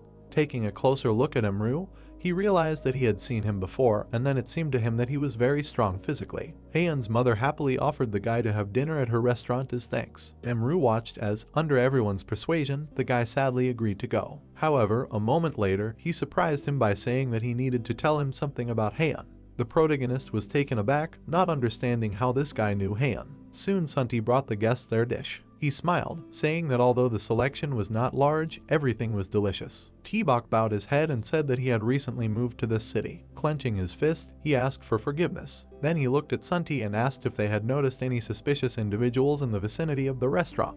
The man thought for a moment and said that he had not noticed any. The protagonist became serious and asked T-Bok what he knew. The guy closed his eyes and said that Haeun had her own fan club that had more than 10,000 members. Looking at the girl's father, he said that he was number 1004, which made Sunti cry with happiness. Lightly massaging his neck, T-Bok said that the thing was that he had lost his younger sister when he was a child, and he seemed to see his little sister in Haeun. The protagonist stopped looking at his phone and asked the guy what he wanted to say. What was wrong with the fan club? T-Bok became slightly sad and said that paparazzi photos of Haeun had started appearing in this community, taken without permission, so he thought that someone was stalking her. Sunti screamed in fear upon learning about this. T-Bok himself bowed his head and said that upon learning about this, he decided to warn Haeun about the danger. Raising his head, he said that he didn't know where she lived, so he wanted to give up on this idea. Looking at the protagonist, he said that maybe his good intentions helped him, and by coincidence, he met Haeun. The protagonist was serious as he listened to the guy's story. He told how surprised he was when he saw Haeun. He already wanted to catch up and tell him about the stalker. However, he couldn't get closer because of the red light at the traffic light and she left. Today, he saw her again, and this time a man wanted to attack him and her friend. Then he realized that Haeun could become a target for many bad people. Sadly, T-Bok said that he insisted that Haeun not go outside alone. The men sitting opposite him were surprised. Sunti smiled widely, saying that he would take care of her safety. Extending his hand to the guy, he said that he didn't even know how to repay him for his kindness. T-Bok jumped up excitedly, saying that he just wanted to help. Suddenly his heart sank. Because of it, the guy felt terrible pain. Sunti saw this and was worried, but T-Bok tried to calm him down, saying that he had been having heart problems for a long time. The protagonist frowned slightly. He realized that the guy had a sunbeam, an innate gift, ideal muscles for martial arts, and a huge resource of solar energy. However, the owner of the gift of a sunbeam has an excess of yang energy in his body, which leads to a heart defect. People with such a physique did not live to adulthood, at most 30 years old. The burning yang energy blocks the yin energy. These people cannot awaken even when they have accumulated enough energy. In T-Bok's case, the yang energy is simply killing him. At this rate, he will die within 6 months. The guy soon calmed down and his pain went away. He smiled at Sunti, saying that he was fine. The man worriedly suggested that he see a doctor. The guy smilingly told Sunti that he had already contacted them, but the doctors could not give him a diagnosis. Suddenly, the protagonist turned to the guy. Clasping his fingers, Emru asked him to give him some time and train together. The guy thoughtfully said that he had a lot of free time during the day. Smiling, the protagonist offered to be friends if he did not mind.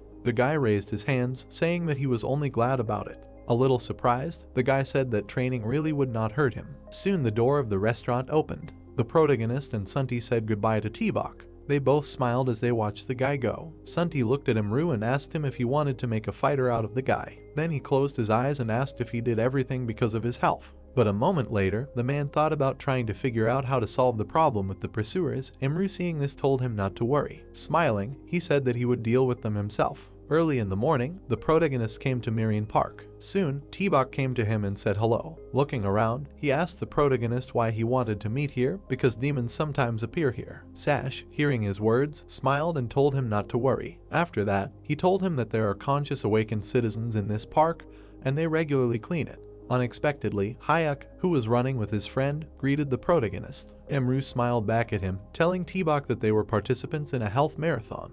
Hayek smiled widely, telling T-Bok that if he trained with him, it would have a good effect on his health. Dawson, however, spoiled Hayek's mood by saying that this guy had a slimmer figure than him. T-Bok thanked the fairy for the praise. The guy standing next to Hayek asked T-Bok if he came here only for physical education, and when he confirmed this, the guy thought about it. After which he smiled broadly, saying that he asked because they usually do more than just exercise. The protagonist's eyes sparkled when T-Bok froze in amazement. Smiling, Emru said that they would go to the inventory because they needed special training. Heck, and the guy only sympathized with T-Bok after hearing the protagonist's words, and T-Bok himself was amazed at their behavior. The events take us to the Jelson district. A bright light appeared in the middle of the mansion. When the protagonist and T-Bok appeared in it, Emru, looking at the guy, told him not to worry because it was just his inventory. The guy, looking at the protagonist, said that he had never entered the inventory before, and it was so beautiful here. Smiling, the guy said that they were like in nature here. Emru grinned after hearing him and said that he hoped that he was not frozen.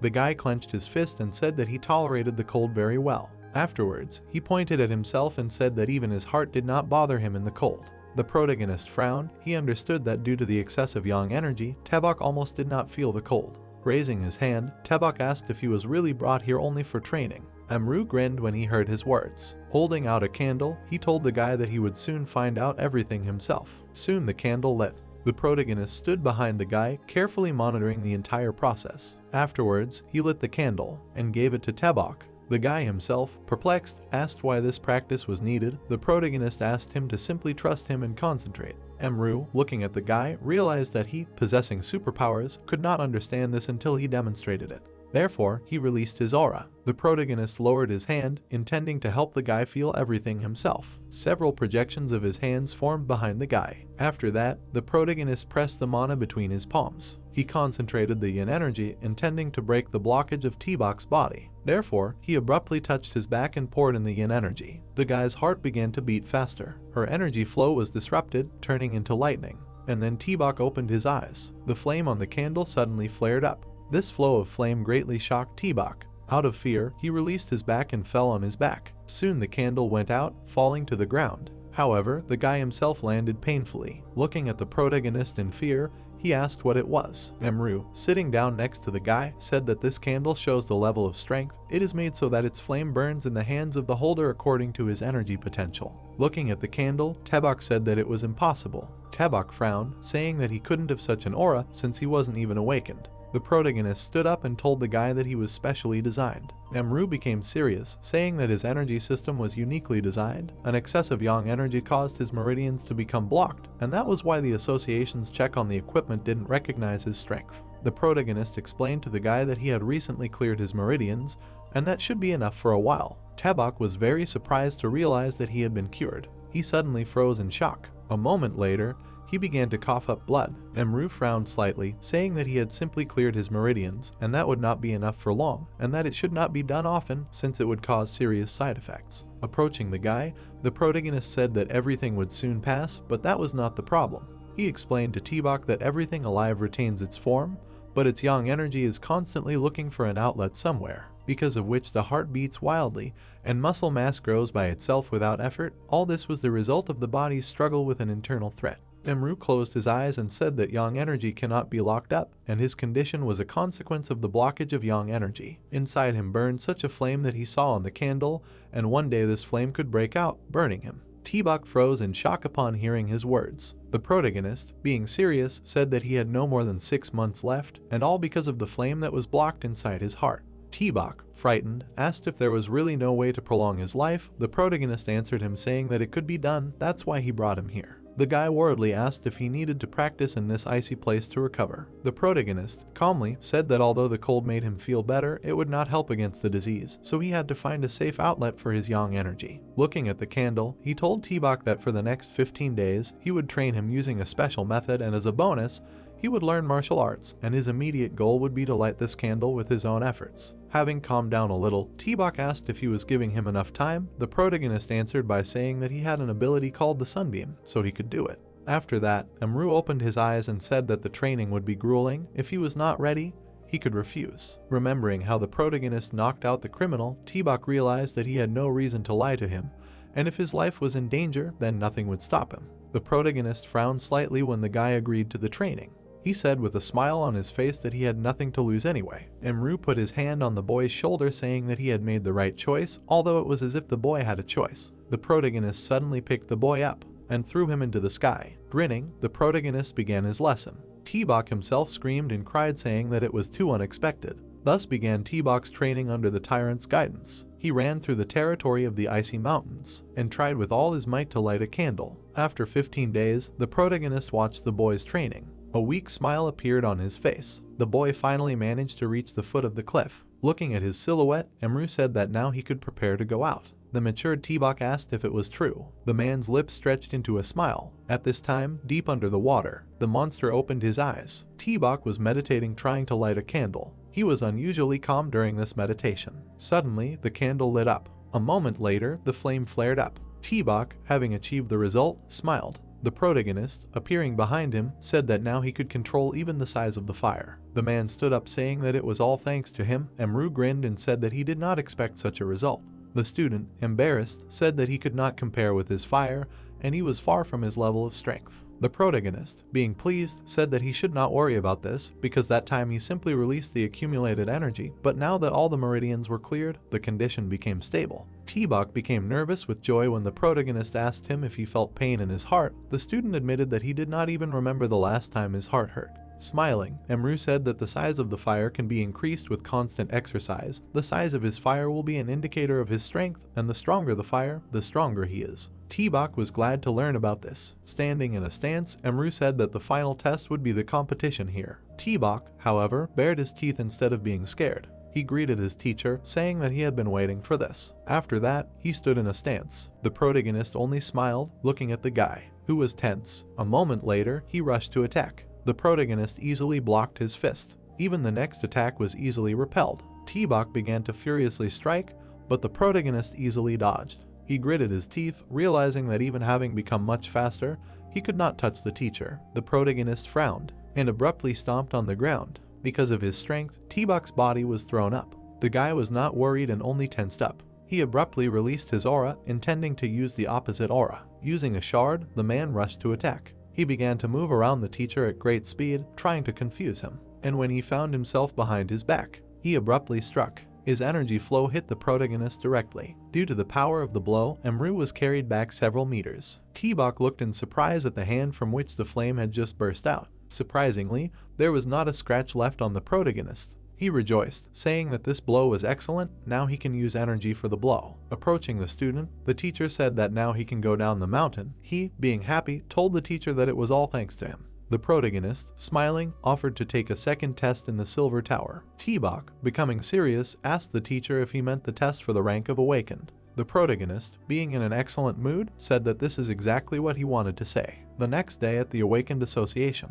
the woman behind the counter, being puzzled, asked T-Bok if he wanted to take the test again as an Awakened one. The guy who shaved his manly beard asked if it was possible to do so. The woman, puzzled, asked the guy to put his hand on the ball and wait. He was happy and immediately put his hand. The woman herself was sad. She thought that the guy simply could not come to terms with his low level and now wanted to take the test. However, what she saw amazed her. The protagonist, a student waiting outside, looked at the entrance. Joyful T-Bok ran to him. Running, he said that he turned out to be an Awakened rank. The protagonist grinned, congratulating the guy. Handing over the package, the protagonist said that he would give him a gift on this occasion. And when the guy took the package, Emru said that this was a healing root that contains a strong charge of yin energy. It can replenish the missing energy. The guy cried, saying that he had done too much for him. Crying, the guy asked how he could thank him for everything. The protagonist grinned and said that if he really wanted it, then he had a favor to ask of him. A moment later, the protagonist became unusually serious. A few days later, Han and her mother went for a walk. The stalker Kabin smiled, touched by the photos of the little girl. Suddenly, someone grabbed his camera. The man was indignant, looking at the one who took his device. In a rage, the stalker asked what right he had to interfere in other people's affairs. T-Bok destroyed the camera, after which he grabbed his glasses, and taking them off, he said that he was Han's bodyguard. At this time, there was a storm in the sea. Many monsters crowded under the water. They all looked in one direction, waiting for their master. The monsters squeaked unusually, waiting for him. Suddenly, the monster's eyes sparkled in the cave. He grinned and said that the time had come. The monsters rushed away when their king ordered them to go to the land, frolic and eat whatever they wanted. The monsters did not argue and rushed to the surface. Soon the monsters began to pursue people. Fulfilling the will of the king, they invaded the land. The events take us to the Sunti restaurant. Chicken soup was served at one of the tables. The protagonist brought a spoon to his mouth, and after trying the soup, he said that it was very tasty. Han, being happy with the food, told her father that his food was excellent. The mother smiled and told her daughter not to rush. Meanwhile, on TV, they said that the rainy season in the region continues and the Awakened Association announces a warning about the appearance of monsters. The protagonist, puzzled, asked Sunti if water monsters could appear. The man answered by saying that monsters can appear with heavy rainfall. Being dissatisfied, Sunt said that in this season, many amphibian monsters appear.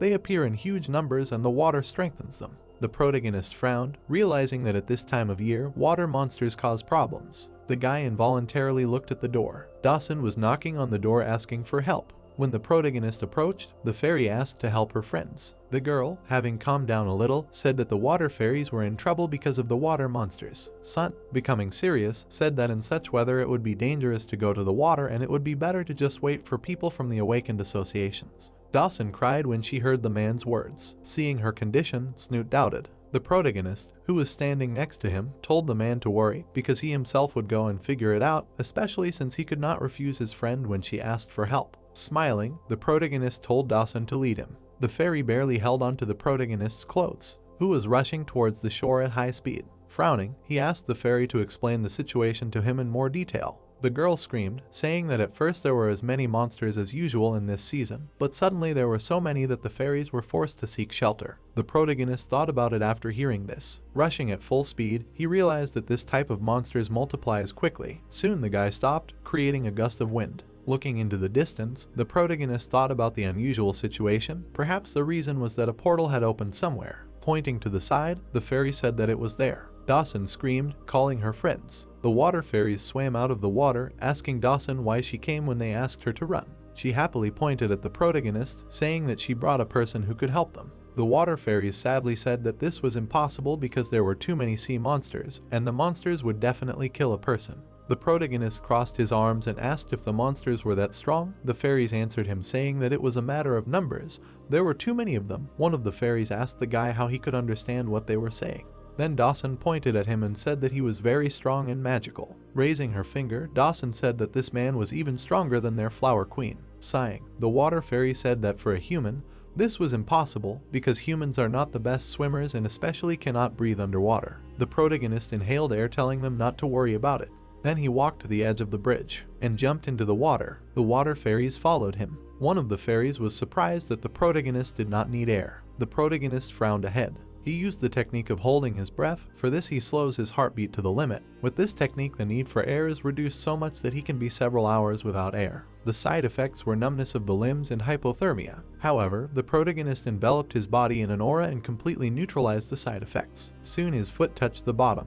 Right in front of him was a crowd of water spirits. The spirits were shocked to see a waterman. The spirits accompanying the protagonist said that Dawson brought him and he is their friend. The protagonist froze, feeling a threat nearby. He abruptly stretched out his hand to one of the spirits. The spirit looked at the protagonist and said that they cannot wait for him here because it is dangerous. However, the protagonist did not listen to him and swam deeper, but the monster he saw amazed him. It was a chimera, a connection between an octopus and a shell. However, it was not only the monster that amazed him, but the huge number of these monsters below. The protagonist's face darkened, realizing that there were hundreds of monsters. The monsters stretched out their tentacles, trying to grab the protagonist with them. Soon one of his hands was covered. A moment later, the other hand was covered by a tentacle. A second of hesitation and all parts of the protagonist's body were shackled. The spirits saw this and became very worried and scared. But the protagonist, being calm, noticed how the monsters injected neurotoxin through their thorns. For an ordinary person, such a dose of poison from all the tentacles would lead to complete paralysis.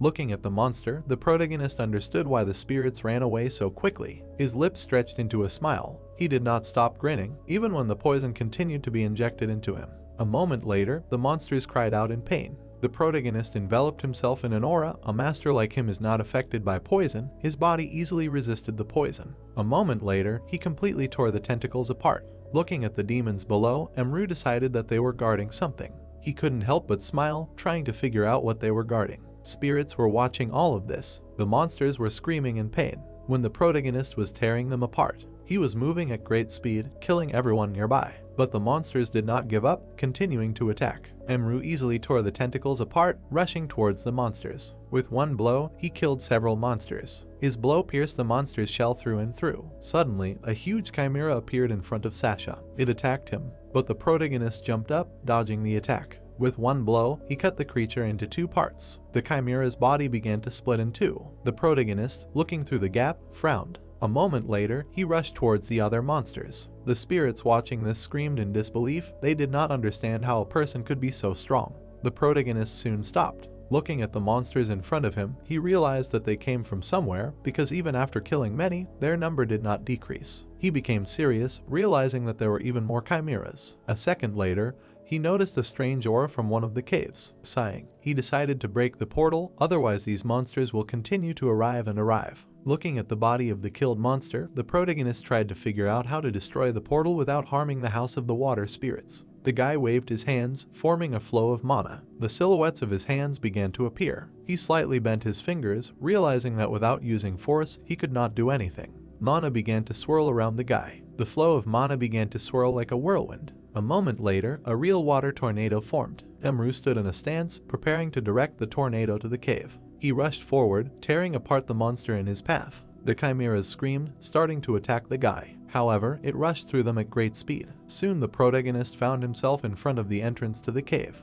He immediately swung his hand. A moment later, a tornado blew up the cave, destroying the portal. This explosion had enormous power, which greatly frightened the spirits. The consequences of the explosion even appeared on the surface of the water. A man walking along the shore shuddered. He immediately turned around, feeling a flow of energy. After a while, the protagonist came out onto the shore. Smiling, he asked for forgiveness for collapsing the cave. The spirits only smiled, saying that everything could be rebuilt. Suddenly, members of the association appeared, and the protagonist immediately realized that he had failed to hide the power of the blow underwater. Looking at the spirits, he quickly said goodbye to them, surprising them. A moment later, he disappeared from his place. He rushed home at great speed, forcing Dawson to suffer. Events take us to another part of the city. The man broke a glass of wine in his hand. Being furious, he realized that the portal had disappeared. At this time, the divers went underwater. What they saw shocked them greatly. Many monster bodies and traces of the battle were on the bottom. Soon they floated to the surface. The frightened diver told the chief that there were at least several hundred monster bodies for days. This amazed the man. He involuntarily thought, sea spirits even in the rainy season could only reach rank C. An experienced hunter could easily cope with several at once. But individuals who reached rank B can be found underwater. Usually such monsters were lured to land.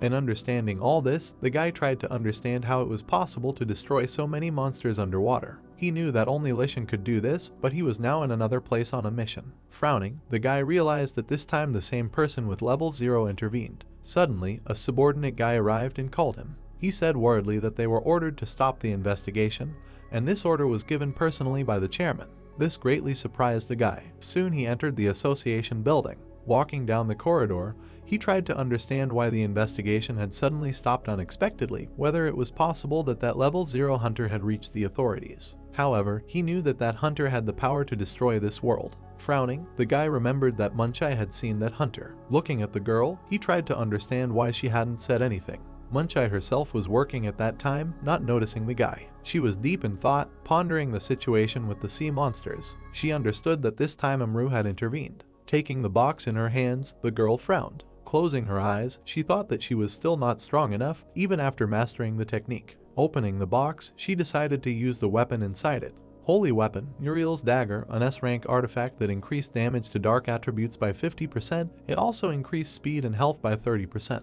This artifact was wielded by Hien, who was called the incarnation of Uriel. He was also Munchai's teacher, and also her first love. She always looked at him with admiration, a guy who was always friendly with everyone. However, the girl did not know that Jinho was watching everything. He, realizing that his feelings were unrequited, was simply disappointed. However, the situation changed during another battle with monsters. A huge ogre raised his club, intending to kill Munchai. She closed her eyes, expecting death. However, Hien dealt many blows in a second. He stood in front of the girl and asked if she was okay. The girl did not have time to answer as she noticed a wound on the guy's hand. She immediately screamed, saying that his wound on his hand was serious. Hien only stood in a stance, after which, looking at the monsters, he told her to leave while he held off the Cyclops. Then he died in the middle of the flames. Munchai cried, asking her lover to wake up and wait. The guy smiled, telling her to take these daggers. The guy looked at the girl and said that he wanted the title of Judge Uriel to pass to her. His eye began to close, and a moment later he died. At his funeral, Munchai could not hold back her tears. She could not use the daggers, because every time she looked at them, she remembered Hien's face. But now she still picked up the dagger. Now he will not endure and do nothing with the dagger in his hands, as it was last time. Looking at the dagger, the girl mentally said that she did not want the past to hold her back anymore. Jinho approached her and said that she finally decided to take the dagger in her hands. The girl smiled when she heard his words. Then she looked at the dagger and said that if she had used it earlier, she could have saved many lives. Jinho, being serious, looked at the girl, who nervously smiled and said that last time she could not even pull the dagger out of its sheath because she immediately remembered Hien. She closed her eyes and said that Hien left the daggers because he believed in her. Jinho finally smiled and asked if she had finally gathered her courage, taking the dagger in his hand. The girl stood up and said that she had to become stronger and not shy away from what she had to do. Jinho nodded after hearing her words. The guy looked at the girl and said that he was going to ask her something. Suddenly, he turned around and said that he could do it next time. Smiling at the girl, he asked her if she wanted to go somewhere when the rainy season ended.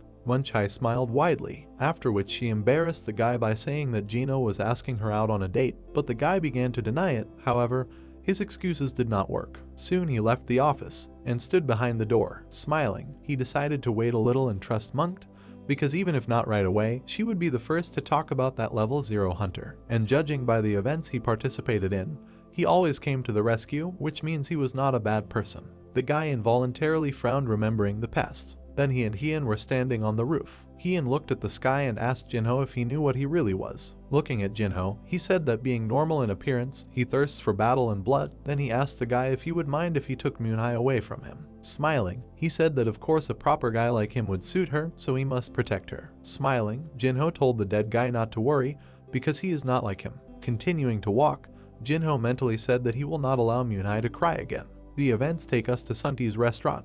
He approached the protagonist and asked if he had figured out the problem. However, seeing the serious look of the protagonist, he fell silent. His appearance slightly surprised Sunti. He took sake and offered him a drink, after which he sat down opposite him and asked what he was thinking about so much. The guy smiled awkwardly, and Sunt, seeing this, told him not to worry and to tell him. The guy smiled and said that he just wanted to live an ordinary life, but all the time it turns out that he constantly gets involved in some situations. The man thought about it, saying that for some reason he remembered the moment when he first learned about his abilities. Then Snoot was very surprised. The protagonist told him how he once had wealth and fame, but albeit late, but he realized how futile and fleeting it all was. And when all these unexpected events happened to him, he was convinced that all this was like a fleeting dream. Sunt smilingly said that he was amazed then that he was awakened, after he closed his eyes, and said that at that moment he greatly regretted how he was wasting his life with such abilities.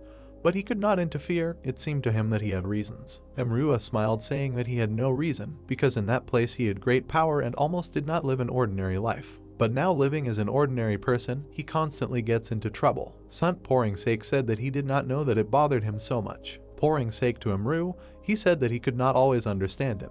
Handing the mug to the guy, he said that if such warm feelings remained in him, this was already proof that he was a normal person. After all, even their meeting took place only because he saved Heian. The protagonist was surprised by his words. The man smiled, saying that not only a quiet and calm life can be called ordinary, helping loved ones in trouble is also a part of ordinary life. A moment later, they clinked mugs. At this time, monsters filled the city. The protagonist, after talking with Sunt, put on a mask and fought with monsters. He just relaxed, believing that helping those in need is a part of ordinary life. The rescued girls looked at the monsters in amazement. Their bodies filled the area. The protagonist found himself on another street, mentally saying that it was good that he met Sunt. Taking off his helmet, he said that now he sorted out his confused feelings. The events take us to the bottom of the sea, to the king's chambers, where guards stood near the entrance. Suddenly, they shuddered. Their king was angry after learning about the death of several hundred monsters. His general, kneeling, told how an unknown person appeared and killed everyone. The general became nervous when Dagon asked him if he wanted to say that all this was done by one person. He immediately began to beg for mercy, being scared. However, this did not happen. His body was pierced by thorns. Dagon, sitting on the throne, said that there could be no mercy because even half was not filled. The lord of the water creatures looked boredly at the corpse of the monster, who was taken away by the guards. Then Dagon decided to simply send twice as many soldiers to the land. Soon another monster came and addressed the lord, informing him of Malin's arrival. Dagon frowned, not immediately understanding who had come. However, a moment later, he gritted his teeth in anger, not understanding why he had come to him. Leaning back on the throne, he ordered his subordinate to refuse Malin's audience. But a moment later, he opened his eyes. Malin, who had entered the throne room without an invitation, said that he was still his idol. Smiling, the man greeted the lord. He became serious and asked the man what had happened. Malin bowed his head, saying that someone was worried, because he remembered that the supply of pills was absurdly small. The man smiled slyly, saying that his lord was worried because he was leading an idle lifestyle. The guy smiled awkwardly, saying that he was trying and was no longer the same as before. However, Malin interrupted him by saying that the army of water monsters that occupied the land had been completely exterminated along with the portal. Dagon was shocked. He himself had only just learned of this. Malin frowned and asked if he had only trusted his people with the pills, had he still not realized how reckless such behavior was. The man shocked everyone by telling Dagon that this was why he was still in this form. He bit his lip in anger. Suddenly, a wave of mana spread out from him. He rushed towards Malin at great speed, and in his true form, he stood in front of him. Grinning, he asked the man what he said about him. Malin smiled widely and said nothing. And when Dagon passed by, the man said that he just came to tell you that someone was worried about him. After that, Malin hit the floor with his cane, and then Dagon, who passed by, stopped. Looking at him, Malin expressed hope for cooperation. Suddenly, Dagon returned to his childish form. He bit his lip in anger, and like a naughty child, he began to rage right on the floor. His servants immediately became concerned about his condition, and when they approached, Dagon stopped raging. He suddenly stopped, after which, remembering the guy who ruined his plans, he decided something. Being furious, he decided to personally go and kill him. At this time, on the shore, the hunters confronted the sea monsters. The guys fought with all their might, encouraging each other. Gyusen, being the commander of the 2nd Division, used his ability. He had control over plants. Thanks to this, he was able to bind the monsters, and since the monsters also had their own character depending on their properties, the flora monsters were a terrifying enemy for them. because they sucked out all the water trying to. If the rank matched, that water monsters became prey for plants. For this simple reason, the 7th Division easily dealt with monsters every year. One of the guys frowned, noticing something in the distance. Dagon was standing there. They approached him, mistaking him for an ordinary boy. He saw this and bared his teeth. The 7th Division was destroyed in a matter of seconds. Sitting on Gusen, Dagon said that he already wanted to leave. Sighing, the guy said that everything was starting to piss him off. Kicking the commander's body, he furiously said that such weaklings could not destroy his monsters. Suddenly, someone shouted, telling him to stop. Munchai yelled at the guy, asking what he was doing here. Looking at her, Dagon only smiled. The angry girl asked if he had arranged all this. He smiled and said that these scum could not do anything to him. Kicking Gusen's body, he said that he didn't even warm up before lunch. Jinho angrily screamed when he saw this. He gritted his teeth trying to understand what happened here. Frowning, he asked Dagon who he was anyway. He smiled when he heard his question. Then he rushed towards him saying that he was an ordinary hooligan. A stream of energy from his legs hit the couple. They were barely able to block the attack. Jinho and Myunkai were tense looking at the enemy. The guy raising his leg said that usually one hit is enough for him, but they were surprisingly able to withstand.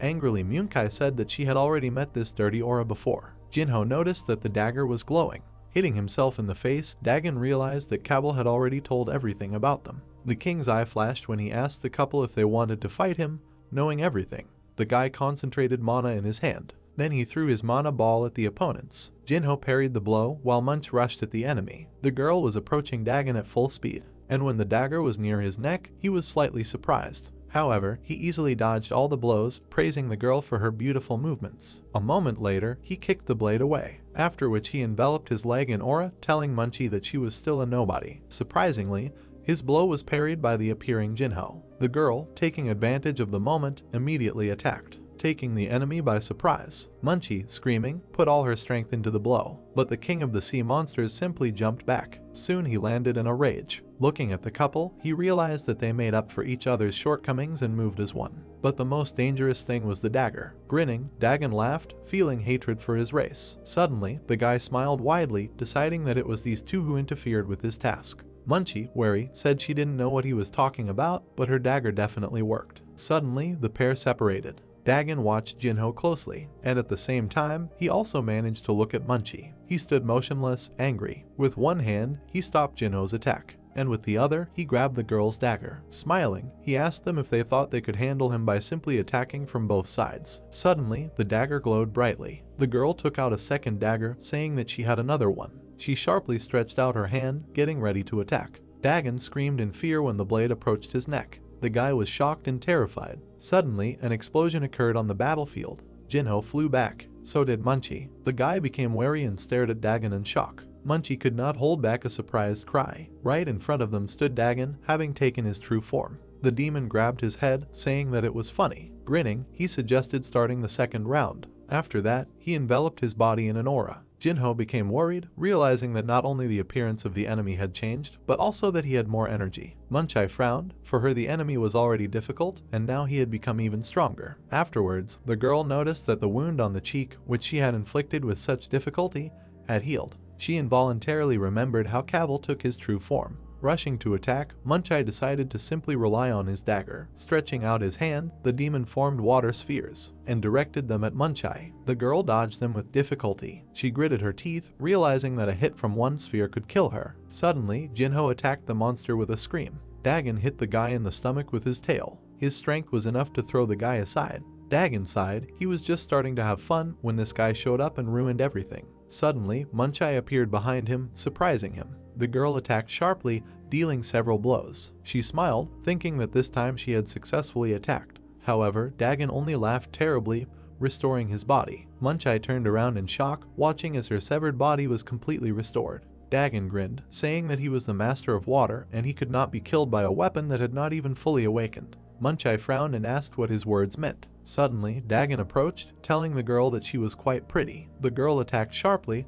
but the demon easily dodged. Looking at the girl, the demon offered to become his girlfriend. Sticking out his tongue, the lustful demon said that he could leave her alive until he got tired of her. Munchai attacked again, saying that she would never agree. Dagon unexpectedly blocked her attack, after which he formed a sword out of water, saying that he was sorry to hear such a thing. Soon the saber was fully formed. Dagon swung the saber and said that he would have to kill her right now. The girl was worried. She found herself in the worst possible situation, so she closed her eyes, expecting her death. But Jinho suddenly appeared and blocked the blow. Dagon was heavily hit by the attack from behind. He immediately jumped back. The guy stood in front of Munchai and told the demon not to dare touch Munchai with his dirty hands. The girl worried about Jinho and asked how he used the skill while in the rain. He answered her by saying that he had mastered the skill of blocking space. Jinho was an expert in electrical engineering, and as in the plant world, electric-type abilities have tremendous power against the properties of water. However, such skills had a problem. In the rainy season it was impossible to use these skills. After all, due to the fluid property of water, there is a danger of unintentional damage to random objects. Therefore, Jinho mastered the skill of blocking space.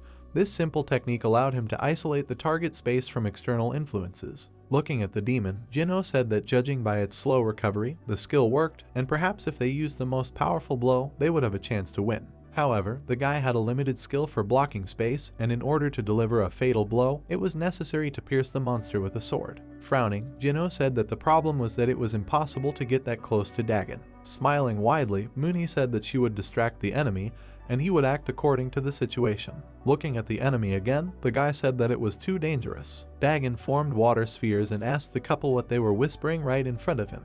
Jinho tensed up when he saw the enemy fully recovered. A moment later, the two of them rushed to attack. Dagon sent water spheres at them, and while Jinho barely blocked them, Muni dodged the projectiles. Dagon bared his teeth. He was in pain from the electric shock, but his enemy was slow, so it was enough to simply hold him. Looking at the girl, the monster realized that he was not in too much trouble. Suddenly, a sphere of water appeared in front of the girl. She immediately raised her dagger and reflected two projectiles. Seeing how the projectiles changed trajectory, Dagon cried out in surprise. The girl appeared right in front of the demon, saying that although she could not hit him, she could certainly interfere. Dagon in response only formed his saber. Munchai passed by him, cutting the demon's side. He just stood there enjoying the pain. The wound on his side began to heal quickly. Dagon turned around abruptly and, striking, told Munchai that her blows no longer worked on him. She said nothing, getting into a stance. Suddenly, she smiled slyly, and the demon suddenly tensed up, feeling pain. His chest was pierced by Jinho's sword. Looking at the tip of the sword, Dagon asked the guy when he managed to get closer. Instead, Muni answered, saying that Jinho couldn't dodge the fire and get closer to him at the same time, so she had to distract him, and then, despite the fact that the guy was close, he didn't notice him. She used the changed trajectory of his bullets to block the demon's view and slowly approached. Jinho, standing behind the demon, said that he lost because he overestimated his strength. A moment later, the guy released his aura and screamed, as did Manhwa. Electricity formed at the tip of the sword, causing Dagon to scream in pain. A second later, he lost consciousness from the pain, and fell to his knees, and then completely fell to the ground. Jinho frowned watching this, and when the guy asked in disbelief if they had defeated him, the girl screamed at him asking him not to repeat the cliché for resurrecting dead enemies. And indeed, Dagon laughed greatly, frightening the couple. The demon began to stand up, saying that he was very excited. Standing up, Dagon praised the couple for managing to inflict wounds on him with a completely ordinary weapon. The guy smiled widely and said that he was made of water, and when there was water around, he was completely immortal. Jinho abruptly rushed into the attack, intending to inflict a few more blows, but Dagon easily dodged, saying that he did not want to charge anymore. After he formed spheres of water, Jinho began to repel them, saying that it would not help him. The guy jumped into the air, concentrating lightning in his sword. The opponents crossed their blades. Dagon smirked and told the guy that he was too narrow-minded. Then he asked him why his girlfriend was not helping him. Jinho abruptly turned around after his words, and he saw Munchai imprisoned in a sphere of water. Dagon then told the guy that after looking at his technique, he decided to create something similar. Jinho abruptly released lightning on the blade, after which he rushed to Munchai while continuing to analyze the ability of the enemy's device. Munchai screamed, trying to warn the guy, but she could not. Jinho was struck by the attacks of the sea demon. Blood gushed from his mouth and wounds. Munchai could not hold back her tears at the sight of this. The demon laughed terribly watching the guy's efforts. He abruptly pressed him to the ground with his knee. Then he grabbed him by the hair, telling him to watch how, because of his haste, his colleague was slowly dying. Jinho watched his beloved suffer in the sphere of water. Plunging into darkness, he asked for forgiveness from her, and his hand, finally exhausted, fell to the ground. The demon raised Jinho's head and realized that he had simply lost consciousness, albeit at the most interesting moment. Standing up, Dagon said that he was tired of everything, so he would just kill everyone. Forming drills from the water, he told the girl that she would die the most painfully. The girl herself froze in horror. She closed her eyes, asking someone to help her. Then someone kicked the demon on the head. His blow created a powerful gust of wind, simultaneously destroying half of the demon's head. After that, the protagonist landed nearby. Munchai, thanks to the weakened control of the demon, was able to get out. Dagon himself suddenly turned around in horror. He did not feel anything until the enemy approached. This greatly frightened him. The protagonist began to approach him. Taking off his helmet, he asked Dagon if he was that very large snake. Munchai took advantage of the moment to drag away Jinho's body. She looked at the battlefield with concern. Looking at Imra, she tried to understand how he was able to find out about everything. The protagonist himself frowned, remembering the past. A few minutes ago, Heian asked him to look there in fear. Looking towards the shore, she said that there was a very large snake that torments people. And when the protagonist came, he saw the bodies of scattered people. He saw the unconscious Jinho, because of which he asked Dagon in rage if he was a huge snake that torments people. Dagon himself was scared, feeling that the air had become different. He realized that the level of Imru was different from all the others. Grinning, he asked him if he thought that he could call him a snake with impunity. Directing the spheres of water at the guy, he said that he was the great lord of water, Dagon. The protagonist stood motionless as the spheres approached him. A moment later, they hit the target, creating a small explosion. Dagon laughed at this. Suddenly, the protagonist appeared right in front of him. Dagon immediately crossed his swords on his chest, trying to block the blow. A moment later, the protagonist's fist hit his blades and pierced them through along with his body. Dagon began to cough up blood, not believing that someone had broken the water sword so easily. He immediately jumped into the air, concentrating the water in his palm. Having formed a huge hammer, he decided to simply use great force. His hammer struck the place where the protagonist stood. The demon smiled again upon seeing this, but the protagonist easily parried the attack with one hand. Frowning, he asked Dagon if he thought that only he controlled the water. The guy began to control the streams of water, and they began to circle around him. Dagon, landing on the ground, was amazed to see this. He turned sharply, getting ready to leave, when the protagonist formed a tornado. Rushing away, the demon convinced himself that he was not running away, but simply strategically reorganizing himself. However, what he saw greatly shocked him. The stream of water was already behind him. The protagonist struck the demon with one blow and passed him. The barely alive demon tried to understand how the man could defeat him. Barely conscious, Dagon realized that this man had dealt with all of his servants alone. However, he could not even imagine that the enemy was so strong. Dagon glanced at the guy, comparing him with the one he met in the fiery hell. The guy's eye widened when he remembered this place. Then he was chained, and a monster of unprecedented strength was looking at him. That incredible pain from the fire and the all-consuming feeling of despair haunted Dagon. He burned, then was reborn, and then burned again. And was reborn again. That pain seemed like an eternity to him. The demon froze in horror and despair. He did not want to experience this again. With his last strength, the demon formed his body, telling himself that it was better to die than to go through hell. All the water in the area began to gather around Dagon. It swirled around his sphere. The protagonist, watching this, was calm. Dagon changed his appearance to a huge snake. The protagonist looked at him and said that he already knew everything about him. Smiling, he asked if he was that big snake. The snake waved its tail, ordering the protagonist to shut up. Imru did not react to the approaching tail. He easily stopped the blow with one hand and deflected the attack to the side, after which he rushed forward. At the same time, he began to concentrate aura in his hand. The protagonist got into an attack stance, and with one jerk, he hit many places of the enemy. After that, it appeared above his head. Suddenly, the demon's tail attacked him, and with one blow, he threw him aside. The protagonist landed on his feet. Frowning, Imru could not understand how his blow did not affect the snake. He stuck out his tongue and said that this was his final form. Rushing at the guy, he told him that his pathetic fists could not hurt him. The protagonist grabbed the snake's fangs, holding him. However, he was able to raise his head up, destroying buildings. Once he carried Gino and barely managed to dodge the fragments. The snake destroyed all the houses that came his way. Looking at Imra, the demon asked if he thought that only water was subject to him. After saying this, he once again pushed the protagonist off the building. The protagonist finally let go of the snake and began to fall down. He immediately attacked him with his tail, and with one blow, he slammed the guy's body into the asphalt. Laughing terribly, the snake said that they were on completely different levels. A moment later, the demon froze in surprise. He looked at the cloud of dust trying to find the protagonist. He came out of the smoke, showing his completely unharmed body. Dagon looked at the guy and asked his name. Tearing the remains of his clothes, the protagonist said that he saw no need to tell the name of some snake.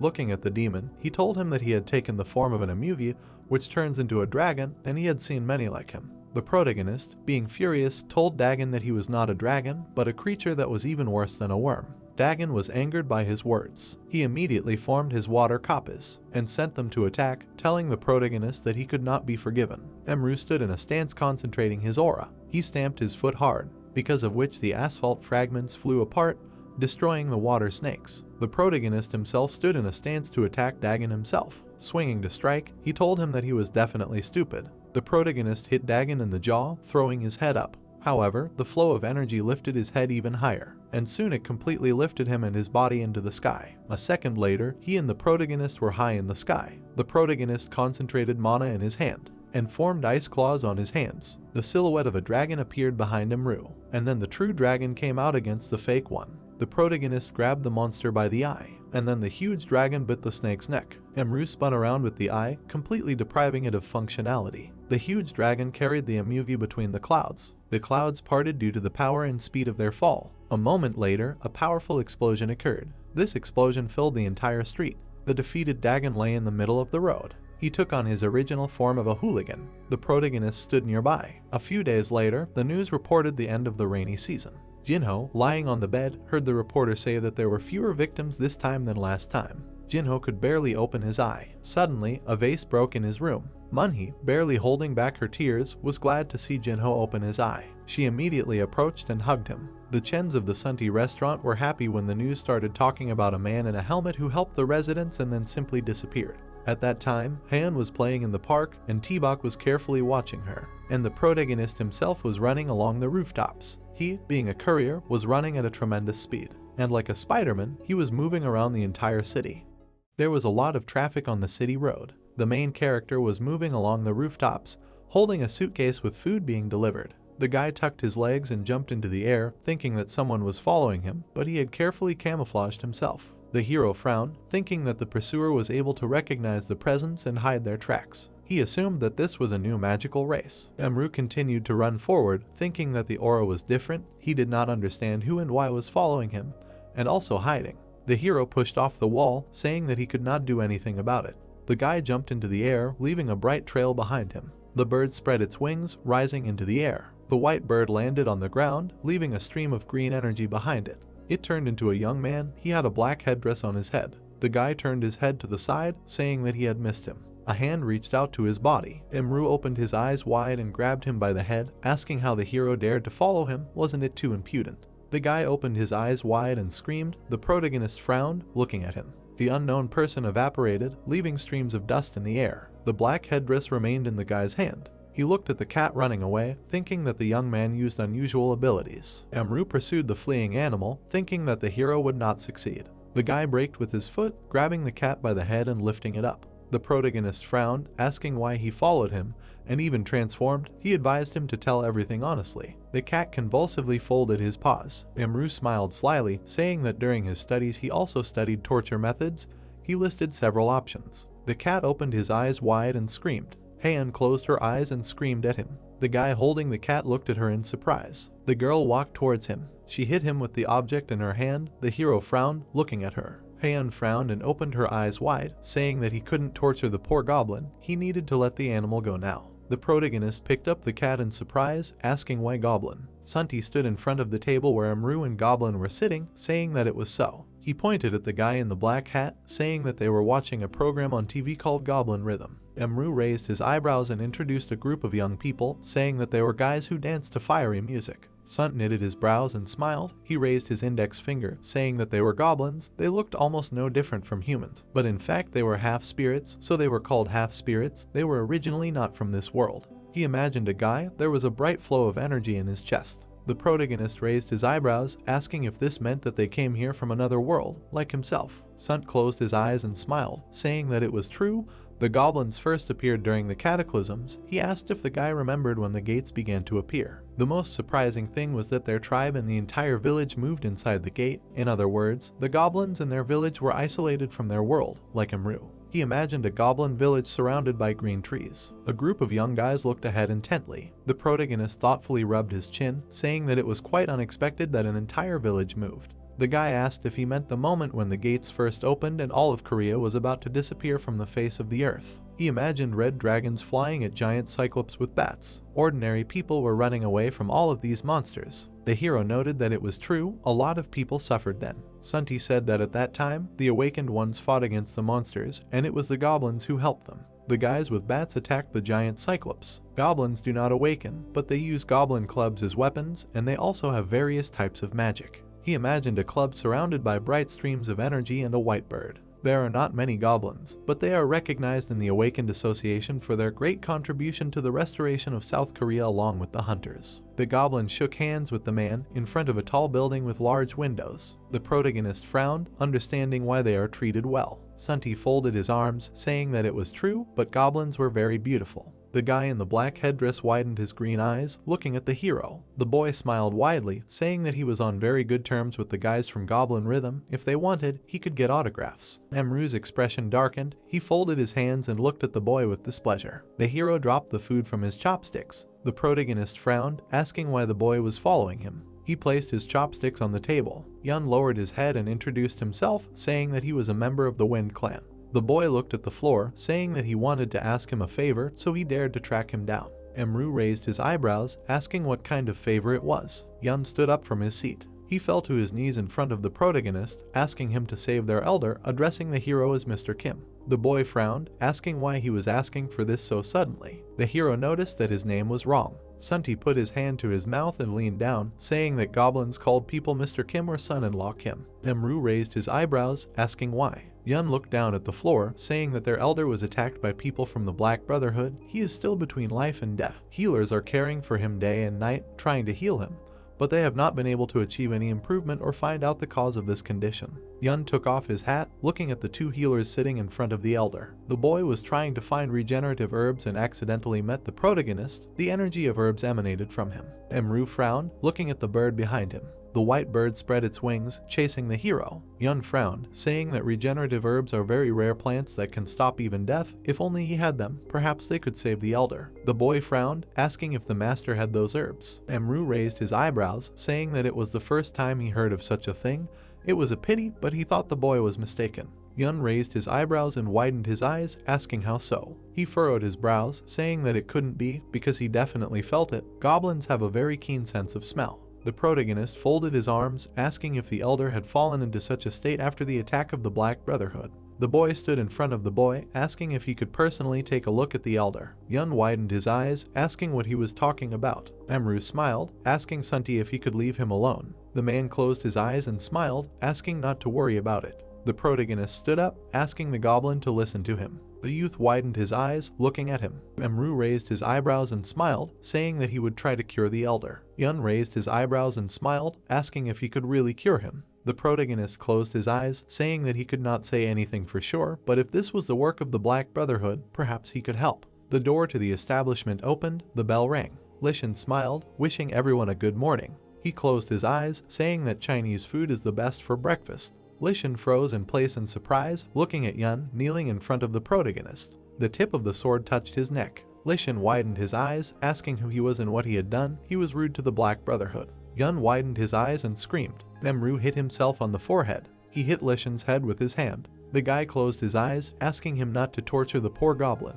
Lishan sat down at the table and folded his arms across his chest, saying that something similar had happened recently in Chongqing province. The protagonist asked what he was talking about. The guy looked ahead, saying that an rank gate had appeared there, but for some reason the radar network monitoring the gate had stopped working, so no measures were taken in time. As a result, that gate began to work in the opposite direction and, as luck would have it, a Black Brotherhood appeared nearby, as if they were sitting in ambush, and attacked the goblin village. People riding black wolves appeared from the portal with bright energy. Fortunately, the goblin garrison was able to fight off the Black Brotherhood and the monsters, but during the battle, the elder was injured, after which he was unconscious. The guy with the goblin club stood in front of the bodies of the defeated monsters and people. The elder fell to the ground, with a weapon lying next to him. This is a serious incident that could cause political problems. The association is preparing to respond to them at any time. Behind the tall building with windows there was a dark sky. Behind the elder was a squad of goblins. Emru frowned, thinking that goblins were important beings responsible for the security of the state.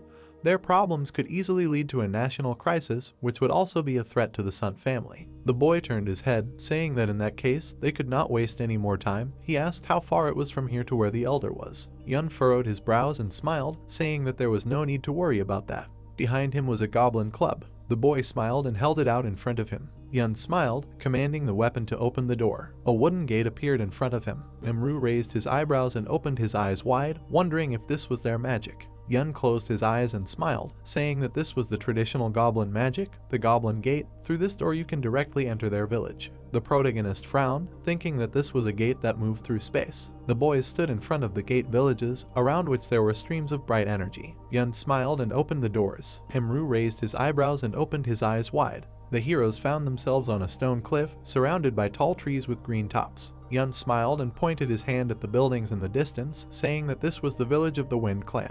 Imru looked ahead, thinking that there was a huge tree and traditional houses, but there was something else. The boy frowned, asking if this was the sky created by the barrier. The protagonist noted that he felt like he had entered a parallel world, like an inventory or a gate. Yun smiled, saying that this was part of the Chongqing province. Most goblins, except for himself and a few of his friends, adhere to conservative values. The village and a small area of forest were surrounded by a translucent sphere. The boy said that there were several barriers above the village to prevent outsiders from entering. Lishan looked ahead, asking if this meant that the Black Brotherhood was trying to break through these barriers. Yun put his hands forward, saying that it was, but they failed. He noticed that the scenery here was completely different from the outside. The boy pointed at himself with his thumb, saying that lately there were more and more goblins who often came outside, like himself. Lishan brought his hand to his mouth and leaned towards Imru, saying that one of the chiefs and overseers in the Silver Tower was also a goblin. The protagonist raised his eyebrows in surprise. He imagined Heian and Yun, thinking that the girl said that there was a goblin among her friends. Most likely she guessed it herself with the help of the priest's eye skill. The heroes approached the buildings located among the rocky terrain. Lishan folded his arms and raised his head, saying that up close the tree really did look huge. Imru frowned, saying that was true, but the aura it gave off was also impressive. Yun closed his eyes and smiled, saying that it was a sacred tree. The boy asked what that meant. The goblin said that, unlike humans, goblins were born from the fruit of a sacred tree, and the branch the fruit hung on later became a club, which they used for the rest of their lives. Inside the fruit was a human embryo. The boy stood with a club in his hand, bright streams of energy around his body. Goblins and clubs had one beginning and one end, and when they died, they returned to the sacred tree again. The heroes looked at the giant tree, with bright ribbons tied to its trunk. Yun smiled, saying that by human standards, it was like a mother and guardian spirit for them, and the barrier above the village was also held by the power of the sacred tree. Lishan raised his eyebrows, asking how long goblins usually live. The boy smiled, saying that it was about 1,000 years. Yun awkwardly raised his eyebrows and scratched the back of his head, saying that he was already over 100 years old, but he was still young. Imru and Lishan exchanged nervous glances. The boy laughed. The hero smiled, noticing that Yun had already returned. The boy with blonde hair smiled and raised his hand, saying that the boy had gone to get the regenerating herb and returned so quickly. Yun sadly knitted his eyebrows and shook his hand, saying that he had not been able to find the herb. The boy looked at him sadly, saying that nothing could be done about it. The hero raised his eyebrows, saying that they should go outside and altogether look for the regenerating herb. The boy opened his eyes and mouth in surprise, asking if those two were the Kim Lords. The goblins behind him began to peek out, asking if that was really the case. The goblins surrounded Lishan and Imra, touching them and asking what they were doing there. The hero asked how long it had been since he had seen them. The boy raised his hands, saying that he was sure that they were fortune-telling goblins. Yun closed his eyes and raised his fist to his mouth, saying that he did not have the herb, but Mr. Kim had come here to cure the elder. The boy widened his eyes, asking if this was true. The goblins began to happily toss Imra up and down, shouting that the elder could be cured and that he would now be healthy. The protagonist raised his eyebrows, looking down and thinking that they were very positive, maybe optimistic. The hero took a step forward. Kyonan, one of the goblin leaders, appeared in front of the crowd of heroes. The boy frowned, asking if Mr. Kim could cure the elder. He approached the protagonist. Kyonan frowned, and a bright stream of energy appeared behind him. Lishan frowned as he stood next to the protagonist. Imru frowned, thinking that the goblin was looking at him as if he wanted to eat him, although the boy knew that he looked rather suspicious. He wondered if the goblin would not just let him meet the elder. Suddenly, Kenan grinned and told the boys to follow him. He would lead them to the elder. The goblin turned around and said that he had not behaved in the best way, so he apologized, after which he said that he had served the elder for several hundred years. The protagonist stepped towards him and apologized for interrupting. He looked at the goblin's back and asked why he decided to believe him, because he could be in league with those who tried to harm the elder. Kenan, with a sarcastic smile on his face, explained that goblins can immediately recognize a lie. Even if goblins believe a lie, it means they just do not want to quarrel and give in.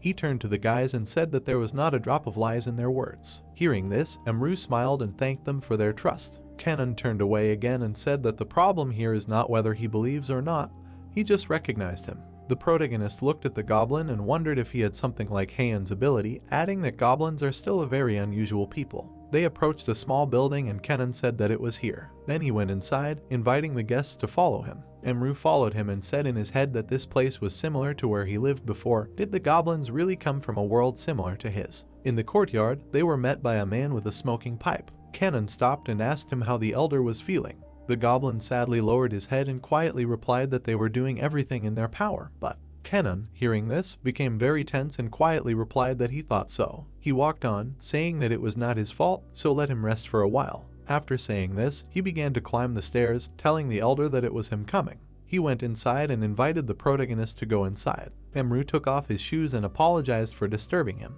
Inside, he saw a man with long white hair lying on the floor. His body was bandaged in places. Looking at him, the protagonist said in his head that he was the elder of the goblin tribe, adding that although he was in a serious condition, he felt a power in him that was much more powerful than the leader. Emru knelt in front of him and thought about how his energy was at the S-rank level and this powerful warrior was brought to this state.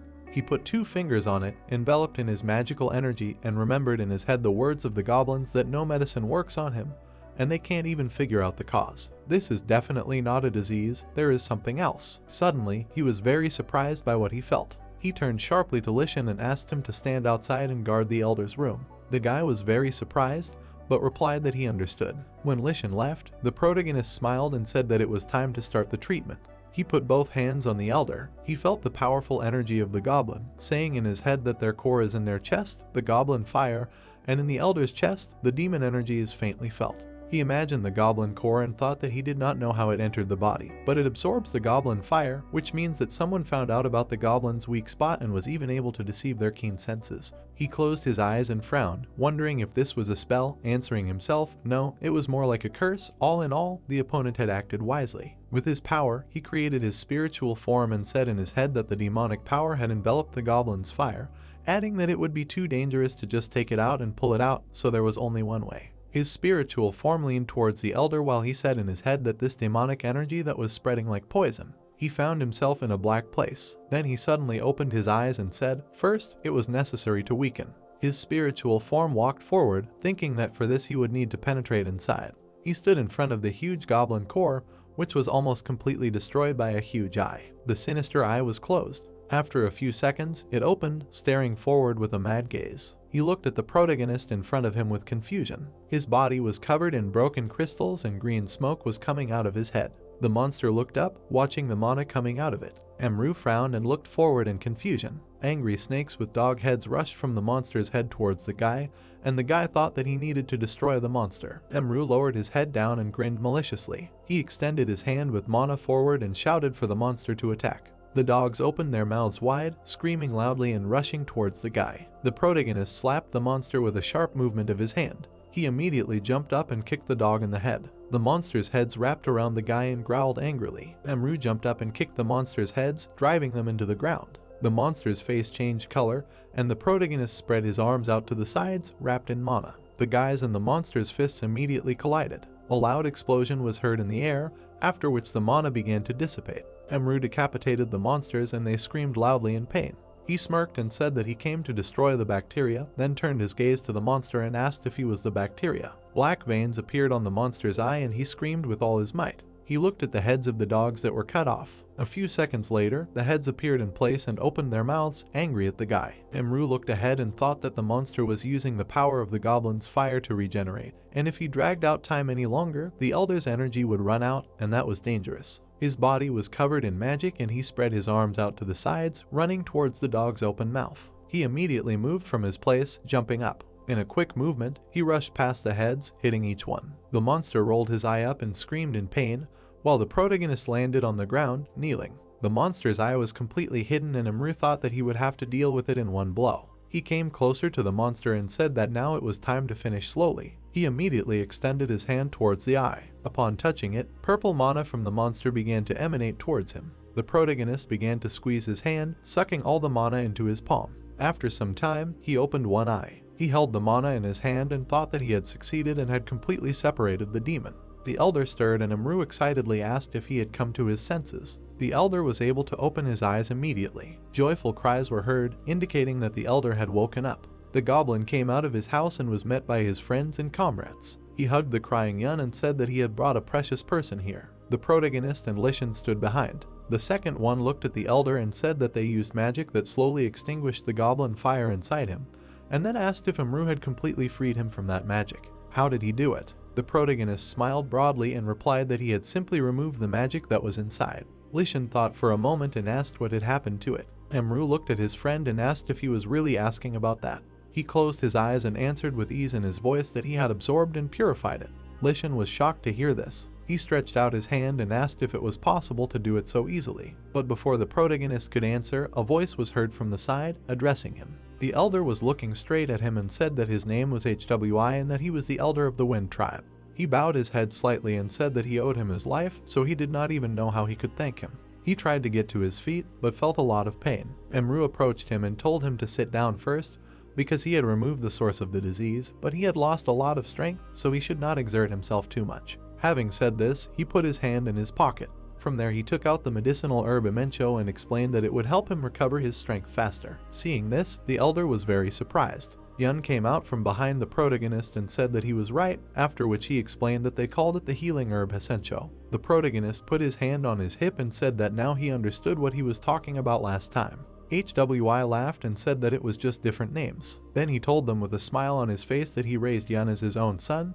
He volunteered himself, said that he would find a special person and definitely save him. Hearing this story, Amru smiled widely and said that to be honest, he himself was going to come to them because he wanted to ask something. Hearing this, HWI was surprised and asked to ask him. After a while, they were sitting at the same table, and the protagonist asked if he could tell them more about what happened. The elder drank some of the brew and said that this was not the first time the Black Brotherhood had attacked the goblin village. He had always been unclear about what exactly they were trying to achieve. Suddenly, he looked closely at the protagonist and said that this time he noticed something strange. Descending into his memories, he said that unlike the previous attacks, this time they brought a large pack of wild animals with them. It felt like they had carefully prepared for the attack. However, at that moment, he did not attach much importance to it. There were simply a few more of them, but still not enough to withstand them. After the battle was over, HWI said that to be honest, even a few skilled craftsmen could have dealt with them. There were more of them than usual, and fewer craftsmen. Perhaps that was why he suddenly felt some kind of incomprehensible anxiety. And at that moment, an enemy rushed at him from a blind spot. A weapon appeared, from which an unpleasant demonic aura emanated. The elder repelled the attack, but it crumbled too easily, as if it was specially created to break into pieces. These fragments rushed towards HWI. One of them pierced his body. A terrible pain pierced his body. He immediately dealt a crushing blow to the enemy. The elder sat on the ground, leaning on the weapon, and tried to catch his breath, spitting blood out of his mouth. Kenan noticed him and screamed loudly, trying to call out to him. He stepped on the guy's face and asked what he did to the elder. The guy lying on the ground smiled widely. Kenan looked closely and saw a capsule in his teeth, asking in fear if it was poison. HWI sat on the ground, putting his hand on his chest, trying to breathe. He looked down and only then realized the reason. He fell face down on the ground and thought about why the Black Brotherhood was larger in number and why they lured him in, deliberately setting up an attack that was doomed to fail from the start. Amru frowned and said that they did not intend to break through the barrier, but rather to strike the elder with a weapon.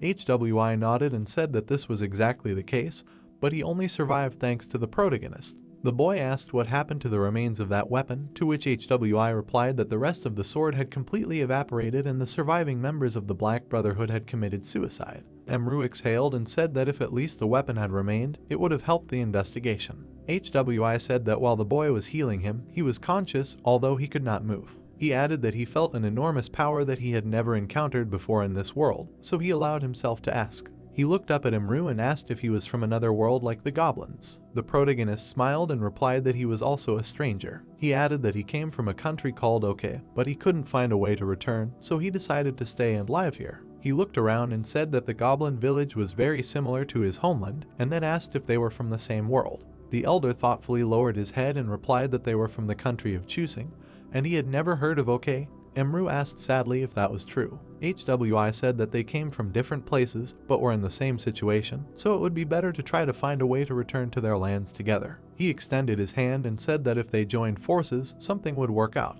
The protagonist smiled, looking at it. He extended his hand and they shook hands. A few days later, Hanshin's aide said that the Minister of Defense was asking if it would be possible to meet him tomorrow. He added that the minister said that he wanted to apologize for the matter of attacking the Goblin Elder. Hanshin coldly replied that he should schedule a meeting for tomorrow. The boy said that the minister had called them immediately after learning that Mo Yun was a traitor. The president turned around and yelled that the Goblin Elder might have died, and if he felt guilty, he should wait another day. The boy nodded and the president added that he had to go somewhere personal. The boy said that he could drive him, to which Hanshin replied that it was personal. The boy extended his hands and said that he could not allow the president to go alone because it was dangerous. Hanshin put on his jacket and said that he was going to an ordinary Chinese restaurant to have dinner there. On his desk were photos with the protagonist's face blurred. The elevator descended to the first floor. The doors opened and Hanshin was behind them. He buttoned his jacket and said in his head that they said this guy managed to heal the Goblin Elder, but there was a high probability that this was a lie.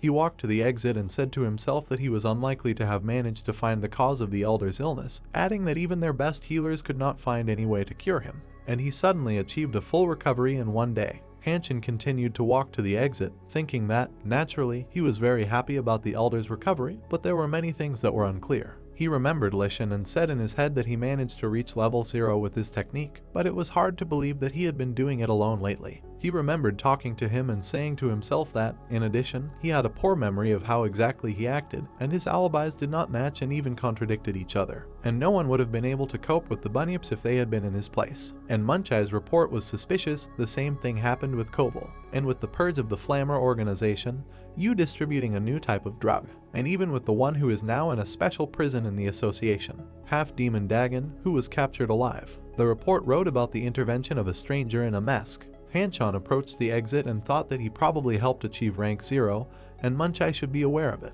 Jinho most likely already guessed. There were no reports, but he did not give the order to track down this stranger because he made some kind of contract with him. In exchange for teaching them the technique, he promised not to bother him. But if all these mysterious incidents were solved with his help, then he is an awakened one, possessing more power than Lishan. No, perhaps he is even more powerful than anyone in the world, and it is unknown what will happen to the country if they anger him. The old man went outside and said that he could not leave alone a person who posed a threat, so he did not tell anyone and conducted his own investigation. First, he assigned a man to follow Lishan and Munchai without naming his goals. As he expected, their routes coincided in many ways. For example, the Chinese restaurant Spring Pavilion, and also that guy whose appearance could not be discerned in the photos. Either the delivery man of this restaurant is the awakened one, or he is somehow connected with him. He walked to the restaurant with a very serious face and said in his head that today he will personally meet him and check who he is. The fate of the entire country depends on it. One thing is good, it seems he is ready for dialogue. He stood in front of the building and looked at his watch, saying that if necessary, he would have to risk his life. Otherwise, he would not help them. He twisted his watch, on which he selected the appearance of an old man. His entire body lit up and began to change. After a few seconds, he took the form of an old man. The president pulled his cheek and said that it was unnoticeable. He used the appearance-changing artifact invented by Master Sakal. Suddenly, a drop of water fell to the ground. Suddenly, the drops turned into a fast rain. The man raised his head and asked what kind of rain was around. Then he covered his head with his hand and ran to a taxi by the road. After getting into it, he asked the driver to give him a ride to the area he needed. The car drove to the place he needed. All this time, two people were watching them. They were the leaders of the Black Brotherhood, brother and sister Jiang and Hong. Hong folded his arms and asked if this old man was the president of the association. His sister lowered her binoculars and said yes, then asked where he was going without security, having changed his appearance. Her brother looked at her and laughed, saying that everything would go faster now, adding that this way they would soon become famous. Young looked at her brother and said that she thought he recognized their abilities. Yes, it was all for him. It was raining heavily that night. There were a lot of orders and they had to close early because they ran out of food. There was a frying pan with contents on the stove. There were a lot of vegetables on it. Sunti threw the food up, turning it over to fry it better. The protagonist looked up attentively, holding the bottles in his hands, and thought that on a rainy day, it was impossible to resist onion pancakes with rice vodka. Sunti smiled and drooled when he said that it would be simply unforgettable. The protagonist laughed and said that the man really loved food so much that he simply admired him. He immediately turned to the side. He looked at the stack of pancakes and asked if it was too much, to which Sunti asked in confusion when he managed to fry so many. He shouted that he didn't even notice it himself, and Amru suggested calling someone. Sunti replied that Han and her mother had gone to another city to film, and Hayek probably wouldn't come because of his diet. The protagonist put the bottle to his mouth and thought about inviting Lishan or Yunsi. Hearing a knock on the door, they asked if they really had a visitor. The old man opened the door and asked if they had already closed. He immediately looked up, exclaiming loudly. He saw the protagonist, who was the mysterious awakened one. He thought that he barely felt the aura, but he knew for sure that he was familiar with the method of training the aura of the awakened one, which means he knows how to hide his energy. But where did President Hanchon get such confidence from? The president's most outstanding skills are leadership qualities and the ability to recognize the abilities of others. This skill was not an awakening skill, it was from a completely different realm that could not be explained, and it was also one of the secrets that allowed him to successfully continue to manage the Silver Tower. Sunti looked at the old man and scratched his head, saying that they were already closed. The old man turned around and thought that he saw the guy's face, and that was something, when suddenly a voice called out to him from behind. Sunti smiled and asked if he liked onion pancakes with rice vodka. There was food on the table. The old man knocked over the plate, drinking all the vodka. He took the plate away from his mouth and exhaled happily. He shouted that this was the best thing to do on a rainy day, and Sunti replied that he fried too much, as if he knew someone would come. The old man grinned and thanked him, saying that they were hardly expecting guests, but now they were treated to a drink, to which the man objected and said that the old man knew how to drink. He laughed and said that the old man had drunk so many bottles but was still as strong as a cucumber, to which the old man laughed and said that he had not had a drink for a long time, so they would tear everyone apart. Sunti shouted at the old man to drink until the bottom, and at that time the president forgot about his goal. The protagonist took a sip and thought that it was no wonder that he worked so much that he did not have time to drink. He grinned and thought that he immediately guessed that this old man was the president of the association. He remembered Yunsi's words, who said that Hanshin would become a great man, because if it were not for him, Korea would not have existed by then. She added that he was the one who carried out the duties of the head of state, and he was the one who was suitable for the role of the president of the association. Emru looked at him and thought that, as the girl said, he was emitting the very same energy of the president, and then wondered why he had changed his appearance and come to the restaurant. The light bulb began to sparkle and they looked up. The light suddenly went out. Chong and Hong immediately appeared in front of them, emitting light, and shouted that it was time to start hunting the tiger. Chong and Hong were on the roof of the spring pavilion. Chong put her hands on the roof and directed a stream of lightning. It became stronger and brighter with each passing second. Her brother stood behind and licked a kunai. At this time, the light in the restaurant began to flicker. Suddenly it went out, and the old man said that it seemed like the lights had been turned off. Sunti looked at the ceiling and replied that they had recently changed the light bulbs. Only the protagonist looked ahead thoughtfully. The owner of the establishment scratched his head and asked if their effect had already worn off, adding that he would quickly go and check. No, Emru answered firmly and put a candle on the table. He stood up from the table and said that he would go himself. He looked at Sunti and said that the owner should not leave when there is a customer, right? Owner, he asked with a smile on his face. The man looked at his friend in surprise. The next second, he smiled and answered, okay, adding that then he was asking the protagonist for a favor. The old man looked at Emru in surprise, without answering. Sunti looked at him and said that he thought that he would quickly solve the problem. At this time, the protagonist was heading for the exit. Sunti added that his employee was very capable. At this time, many electric lightning bolts emanated from Chong, while she said in her head that the ability to absorb all the energy of the one she touches is her ability. She stood up and said in her head that the benefits of this skill were that she became physically stronger depending on how much she absorbed. Also, while she was absorbing the energy of the crystal that generated electricity, she was able to achieve the onset of pitch darkness. The girl spread her arms and told her brother that everything was ready, while saying in her head that when absolute darkness comes. Hong turned around and said to himself that it was his turn. He said with an ominous smile on his face that he would quickly figure it out and come back. He lowered his leg from the roof and said to himself that in the complete darkness that his sister created. He jumped off the roof, and his body was enveloped in powerful magical energy. He said with a wide smile on his face that no one would be able to see him anymore. While he was in the air, his body became transparent. When he landed, he said in his head that his skill was the perfect camouflage in the darkness. He raised his head and said with a crazy smile on his face that thanks to this, none of their targets had survived so far. Suddenly, he heard footsteps and looked in their direction. He saw the protagonist standing in front of him. Emru was just standing there and looking at where the scared Hong was now standing. The guy took out a knife and said in his head that he was going to quietly finish off only the chairman, but there was nothing he could do. He quickly jumped up, heading towards the protagonist and saying that he could not leave evidence behind. He quickly brought the knife to Emru's neck and said to himself that he was going to die now. Suddenly, the protagonist raised his hand and blocked the opponent's strike. Hong looked at the guy in shock and wondered if he had deflected the strike, but how? He could not see him or even feel his presence. Suddenly, Emru's fingers appeared in front of his face. The protagonist gave Hong a very powerful flick on the forehead. Such a blow threw the mercenary far back, but Hong managed to come to his senses and did a somersault in the air. He landed on his feet and slid backwards on the floor. He looked at his opponent and with a cold sweat on his face, he wondered if he could see him despite the complete disguise, but how could he, because he looks like an ordinary guy. Beads of sweat started to flow down his face and he screamed, asking if the guy was really a secret agent of the Silver Tower. They stood opposite each other and looked at each other. Emru pointed his finger back and said that he was just a delivery guy from a restaurant, to which Hong screamed that he was lying. The protagonist began to take slow steps forward and said that Hong was bothering their customers and he would not allow him to do so because they had a special customer today. His face changed and added that the guy should leave quietly. Hong began to cover the abrasion on his face with his hand and asked if Emru really thought that he could do anything because he hit him once. Jiang immediately flew up in the air, screaming that they would not listen to some freak. She activated the mana in her hand and directed it at Emru. She smiled widely and thought that she would use the energy she had received and put it into a blow, because after that the guy would not remain whole. Emru noticed her and immediately extended his palm upward. The girl wondered what was going on, because did the guy really compensate for her energy? She pressed her fist against his palm and the protagonist sternly said that she could not use someone else's. He immediately grabbed the girl by the wrist. He turned her over and threw her to the ground with all his might. Blood spurted out of her mouth in different directions. The protagonist turned around, asking if the guy wanted to continue. Turning around, he did not see the enemy behind him, which surprised him. He continued to look around in shock. Hong quickly ran forward, thinking that his sister had absorbed the energy of an entire building, which meant she could handle Emru. Jumping to the ground, he smiled and thought that he would leave the guy to her. He stood in front of the restaurant and thought that he should take care of their target. He smirked and frowned and looked into the restaurant, thinking that out of all the people they had targeted, no one had managed to survive yet.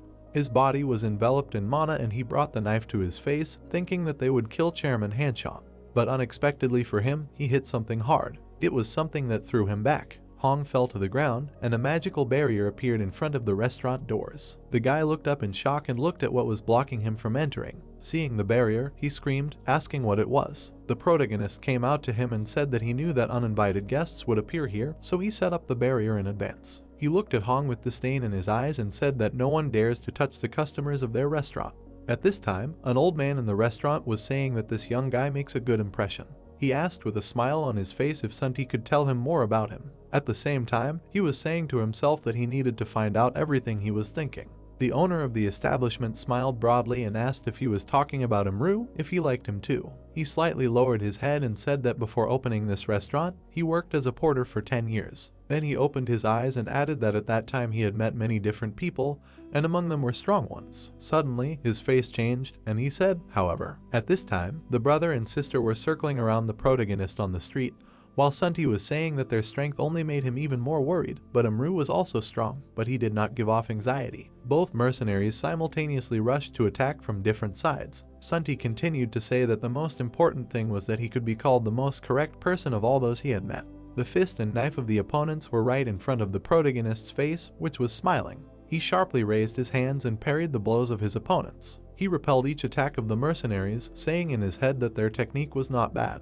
Hong pulled his knife forward and rushed to attack. Jiang threw out her leg and flew at the enemy, but the protagonist easily repelled the blows of both opponents. He said with contempt and disrespect in his eyes that it was not enough. Both his hands struck the opponents. Hong and Jiang flew in different directions from the powerful blow. Hong fell to the ground face down. They were both defeated with one blow. The protagonist put his hands behind his back and said that he did not understand why such excellent skills would try to commit an evil deed. Then he told them to behave themselves in the future, but before he could finish speaking, he saw wires around him. Jiang was holding some of them in her hand, laughing madly and saying that he did not notice her. The wires tightly tied Emru's hands and body. Hong jumped towards his sister and shouted that their opponent was caught, and Hong shouted, asking if he thought they would stupidly attack him without a plan.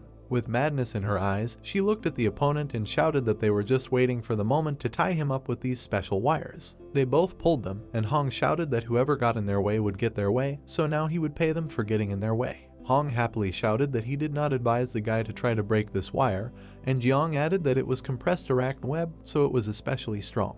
The protagonist looked up at them in confusion and asked if they were talking about the spider monster from Gangwon. The guy laughed and repeated that it was a special wire created from arachne web. He immediately added that it would be impossible to break it with force, and then looked forward in shock. Emru was enveloped in magic and was able to break the wire in one movement. Chan and Hong opened their mouths wide in surprise, looking at the guy. The protagonist took the wire in his hand and said that it was definitely beyond their power. He picked it up and looked at them with a smile. The old man asked if the guy was the right person. He said that if the one with power uses it with the right heart, there will be peace on earth, he continued. He looked at the man and asked if that was true. Sunti exhaled and said that he didn't even know. He said that if for the right person power is a reason to give up his life, then maybe Imru is. He fell silent, then added that he would give up his power and most likely choose an ordinary life. The old man slightly opened his mouth and looked at him in horror. The light bulb began to crackle, then lit up again. The men looked up and Sunti said that the electricity was back on. The protagonist returned to the restaurant and said that it took longer than he thought. He began to approach the table, when suddenly the old man asked if the guy's name was really Imru. The guy turned to him and answered that it was true, then asked if he really wanted to tell him something. The old man folded his arms over his chest and said no. He looked up at the guy and said that he just wanted to thank him. He replayed in his head all the events in which Imru saved the people, then smiled. The protagonist looked at him and said that he was grateful for it. He grinned and said that thanks to him, Korea remains healthy. He smiled and sincerely thanked the old man.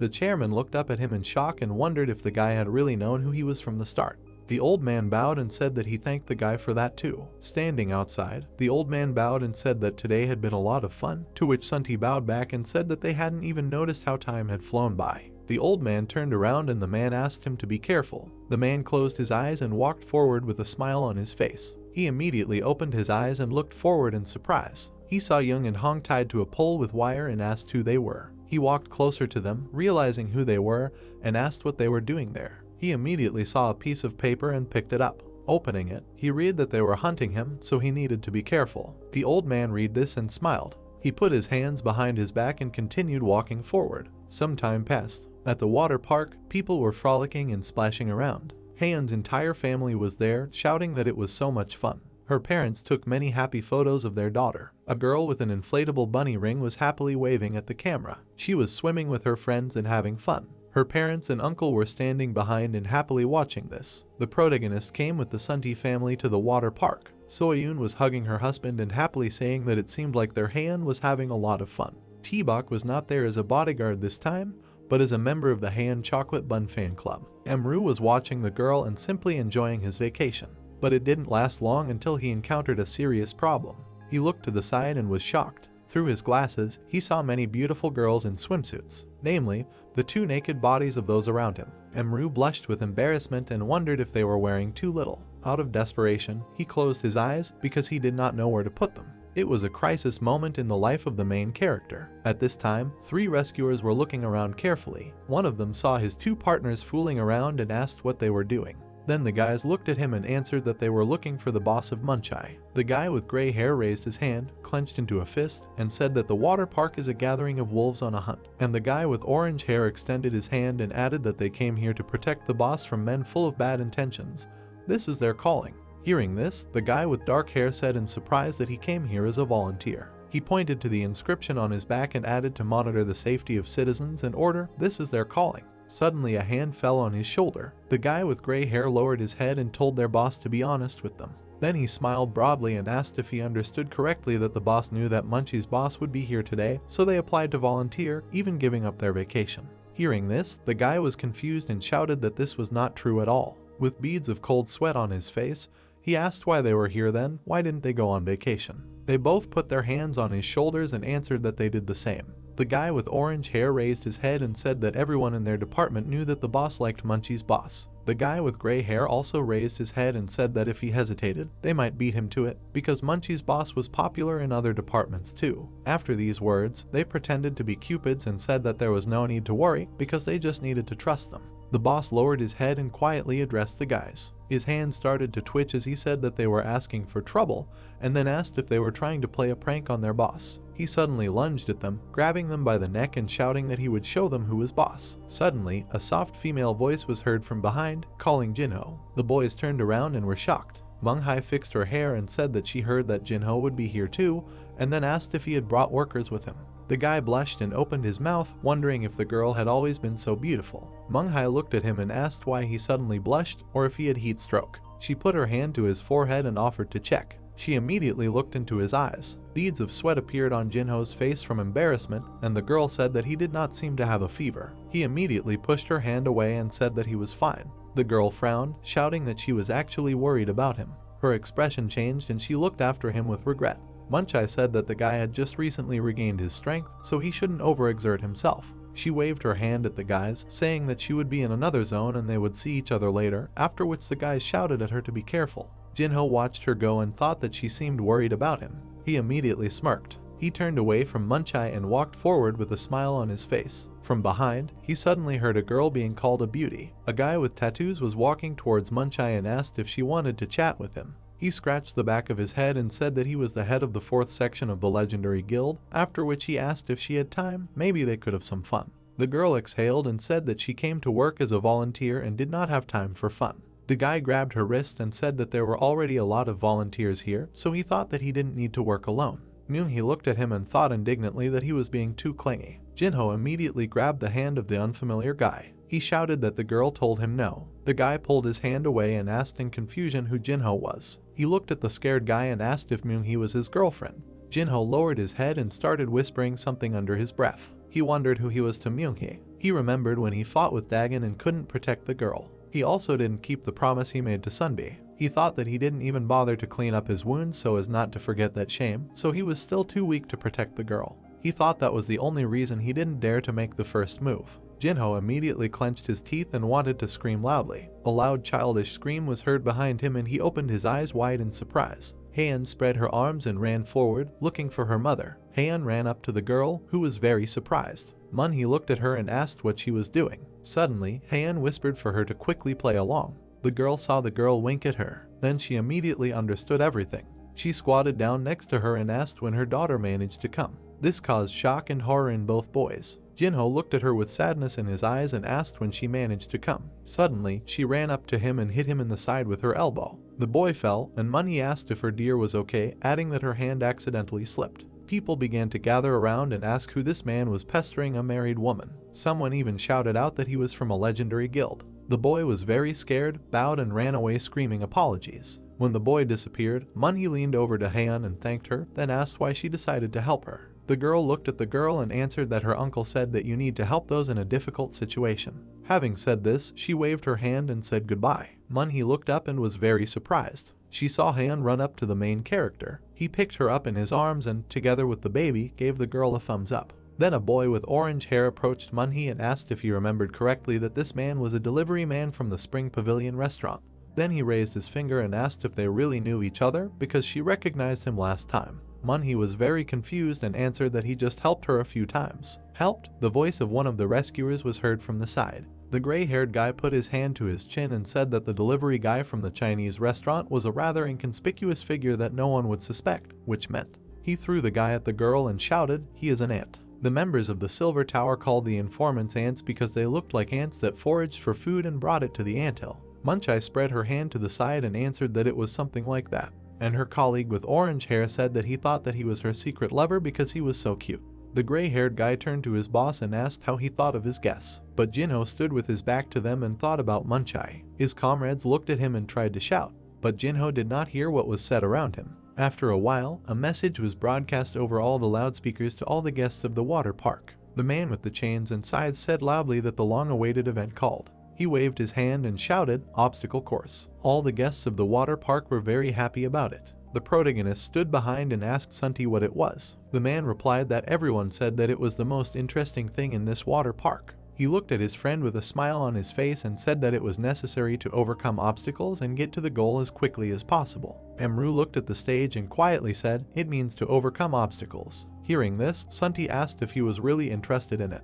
The protagonist remembered his childhood and said that it was like a training session he had long ago. Smiling, he said that these were good memories. The host said that anyone can participate in this competition, regardless of whether they are awakened or not, and naturally, they can only use physical enhancement. A man in the crowd frowned and shouted if it was too much of a benefit for the awakened, and someone else asked if there was a prize. The host shouted loudly that soon everyone would see for themselves that there were no concessions for the awakened, and of course, they had prepared a prize. He pointed to the side and added that it would be a new car from the N company. People in the crowd looked at the car with interest. The host smiled and said that if anyone wanted to participate, It was not too late to sign up because they needed to find their employees and apply. He immediately shouted that he hoped for people to actively participate. Haeun turned to the main character and asked if he would participate, to which the guy replied that he would just watch. She exhaled and said that she wanted to ride in that red car, after which Imru asked if that was the main prize. The girl looked up dreamily and said that if they had such a car, they could all go on trips together. The protagonist smirked and thought that he couldn't disappoint Haeun. He smiled and said that he would try, which made the girl happy and called her uncle the best. She blew him a kiss and said that if the guy won first place, she would kiss him. Imru clenched his fist and thought that he needed to do his best. The host announced that they would have an obstacle race, which offered new challenges in each event. He looked at the participants and said that many people had signed up to participate this time, so they were in for a hot competition. He wondered what kind of obstacles awaited them today and who would be the winner who could overcome all the obstacles. He began introducing the participants and shouted that the youngest department head from the legendary guild. He looked at the guy and said that it was Manga. The guy smirked and thought that a bunch of stupid people who didn't understand anything didn't even know the significance of this event.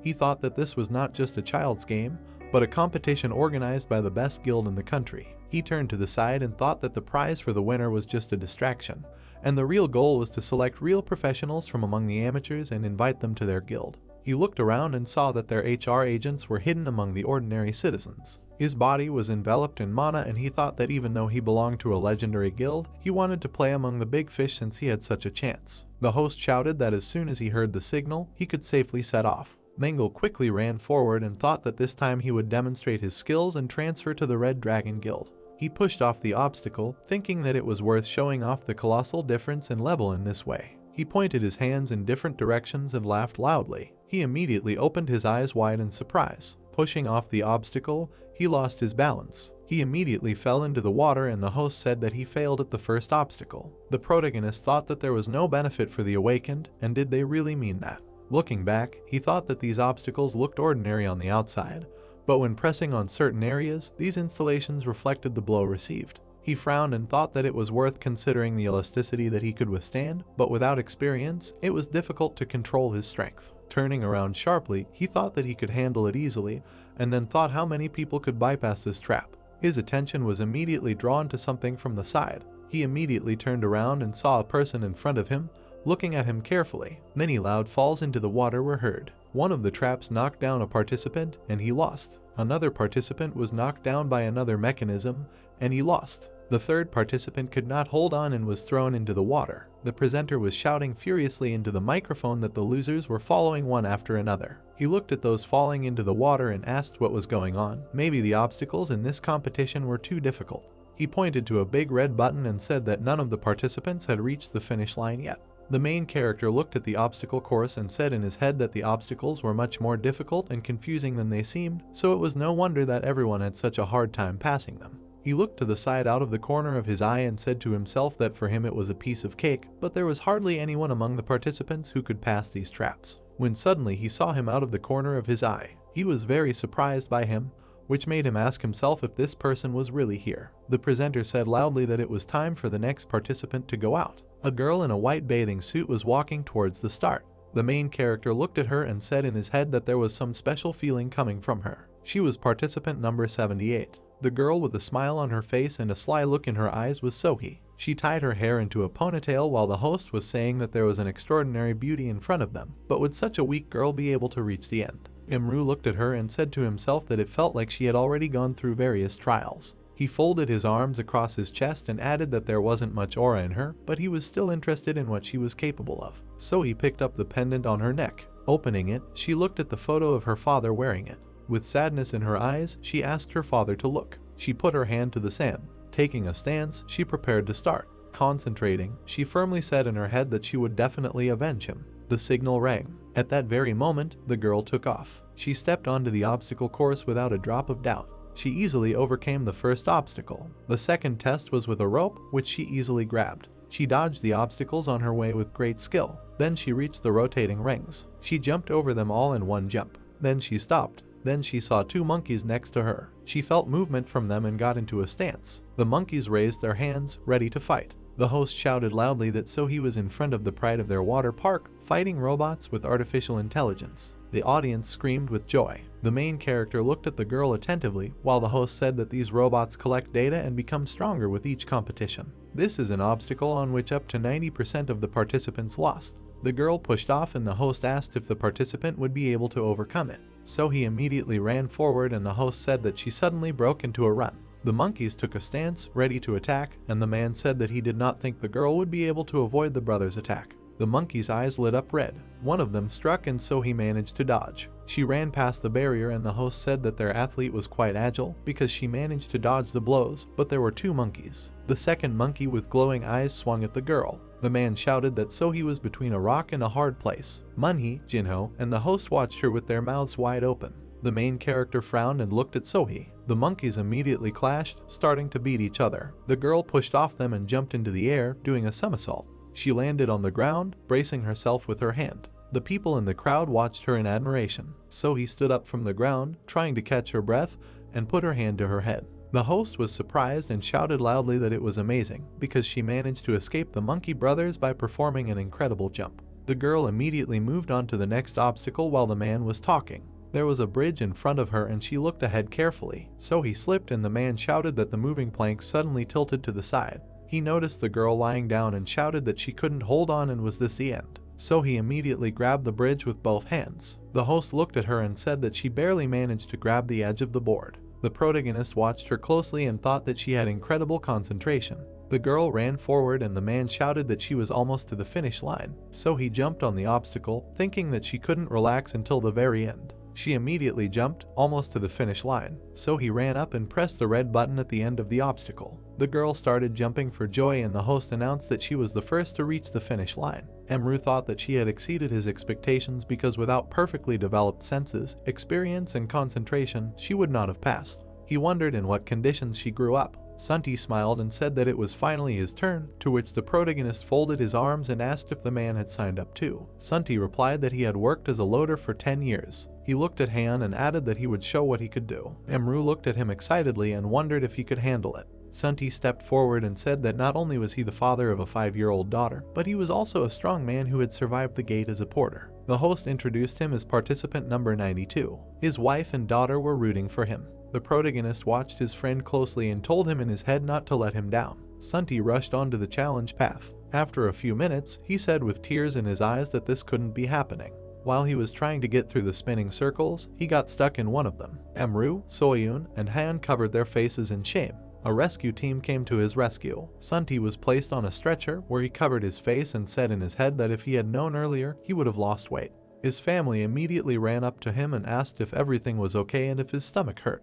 Heian looked at her father and said that he was still the best, and her mother confirmed this with a warm smile on her face. Sunti looked at his family with tears in his eyes. The protagonist approached him and said that he was still a good boy because he did everything he could. Sunti smiled shyly and said that it seemed that this was all he could do. They shook hands. Suddenly Sunti turned pale and wanted to ask Imran for something, but did not have time and lost consciousness. Soyun and Heian looked at their dear person with tears in their eyes. The protagonist looked at his friend and said in his head that Sunti was so ashamed that he lost consciousness, but his courage was quite worthy of praise. The atmosphere was getting heated, people were making noise. The next participant was approaching the start. It was the main character. He took off his shirt, and the host said that he did not write anything about himself, a mysterious man. Then Imru took off his glasses. He looked at the obstacle course in the beautiful sunlight. All the girls around him looked at him and said that he was very handsome. Heian was sitting on her father's neck and supporting her uncle. The main character looked at her and saw her happy smile and the blush on her cheeks. This made him smile warmly. The host said that until now, the participant number 78, Sohee, was in the lead. The girl was looking at Imru intently. The host also said that she set an incredible record of 4 minutes and 4 seconds. Then he waved his hand and asked if the main character could beat this record. "Get ready, go," he shouted, and Imru took off. He stepped onto the challenge path with incredible speed. He passed the first obstacle with ease, saying in his head that he was remembering the years when he trained to be an assassin. Another obstacle was flying at him, which Imru looked at in flight and said in his head that this, of course, could not be compared to these obstacles, which were like toys. He imagined an axe flying at him along with the platform, saying that there were real weapons back then. He gracefully stepped on it with one foot, after which he did a beautiful backflip. He landed on the platform, but imagined that he was in his past. The guy immediately raised his head, looking forward. He saw a bunch of arrows flying at him in front of him. He immediately moved from his place, quickly running forward. He continued to run, not looking back. He immediately pushed off the ground with his foot and imagined how he dodged the arrows. He spun in the air, flying past the weapons. After the obstacle, he landed on the ground, leaning on his hand, and turned to the side. He raised his head and looked ahead with a frown. The host shouted that the guy had completed the spinning circles in a matter of seconds. People in the crowd shouted that Imru was very cool, and the man added that he was showing incredible moves. The guy stood in front of the monkeys and the driver said that this was not the end. The monkeys took a stance and their eyes lit up looking at the main character. Imru ran towards the obstacle with a grin on his face, and the man said that the guy was running without any hesitation. Running closer, he saw how the monkey brothers aimed 2 blows at him at once. They continued to quickly stretch their arms forward to attack the participant. The guy's mana immediately appeared in front of their faces. Imru suddenly stretched his arms forward and hit the monkeys' faces with all his might. He jumped into the air, throwing his legs over their shoulders, and with a sharp movement tore off their heads. He immediately let them go, throwing them down. The host's eyes and mouth widened at the way the boy fought, while so he watched him closely. Imru looked at the remains of the metal and whispered that he did not mean to break them, while the host shouted in shock that the contestant broke the monkeys with ease. Manhwa's mouth opened and thought that if she said that the protagonist tried to hold back his strength, no one would believe it. Imru put his hands behind his back and quickly passed the next challenge, and the man said that before they could even look back, he was in front of the last obstacle. The boy immediately pushed off hard, jumping up. He easily jumped onto the swing and began to swing from side to side. A few seconds later, he landed near the finish line and quickly walked over, pressing the end button. He stood proudly, looking forward, and the host announced that he had reached the finish line. He shouted that the protagonist passed in just 2 minutes and 31 seconds, and this had never happened before in history. Imru walked out to the crowd, scratching the back of his head awkwardly, and thought that he should have walked more slowly. Jinho thought that he was an incredible man, and his partner replied that the Red Dragon Guild would immediately want to invite him. Noonhee overheard their conversation and laughed, saying that she didn't think so. She raised her index finger and added that Imru was an F rank. Jinho replied that he had amazing physical skills, but if he was a D rank, they would have invited him to their guild. Heian threw herself into her uncle's arms, kissing his cheek and happily shouting that he was so cool. The protagonist picked her up and they pressed their cheeks together. So he turned to look at Imru, looking at his back, and wondered who he was. Some time passed. The spring pavilion. Yunsi was cleaning the table, and the protagonist was next to her. The TV was showing the news, which announced that the topic of the day was the phantom thief Black Cat. He warned of an upcoming crime again. The man said that Black Cat was going to steal the H1's tier diamond from the Heroes Museum at 10 o'clock tonight. As for Black Cat's statement to the Awakened Association, Imru looked at the TV and asked what kind of phantom thief Black Cat was. Yunsi put her hands on her hips and replied that he only stole diamonds, adding that he had already stolen many jewels and only failed with one. The protagonist looked at his colleague and said that no matter what abilities he had, he was just a thief, and then asked why there was so much noise around him. The girl raised her finger and replied that they said that he had more than just outstanding abilities. He always warned in notes in advance about his plans, but no matter how much security they tightened, they had never been able to prevent kidnappings. And the strangest thing is that he returned all the stolen diamonds. Hearing this, Imru was very surprised and asked, did he return everything he stole? But why? Yunsi shrugged and said that she herself did not know. In the end, no one was hurt, and apparently, the Black Cat even had fans. After hearing this, the main character raised his hand to his chin and thoughtfully said in his head that he sends warnings and returns what was stolen. Does he really just want to brag about his abilities? Suddenly, the door to the restaurant opened. The guys turned around and saw Lishan. The guy ran into the establishment in horror and began to beg Imru for help. Night fell. The Museum of Heroes. Heian looked at the diamond with shining eyes. Tearing herself away from him, she turned to the main character and screamed, "It sparkles so much." Imru looked at the diamond and asked if the Black Cat was really going to steal it. Lishan replied that everything was correct. Then the protagonist looked at his friend and asked why he was needed here, to which the guy scratched his head in confusion. With a drop of sweat on his face, he replied that to be honest, he had been at the scene of the crime twice, but he had not managed to arrest the thief. Hearing this, Imru was very surprised and asked if he was really so clever that even he could not catch him. He got a little angry and asked if he was really inviting Little Hand to such a place. To this, Lishan smiled and replied that otherwise he would not have gone, but would have said that he would stay at home to watch TV series. The protagonist looked to the side and said, "By the way." He pointed with his gaze at a large crowd of people and asked who they were. Many of them were wearing cat costumes, and on signs they wrote that they loved the Black Cat. Lishan exhaled heavily and explained to his friend that they were fans of the Black Cat,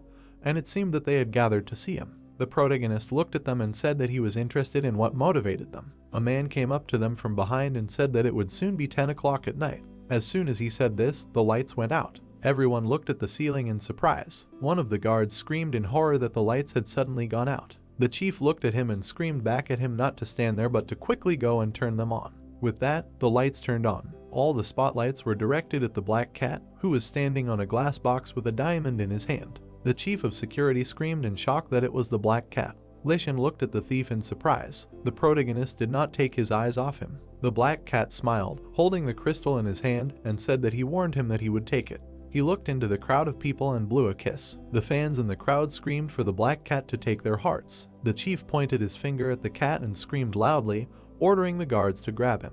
The guards immediately surrounded the criminal from all sides. The black cat just grinned, standing still. There was a sharp explosion and 4 criminals appeared. The guards screamed in horror that there were several of them. The commander frowned and ordered to grab them. One of the guards rushed at the black cat, spreading his arms out to the sides. He shouted that he had caught him, after which dissipating smoke appeared in front of him. He looked down, noticing a small canister. The guards began to run away in horror, covering their faces with their hands, seeing tear gas in front of them. The protagonist raised his hand up, creating a protective barrier from the gas around himself and Heian. Emru wondered if the tear gas was mixed with a smoke screen, and this was not a simple thing. The guards quickly ran outside, trying to save themselves, and their commander shouted menacingly, asking who ordered them to break ranks. He immediately transmitted on the radio that the black cat was still inside and that they needed to quickly block the doors so that no one could leave the building. Standing behind the guards, the black cat changed its appearance, putting on a completely black suit on its entire body and, smiling maliciously, thought that everything was going as he had planned. He thought that if he used tear gas indoors, people would instinctively rush to look for an exit, and at that time he would be able to get lost in the crowd and escape. He immediately pointed at the guy in the hat and shouted loudly that it was the black cat. The commander immediately rushed at him in a rage, knocking him to the floor. He abruptly tore the hat off him, shouting that he was finally in their hands. There were tears on the guy's face and he asked why he was being treated like this. The commander shouted that it was just a fan of the black cat. After a while, Emru, Heian, and Lishan were standing on the street. Lishan lowered his head in disappointment and said that he brought the protagonist to the museum, but he still stole the jewel. Emru's attention was drawn to something off to the side. He turned to Heian and asked to wait in this place next to Lishan, to which the girl patted the guy sitting on the asphalt on the back and replied, "Okay." Emru went out onto the sidewalk and saw his grandmother. He offered to walk her home, to which she smiled and replied that she could walk on her own. The guy took her arm and told her not to refuse help. The grandmother laughed and said that the guy was young and very kind. After a while, they stopped and the grandmother said that her house was behind the alley, after which she thanked the guy. The protagonist looked after her and replied, "You're welcome." He was silent for a moment and addressed her as a black cat. The grandmother immediately turned to him and smiled sarcastically. The grandmother looked at him out of the corner of her eye and did not know what to say. Suddenly, she looked at Emru with a smile on her face and asked if he had really lost some animal. The protagonist looked at his grandmother and calmly said that he was a good pretender and also a master of disguise. You can't tell with a normal glance, and considering that he didn't use an artifact to change his appearance. He smiled sarcastically and said that he could distinguish people's auras so he wouldn't fool them. Suddenly, the grandmother smiled madly. A faint smoke was heard in front of him and everything was filled with smoke. When he sat down, the protagonist saw a laughing black cat on the roof. He put his hand to his head and said that an artifact for disguise was needed by amateurs. He adjusted his hat and said that with them he would have been immediately recognized with the help of the recognition skill. Then he waved his hand and asked how he guessed, at what moment he understood everything. The protagonist grinned and answered, "From the very beginning." Hearing this, the black cat was shocked. He raised his head and asked with a cold drop of sweat on his face if it was since he had hidden among the crowd at the museum. Emru put his hand to his chin and answered no, adding that it was back then at the water park. At the water park, Black Cat asked in surprise. The protagonist raised his head to look at the thief and asked what the name was. "I remembered," he said and punched his hand. "So high," he said firmly. Black Cat was shocked by this. Emru looked at her and explained that she had overcome all those obstacles perfectly, which was why he remembered her. He remembered her at the water park and said that her ability level was low, but she had skill and determination, strong concentration, and most importantly, a subtle special aura. He left the memories and said that he did not think that she used her ability for such things, after which he asked why she was doing this. The black cat lowered his hands and asked if he really thought that he saw her once and now knew everything about her. Suddenly, she screamed with tears in her eyes for the guy not to act like a saint because he was in the same gang with them. Will it really be her after her father? She asked with a scream, after which she jumped off the roof and fired 3 cards at the main character. Behind them was a grenade, which Murim saw at the last moment. The girl stood on the roof and mockingly asked if he really thought that she would let herself be captured. As soon as she said this, a powerful explosion from the grenades was heard, and Sakai began to fly away on a hang glider. She took off the mask from her face and said in her head that he found out her identity, which meant that now she would have to lie low for a while. Unexpectedly for her, the main character was flying with her and asking what she was talking about her father. Suddenly, the hang glider mount broke. They both flew down, so he reacted and took out a gun from her pocket. She took aim and released the hook of the cat. The hook caught on one of the ledges of the building. The girl continued to hold on tightly to the hook. After a while, she suddenly let go of it and landed on a sign in the building. She grinned and happily thought that she was the black cat after all. Suddenly, a click was heard from the fastening and the sign began to fall down, which scared Sohee. She stood with her foot on the falling sign, trying to push off, after which she groaned from the pain in her leg. She began to fall on her back down, screaming loudly. She fell and fearfully wondered if she would really die such a stupid death. Tears appeared in her eyes and she mentally asked her father for forgiveness. A male voice behind her asked if this trinket was really so important that she would risk her life for it. So he opened her eyes, being in the arms of the protagonist. He levitated in the air with his magic, holding the girl in his arms, and said that he meant that diamond. So he looked at him and asked excitedly why he saved her. Didn't he want her dead? The guy slowly lowered himself down, standing on the ground. He turned to her and asked why he wanted to kill her. So he looked at the hand that had the ring on it and thought that her ring, which could sense magic power, was not reacting at all, which was strange. The protagonist sat the girl down and said that he just wanted to know why she stole the diamond and why she always returned the stolen goods. So he smirked and thought about it. She turned to Murim, winked, and answered because it was exciting and added popularity, because it was so intriguing, the elusive black cat. The protagonist lowered his head and said that she was good at pretending, but she was absolutely terrible at lying. She turned her gaze to the guy who was radiating magic. She said that she had heard that a weapon was hidden in some special diamond. So he added that it was so powerful that it could even defeat a demon. Murim looked up at her and thought about the weapon. The protagonist was treating the girl's leg. While he was doing this, he looked at Sohee and asked what kind of weapon could defeat a demon. The girl closed her eyes and said that it sounded crazy, but right now it was more important to her than her own life. She opened her eyes abruptly when she heard the protagonist say that he wanted to. He stared at her and told her to tell her more about it. Hearing this, Sohee was very surprised and asked if it was true. She chuckled and said that this was the first time she had poured out her heart to someone like this. She looked down and said with sadness in her voice that it was her late father. Descending into her memories, she finished, was a famous archaeologist and gemologist. So he remembered how, when she was little, she would watch her father from around the corner. One day, he received an order for an unusual gemstone.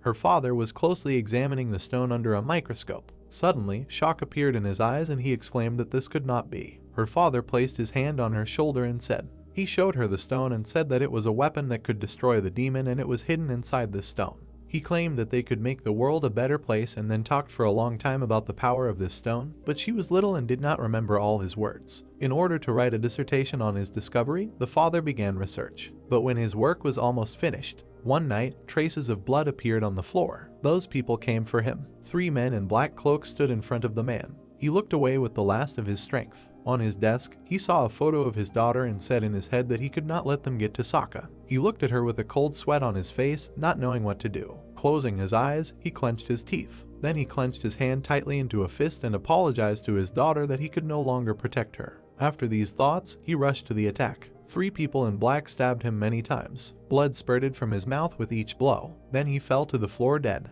The men said that the task was completed, adding that all that was left was to take the stone and burn all the materials. Little Sohee watched all this. The girl peeked out from behind the corner, covering her mouth with her hands in fear, but she was small and could do nothing about it. She could only watch from the shelter as her father died. They set fire to her father's papers in his lab, and Sohee barely managed to get out and hide in the shelter that her father had prepared in advance. She said that the next day the news said that her father had died in an accident, and then articles began to come out about how all his research was a lie. Curled up in a ball, she sat at home, thinking that she had tried to tell people the truth, but no one believed the words of a little girl. She sat next to the chair in tears. After a while, she found a notebook under it that her father had hidden in the shelter, and perhaps he had foreseen the danger. She said that the first line of that notebook spoke of a weapon that could defeat a demon. She looked at the protagonist and said that it was a sparkling weapon. Murim remembered Manhwa's words that a demon named Dagon had called the Dagger Rookie. She added that it was a weapon for fighting demons, but she had not been able to awaken it. The girl said that its condition had not yet reached perfection, but one thing was clear: it was capable of causing damage to demons and had considerable power. The protagonist looked down and wondered if it was similar to the dagger that Manhwa had or if there were other similar blades. So he said that sparkling weapons often slept inside special precious stones, and one of these was the stone that her father had researched. Emru asked if this meant that there could be several weapons. The girl nodded her head and added that even if she told others about it and asked to show the stone, no one would agree to it. The guy asked if that was really the only reason she stole precious stones. He asked if she wanted to restore her father's honor and prove that his research was real, to which the girl smiled and replied that it was true. She smirked and asked if the guy believed it. Emru shook his head and replied no. He looked at her and said that he believed in the existence of a weapon that could destroy the demon. He extended his hand to Sohee and said that he also believed that it was inside the stones. The girl incredulously extended her hand in response and asked in confusion if the guy really believed everything she said. Emru took her hand and replied that it was true and that he was not going to hand her over to the police. He pulled her to her feet and said that he had one condition. He said that one person would come to her, to which Sohee turned around and asked how she would know it. The protagonist replied that he would tell them the password, night dew, so let Sohee help the one who said it. They walked forward slowly and the guy added that this man would help and she would no longer have to steal stones to examine them. The girl smiled and asked if she should really believe that. Emru turned to her and said that it was her choice to believe or not, but he, in turn, chose to trust her. He added that she needed something else, after which he handed her the crystal. So he wondered in confusion that she had hidden it in her hair, and then wondered in her head how and when he had managed to do so. The protagonist said that the girl had obviously already examined it, so he would return it to its place. He said that, whatever the reason, stealing was bad, to which the girl exhaled heavily and replied that it was, and this stone was not what she was looking for. With a smirk, the girl immediately turned to the side. When she looked back, she did not notice Emru next to her. So he smiled, folding her arms across her chest, and said that he did as he wished. She looked up and saw the boy soar through the air, flying past her. She noticed a smile on his face and said that she had not even had time to thank him. At this time, in the dark place in front of the castle, there was Malin. On the ground, he saw two thorned roses. Not far ahead, he saw someone in a black cloak. Malin knelt down and greeted the overlord. The man in the cloak looked at the rose he had plucked and asked him to spare some time for the pathetic slave. Malin, he said quietly, not looking up from the rose. He twirled the flower in his hand and asked what had happened to Dagon. Malin bowed his head and replied that he was in an interdimensional prison of a small state on Earth. Hearing this, the overlord cut the bud from the stem with scissors. The bud fell to the ground, after which the lord asked if he understood correctly that Malin with his abilities could not penetrate there. The old man slightly raised his head and replied that if the lord bestowed him with a little of his power, he could. As soon as he said this, an incredibly powerful demonic force began to be absorbed into his staff. A few seconds later, the lord asked if this was enough. Malin raised his staff and answered more than enough, after which he thanked him for the mercy shown. The lord began to leave, saying that if Dagon blabbed about their family, then Malin should deal with him after he paid for what he had done. Stopping, he added that the old man should use his soul to create a new beast. Malin, with his head down, replied that he obeyed his lord. After this conversation, he began to leave. He walked forward and said in his head that in such a small country so many gatherers had already paid with their lives, adding that there was not even a strong army here. If it weren't for that promise, these little people would have disappeared from the face of the earth long ago. Suddenly, it dawned on Malin. He raised his hand to his chin and thoughtfully asked if the deity had found out about their plans. He turned around abruptly and said in his head that in that case, it couldn't be that the Lord hadn't said anything. At that time, there were many people at the fountain. A large man was sitting on a bench and reading a book. Suddenly, he raised his glasses and said discontentedly that the print in this book was too small. A boy nearby saw him and was very scared. He turned to his mother and screamed that this grandfather was very scary, to which the woman suggested going home. The old man watched this with a cold sweat on his face. The next second, he put his glasses on his eyes. Suddenly, Hyan came up to him and greeted him. "A little girl," he said quietly, surprised. He lifted the glasses and asked if she wasn't afraid of him, but his face looked scary and he was so big. "Nope," the girl exclaimed happily with a big smile on her face, adding, "because he has a kind heart." The girl smiled and said that he always sits in the park and thinks about his friends. The grandfather smiled, looking at her. He immediately leaned back, laughing loudly, and said that Han was very funny. He said that she was, and then asked if she wanted him to give her something. He took out a candy from his pocket and placed it in the girl's palms. As she was about to leave, Han waved to him and thanked him for the candy, to which the grandfather smiled and waved back. The protagonist thought that the old man had a powerful aura, so he should ask Sunti who he was. After some time, Emru was standing in a restaurant and Sunti told him that the grandfather's name was Zhangti, and the guy asked if he was a famous person. The man raised his index finger and said that the old man was one of the members of the 7 Suicide Squad, and his name was even in the association's Hall of Fame. The protagonist's mouth fell open in surprise and said that he had never heard of this squad. Sunti grinned and said that 25 years ago, when the gate first opened, these 7 awakened ones defended the city. He added that ordinary people volunteered to protect their families and loved ones and gathered together for this purpose, and among them was a retired military man, Jongti's grandfather, who became the leader of the group. He explained that Jongti was about 20 years old at the time, and although his level was not that high, he fought bravely. He remembered that after the peace came, the squad decided to cooperate with the leader of the Silver Tower, Hanchan, and together they dealt with the remaining monsters in Korea. Sunti asked the guy if he studied the operation to restore South Korea because the 7 Suicide Squad there made a huge contribution to this matter. He asked if Amru heard of Restoration Day because it is a day of remembrance for the fallen heroes who gave their lives fighting monsters for the sake of peace in the country. He immediately held up the card and the protagonist asked what it was. Sunti replied that it was an invitation to celebrate the anniversary of Restoration Day,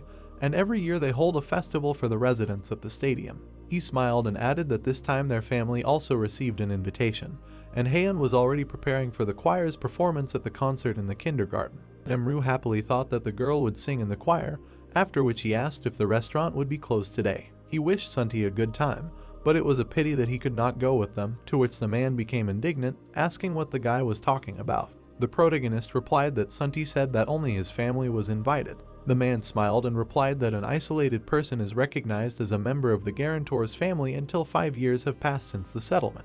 He happily threw his arm over Emru's shoulder and said that he was also a member of their family. He added that even if there was no such law, the guy was still his family. The protagonist turned to him with a smile and said that he always surprised him. Some time later, at the sports complex, the host said that today they had prepared a special performance to congratulate everyone on this significant day, so now the choir of the new Rostock kindergarten will perform. The children held small Korean flags in their hands and began to joyfully sing a song. Sunti filmed everything on his phone and shouted that their daughter was great. Jeongti sat on a chair and clapped loudly, listening to the performance. He looked at Haeun and remembered her, thinking that she was very cute. He immediately frowned, looking up. Opening his mouth in horror, he saw wyverns in the sky. They were circling angrily above the sports complex. When they finished singing, Haeun loudly thanked the heroes with a blush on her cheeks for saving their precious country from the monsters. They will try to grow up to be good people, to become exemplary adults like their heroes. Sunti, the protagonist, and Seo Yoon were very proud of Haeun.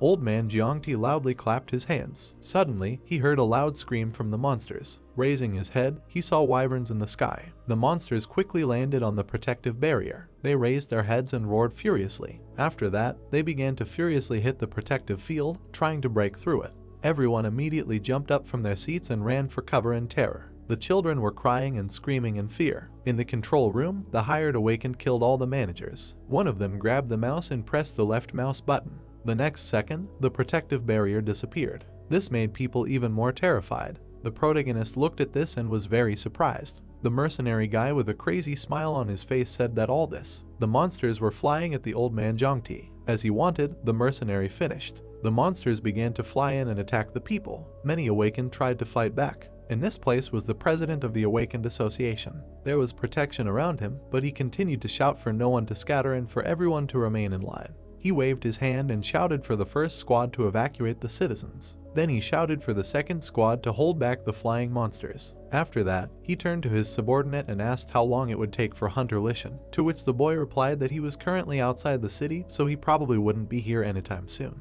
An awakened ran up to him from behind and shouted that they had information that there were black men stationed in Area B11.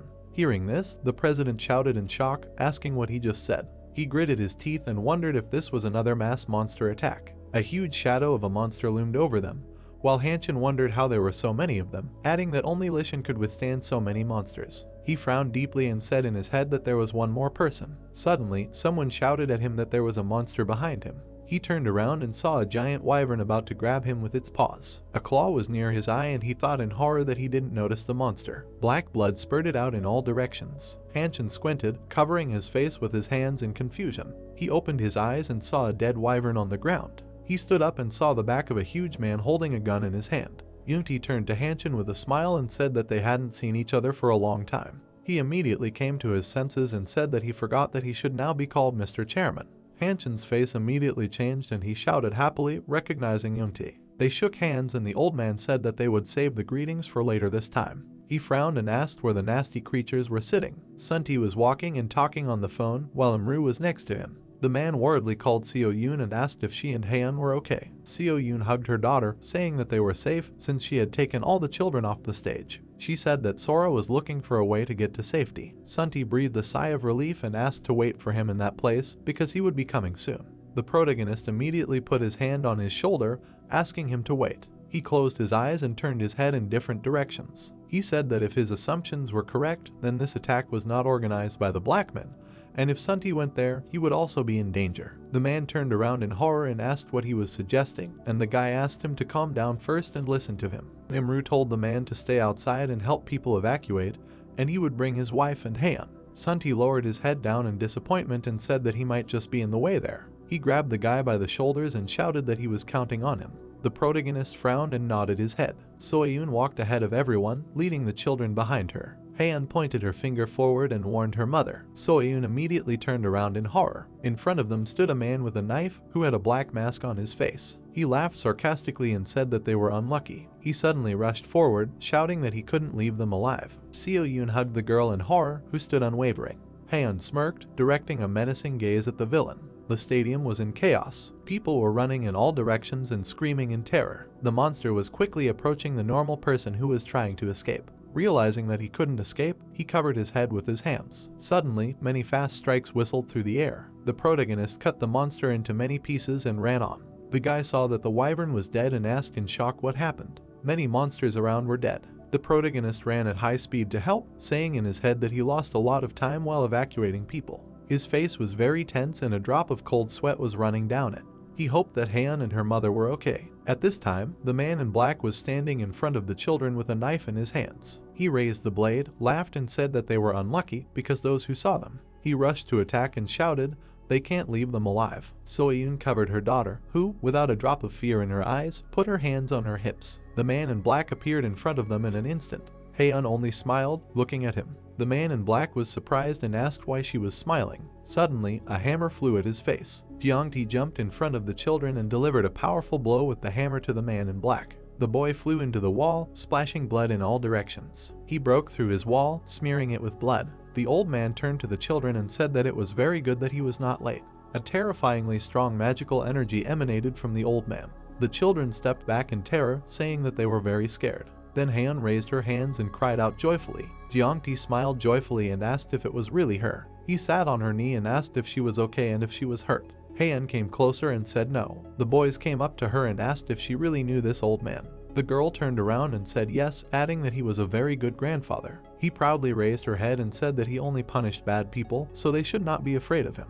The old man looked at her and said that it was very good that they were all safe. Suddenly, a black uniform and evil laughter appeared behind him. A whole squad of people in black uniforms came out to the old man. The leader of them said that old people should stay at home, after which he asked where this old nag was going. One of them whispered something in the leader's ear. Hearing this, the man in black lifted his mask and said, "So that's it." He looked at the old man with a crazy smile on his face and said, "So he was the leader of the 7 Suicide Squad, that same old man, Jeongti." He also added that they were very lucky, because if they sacrificed the old man and the children, he would be very pleased with them. As he said this, Jeongti stood up and turned to face the opponents. Haeun anxiously patted her dress, and Jeongti told her to wait a little. He frowned and said that he would deal with the opponents and take the children to a safe place. The gang leader smiled widely and asked the crowd why they were standing there, and then pointed 2 fingers at the children, ordering them to kill them. The masked men began to quickly run forward, waving their weapons and shouting that they would kill everyone. Steam came out of the old man's nose from anger, and clenching his fists, he said that they would still see. He immediately jumped up from his place, pushing off with his foot.